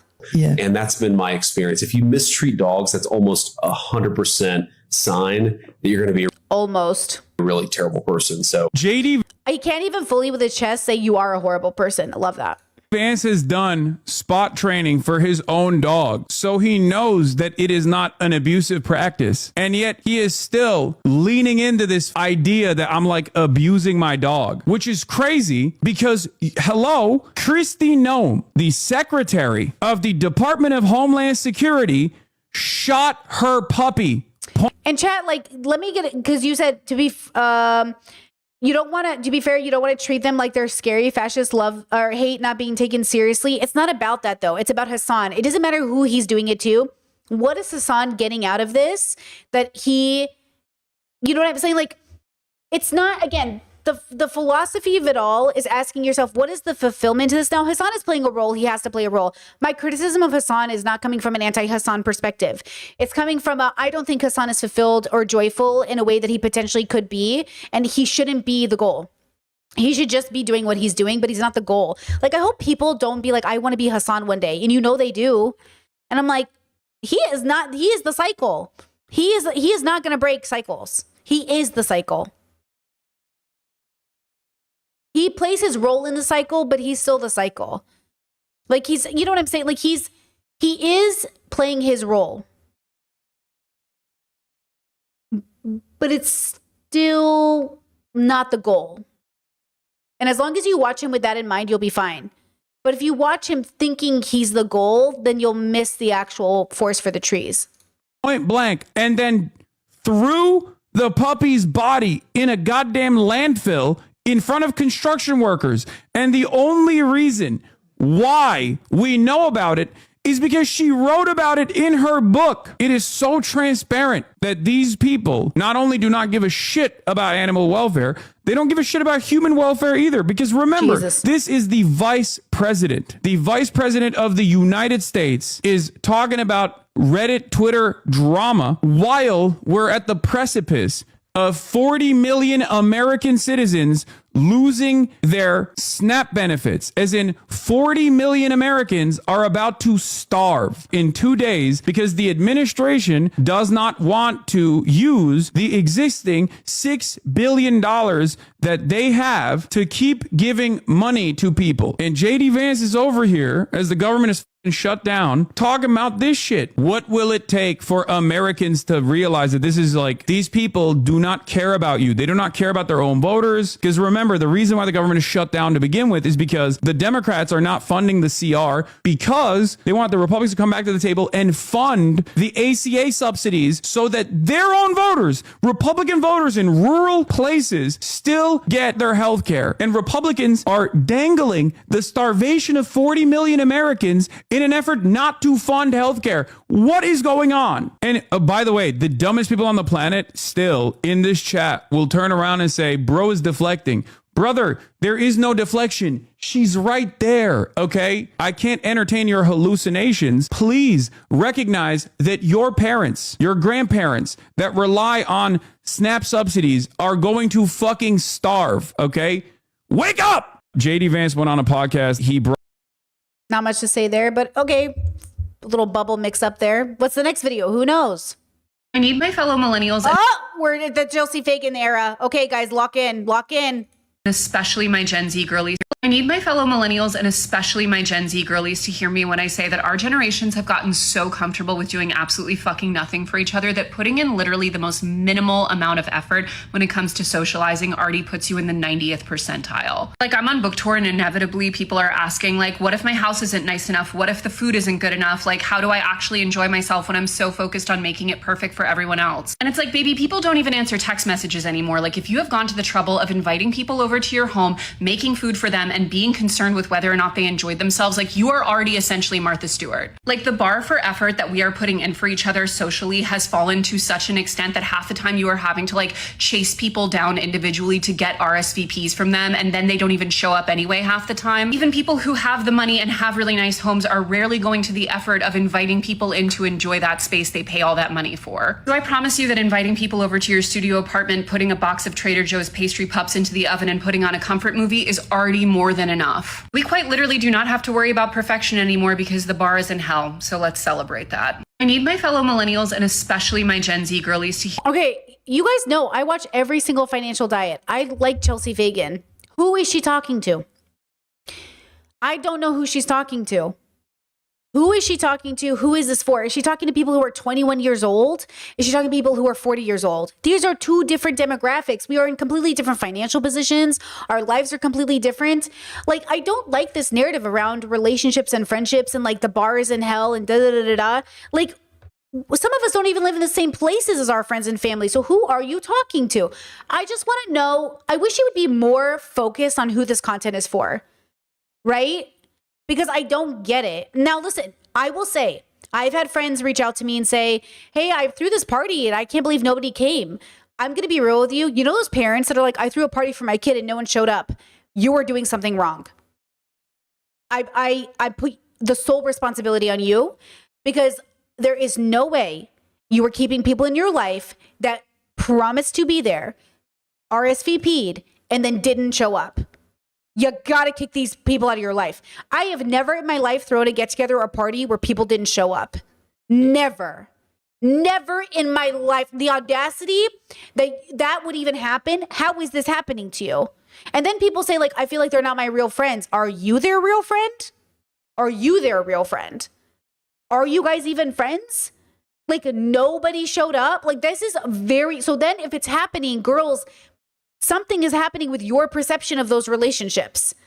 Something is I'm not saying it's anyone's fault, but I'm saying it's your responsibility to know why none of your friends showed up. I need to know why this happened. Do you know what I'm saying? I've never in my life. Now, I've had things happen like this with siblings. There's a pattern that happens with some of my siblings that I do think exists, that I might think is happening in your friend groups that never happened in my friend groups. Okay, so here's my example. Let's say I call a brother and I say, hey, I want to do this thing. You want to come, like bowling? Hey, I want to go bowling. You want to come? And the brother's like, I don't know. I'll go if so-and-so's going. I'm like, hold on. I'll call so-and-so. Hey, he'll come, but you got to come. All right, I'll come if he's going. Okay, you can tell they don't already want to do it, but they'll find an excuse to do it because so-and-so is going. Yeah, that's probably going to fall through. That's probably going to fall through. That event is not going to make it happen because you're already starting off on a foot that they don't even want to do it, but they'll go if so-and-so is going. So most of those plans fall through, and on day of, the boys cancel.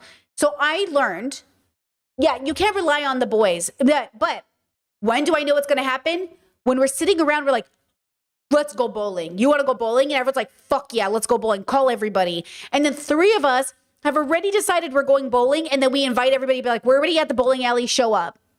And then they show up, they pull up, and then all of a sudden it's 10 or 15 of us at the bowling alley. And it's like the way you have to understand the people you're friends with. You got to understand the people you're in community with. Because a lot of people really struggle. Because remember too, if the siblings all live 45 to an hour away from each other, which they do, then they gotta get in the car. They gotta lose their parking spot at their apartment complex. They gotta drive an hour through the fucking San Diego, traffic. Then they gotta fucking find a parking spot when they're, you know what I mean? But if they're already like, they're already there, fuck it, I'll get in the car, I'll go, stay. And then they'll be like, hey, I'm leaving now, you better be there in 2 hours. It's like, yeah, or if you're on the road, bro, I'll stay. But if you're not even in the shower, if you're not even in your car, I'm not waiting around for you.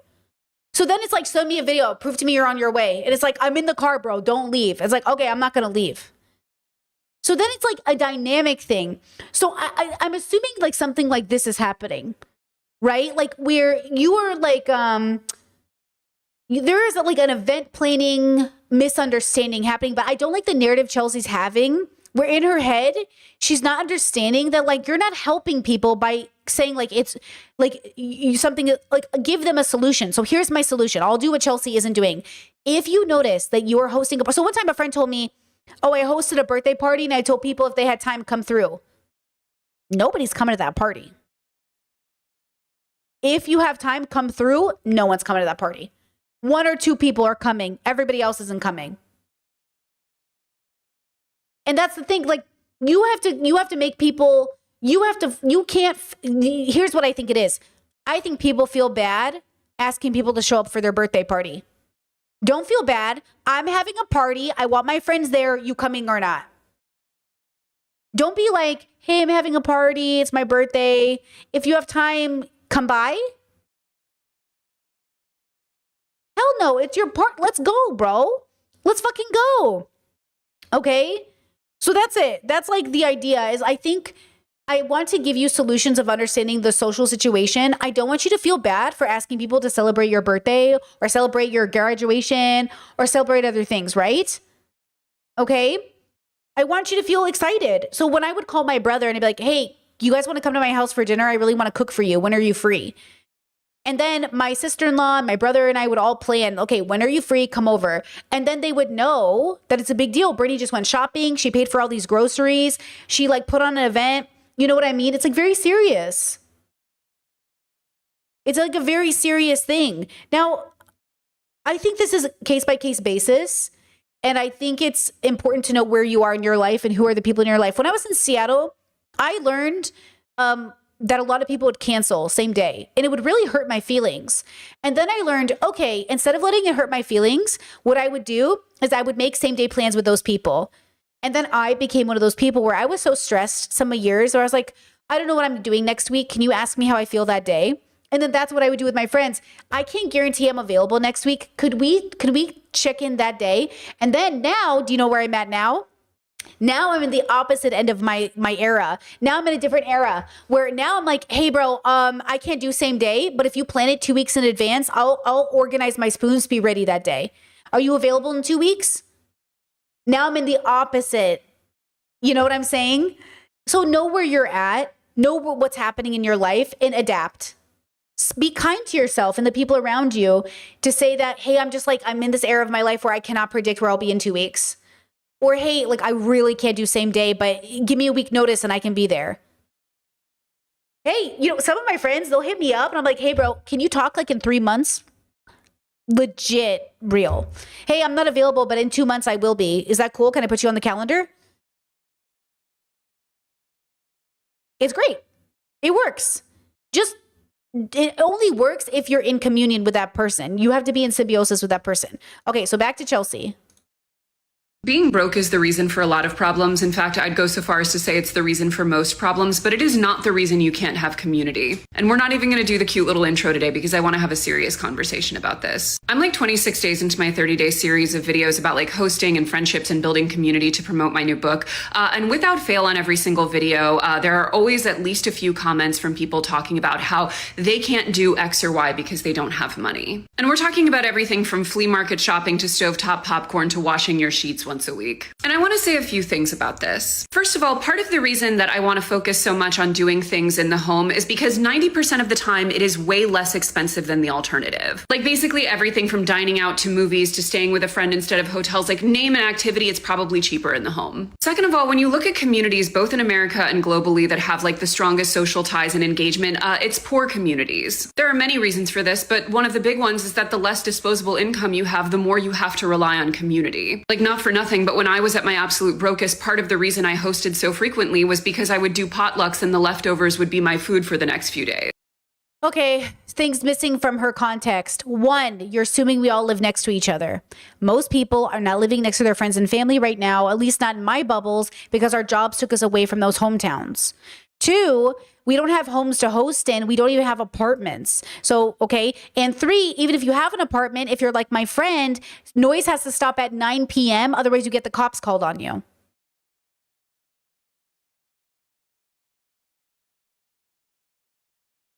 So again, when we have these conversations, who is she talking about? I love the overall message. I agree. When I was at my poorest and I had no money in my account, my friends and I got together because, hear me out, we all lived in the same neighborhoods. We could all take public transit to each other's neighborhood. They could come to my, at the time, the shittiest apartment I was renting, black mold, absolute shithole. Best thing I ever felt, so independent being in this apartment. Actually, it wasn't the shittiest apartment I ever rented. There was one that was worse than this one. One of the shittier apartments I ever rented, I was paying like I think it was like 800. It was like my half of it was like, I think my half of it was like 650 or something, 700, something like that. And I used the fuck out of that apartment. We were also the noisy neighbors, blasting music, hosting parties, game nights, yelling at the top of our lungs. And to the neighbors we would piss off, we would buy them gifts as an apology. My bad, bro. Here's a case of beer. My bad, bro. Here's some cookies. My bad, bro. Let us know if we're ever too loud, because we were those people. We were young. We were just fucking wanted to live our lives. We were out of our parents' house. We were fucking free for the first time in our lives. We had jobs. You know what I mean? We were just like, we worked and we partied. We worked and we partied. We worked and we partied.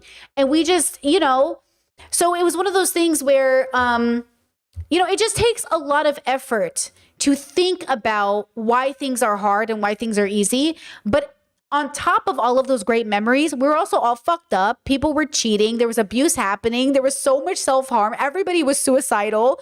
Like, there were so many other layers into those community moments. And by the way, I'm not friends with 99% of those people anymore.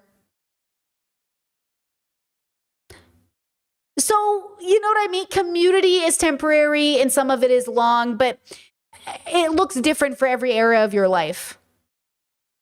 Okay? Community looks different for every area of your life.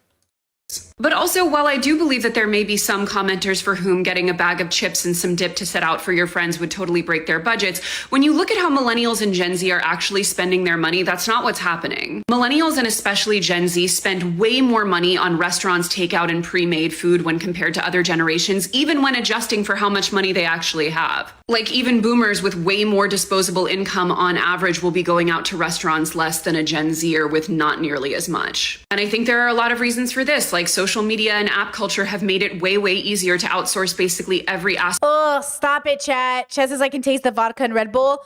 I just got really nauseous because mine wasn't vodka and Red Bull. It was like either tequila shots or it was like Coke and rum or Coke and whatever. Oh, I felt sick. The moment I read your comment, I felt physically sick. I am too old to be that girl. I'm too old to be that girl. Of our lives, food being a major one of them. And it's also a really aspirational and enjoyable way to spend your money for a generation who may never be able to afford to own a home, but can definitely buy some nice food. But also a lot of it is we've just gotten out of the habit of hosting one another and cooking for one another, or even cooking for ourselves. And while we've completely normalized social behavior that previous generations didn't have, such as charging your friend thousands of dollars for the privilege of being in your wedding, we've totally lost the art of just casually going over to each other's homes. And yes, sometimes it's an issue of space, but Often it's not. In fact, statistically, Americans live on average in way larger homes than ever before in history, and yet are inviting people over to them way less. And even leaving all of that aside, most of the core acts of building friendship and community actually have nothing to do with money. Just simply communicating with your friends, taking an interest in them, Chelsea's doing the greatest faux pas ever done, which I used to do too.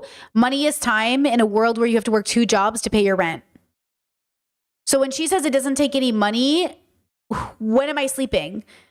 Guys, I'm in the most privileged position I've ever been financially, and I am never sleeping enough. And I don't even have friends to go hang out with because I don't live in the same country as them. And I'm just thinking to myself, I work 12-hour days, 6 days a week. And I know people are saying, oh, like, I'm trying to think of an example of like, oh, well, can't your partner get a job and then take on some of that financial burden so you can take another day off? Okay, so on my day off, is my partner working? And then how does that help me? So now my partner's working, and the responsibility that is his, that he does every day, now gets put on to me on my days off. And then am I hanging out with somebody? What's the point of that? Like, it's not about the money. It's not about the tangible money. It's about how long and how many hours I put into my job, period, to build a reputation, to be here on stream, to like put into this job. And then, you never see each other. And then again, my partner and I, then we go, great. We never see each other. Like I'm trying to have a quality of life. Yes, chat. It's the quality of life. We're trying to have a quality of life. So yes, I do not believe that technically money literally is the reason, but I believe our relationship with money and how we get that money and how we have that time is a reason. Most of the time when my friends canceled on me, it was to sleep. I don't think I've ever had a friend that canceled on me when it wasn't an emergency, an unexpected thing, or they were fucking sleeping.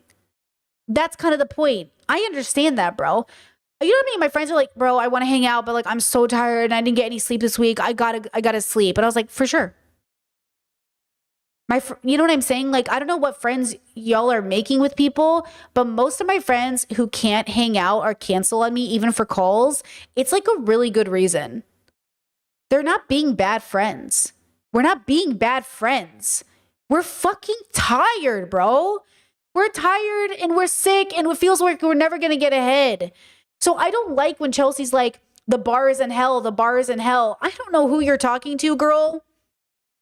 But my friends are good friends. They're good people, you know, and they're fucking trying out here. Okay. Up when you say you will, listening when they talk to you, like that already makes you a better friend than most in this generation. And none of that costs a dime. Anyway, I'm not here to gaslight and pretend like not having a lot of money is not a real problem for younger people. It clearly is. But I am here to say that building strong communities and bringing those communities back into our homes instead of always having to pay to go somewhere is part of the solution to that problem. Being broke is the... Okay, let me see if there's another one. Because you're neurodivergent doesn't mean... Oh, here we go, girl. Because you're neurodivergent doesn't mean you also have to be a loser, and I fear a lot of you are conflating the two. Literally every single video I make about like making friends, building community, hosting, gathering, etc., there are inevitably comments from people being like, well, I have ADHD, I have autism, and therefore I can't do X, Y, and Z, and it's actually ableist for you to suggest that I can. These comments on a video that I made yesterday that are literally just about... The comments say this is such an anti-neurodivergent take, like, oh, your depression is super bad right now, and you have ADHD and are autistic, too bad, force yourself to do the thing. Garbage bin, Gwen Paltrow, self-help bullshit, bolstered by pseudoscience, cherry-picked data. Okay, that's a mean comment. The data around the fact that having community is important to human brains. Like, it didn't even say what you had to do or what building community has to look like for you, just the fact that it is an important thing to do. You would have thought that I came to this man's house with a gun pointed to his head being like, go start DJing and doing cocaine right now. Here's the thing, building community, making friends, finding people that you can be yourself around, that's important for everyone, regardless of whether or not they are neurodivergent. And I hate to break it to you, but many neurodivergent people also have friends in communities. She is ADHD, for the record. Communities. And the whole point is not just finding people that you want to invest in, but obviously finding ways you can invest in them that work for you. Some people are going to throw house parties. Some people are just going to go on long walks or have phone calls or play board games. Some people are just going to sit in silence next to each other on the couch while they both scroll on their phones. I personally find it very insulting to insinuate that just because someone is neurodivergent means that none of this is available to them and that they shouldn't even try. Being neurodivergent does not mean being an antisocial asshole, so please stop conflating the two. Okay, so obviously she's twiggled. Let's talk about it. I don't mean that in a mocking sense. I mean, oh, okay, we touched a nerve. Let's talk about it. Yeah, Chad says she's giving mean millennial older sister vibes. That means it in a nice way, but her advice won't help. I feel like I've made this video in the past, but I wouldn't make it now. But maybe I would make it. Maybe I would say it different. Like I'd say like, hey, what is your individual issue with socializing? Because like I am autistic and chronically ill, and I do think it is a lot of the reason why I don't have the spoons to do what I used to do in the past.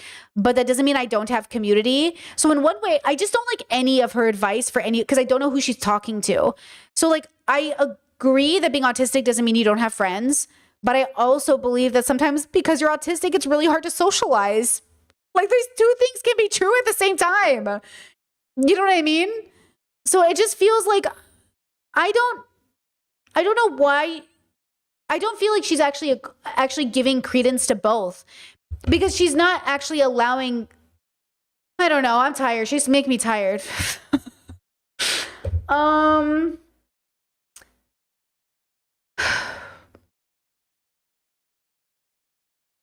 Chet says there is a problem with learned helplessness in these spaces sometimes, but pull yourself up by your bootstrap doesn't work. Yeah, so like if you're really honest with yourself, are you doing learned helplessness? Like, are you not being strategic? Are you not being like, are you not in that place in your life? Like, listen, if you're depressed, bro, if you're not going to therapy, I'm certainly not going to be like, I can't believe you're not coming to my fucking potluck. And at the same time, I'd be like, hey, bro, like you should get therapy. Like, I think the focus of that is therapy and then socialization, or socialization while you're getting therapy. But like, also if you're, depressed, I feel you, bro, come when you need to or can. I love you. So it's like, you have to be honest with yourself first and foremost. Are you denying yourself community because you won't get help? Yeah, sure. Well, let's talk about it. But that's why I say, like, who is she talking to? Is she talking to the 21-year-old who doesn't have any resources and is confused? Is she talking to the 45-year-old that has like been raped by their father and has like no way to get therapy? Like, who are we talking to right now? So this is what I'm trying to say. Like, some of us are really fucked up, and then some of us do manage. This is why I say to you, the world will not wait for you. So be kind to the world while you're getting ahead. Don't do it at the expense of the world, but also don't wait for everybody to figure it out, right? So if you are struggling to find friendship, first I would ask myself, why do I want friends? I know that sounds like an obvious answer, but actually ask yourself, why do I, consciousness, want friends? That's a really hard answer to question. That's a hard question to answer, because the obvious answer would be like, oh, because we're social creatures and that's like my biological desire. Okay, that's not really a reason. Why do you desire friendship? Well, I want to be seen and I want to be close to people. Why do you desire friendship? I want something to do on a Saturday night. Why do you want friendship? I think I honestly just desire that very special connection between me and another person that feels like we discovered each other rather than forced each other to be together, that we were both happy to find each other, that is happy and excited to see me because I'm happy and excited to see them, but not because I picked them out on a dating website or a friend website, but because we actually enjoy each other as a consciousness. And it would be nice to have this thing that I've heard so much about, because I know it's available for me. I just haven't found it yet. Something like, you know what I mean? Like, why do you want friendship?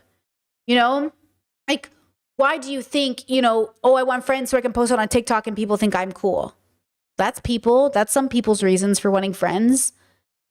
It's like, why do you want friendship? I am honored that I meet people in my life and I'm like, damn, I really like you, bro. I'm glad we connected.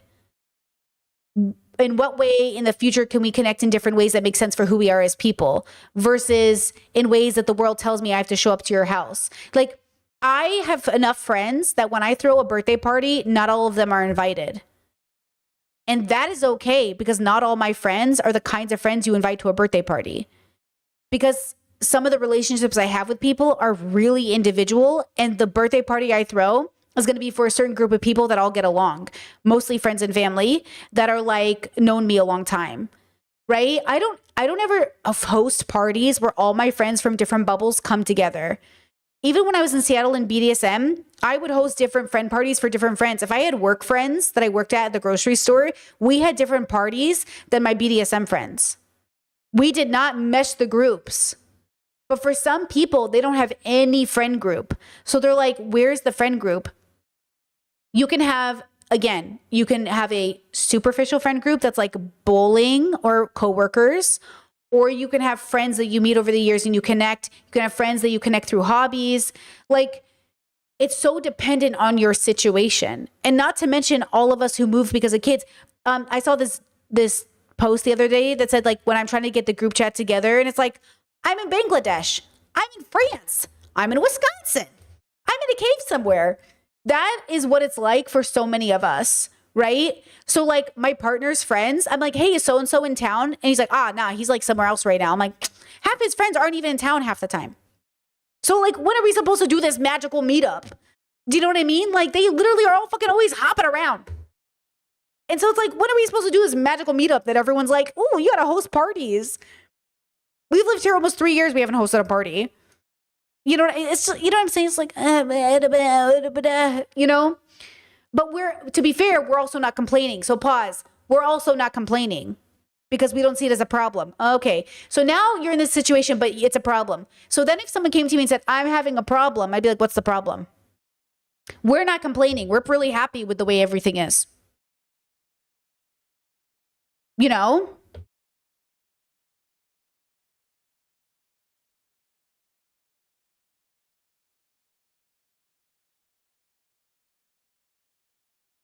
So I guess that's the question. Who is having the problem and who's this for? Who is Chelsea solving this problem for? What is their circumstance? So if I was in business, if we're going to look at this like a capitalist, you create a product for a community that needs it. Who is this book for? Maybe I should just read it. You know what I mean? Who's this book for? I think that's the important question. Let's see. Is there another Chelsea video?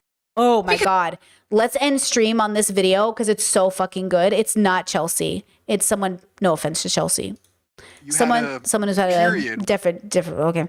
Look at this video that I saw and I was like, this is exactly what we were talking about with Cutie Cinderella and maybe even with Chelsea. You know, I really like Financial Diet, just for the record. I just don't know who, I got to read this book maybe. Be like, who is this fucking for? Okay. I don't know who this woman is. I don't know who this is, but I am in love with her. I don't know how to say her name, so you guys can help me. Badu. Is it Erykah Badu? It's spelled cool. Erykah? I think it's Erykah, right? Yeah, it's Erykah Badu. Who is this? Why do I feel like I know this name, but I don't know this person? Listen to this person.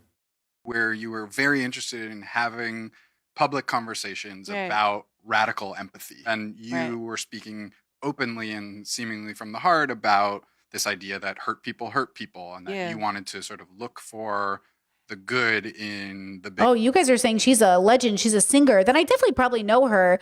I just didn't recognize her in this interview because, like, listen to her. She's like, I want to build bridges. I want to talk to people who are hurting people. I want to talk to the biggest villains in society, right? Biggest villains in society. But I quickly learned that people who don't like their hate interrupted. Oh. And I kind of knew that wasn't the right. Wanted to sort of look for. I kind of learned that people don't want their hate interrupted. This is what I'm saying I went through in my own journey. Like, you think I'm the bridge. You think I'm going to connect. I'm going to be the thing. And then you just realize, like, oh, you don't want to change. You want to be bigoted.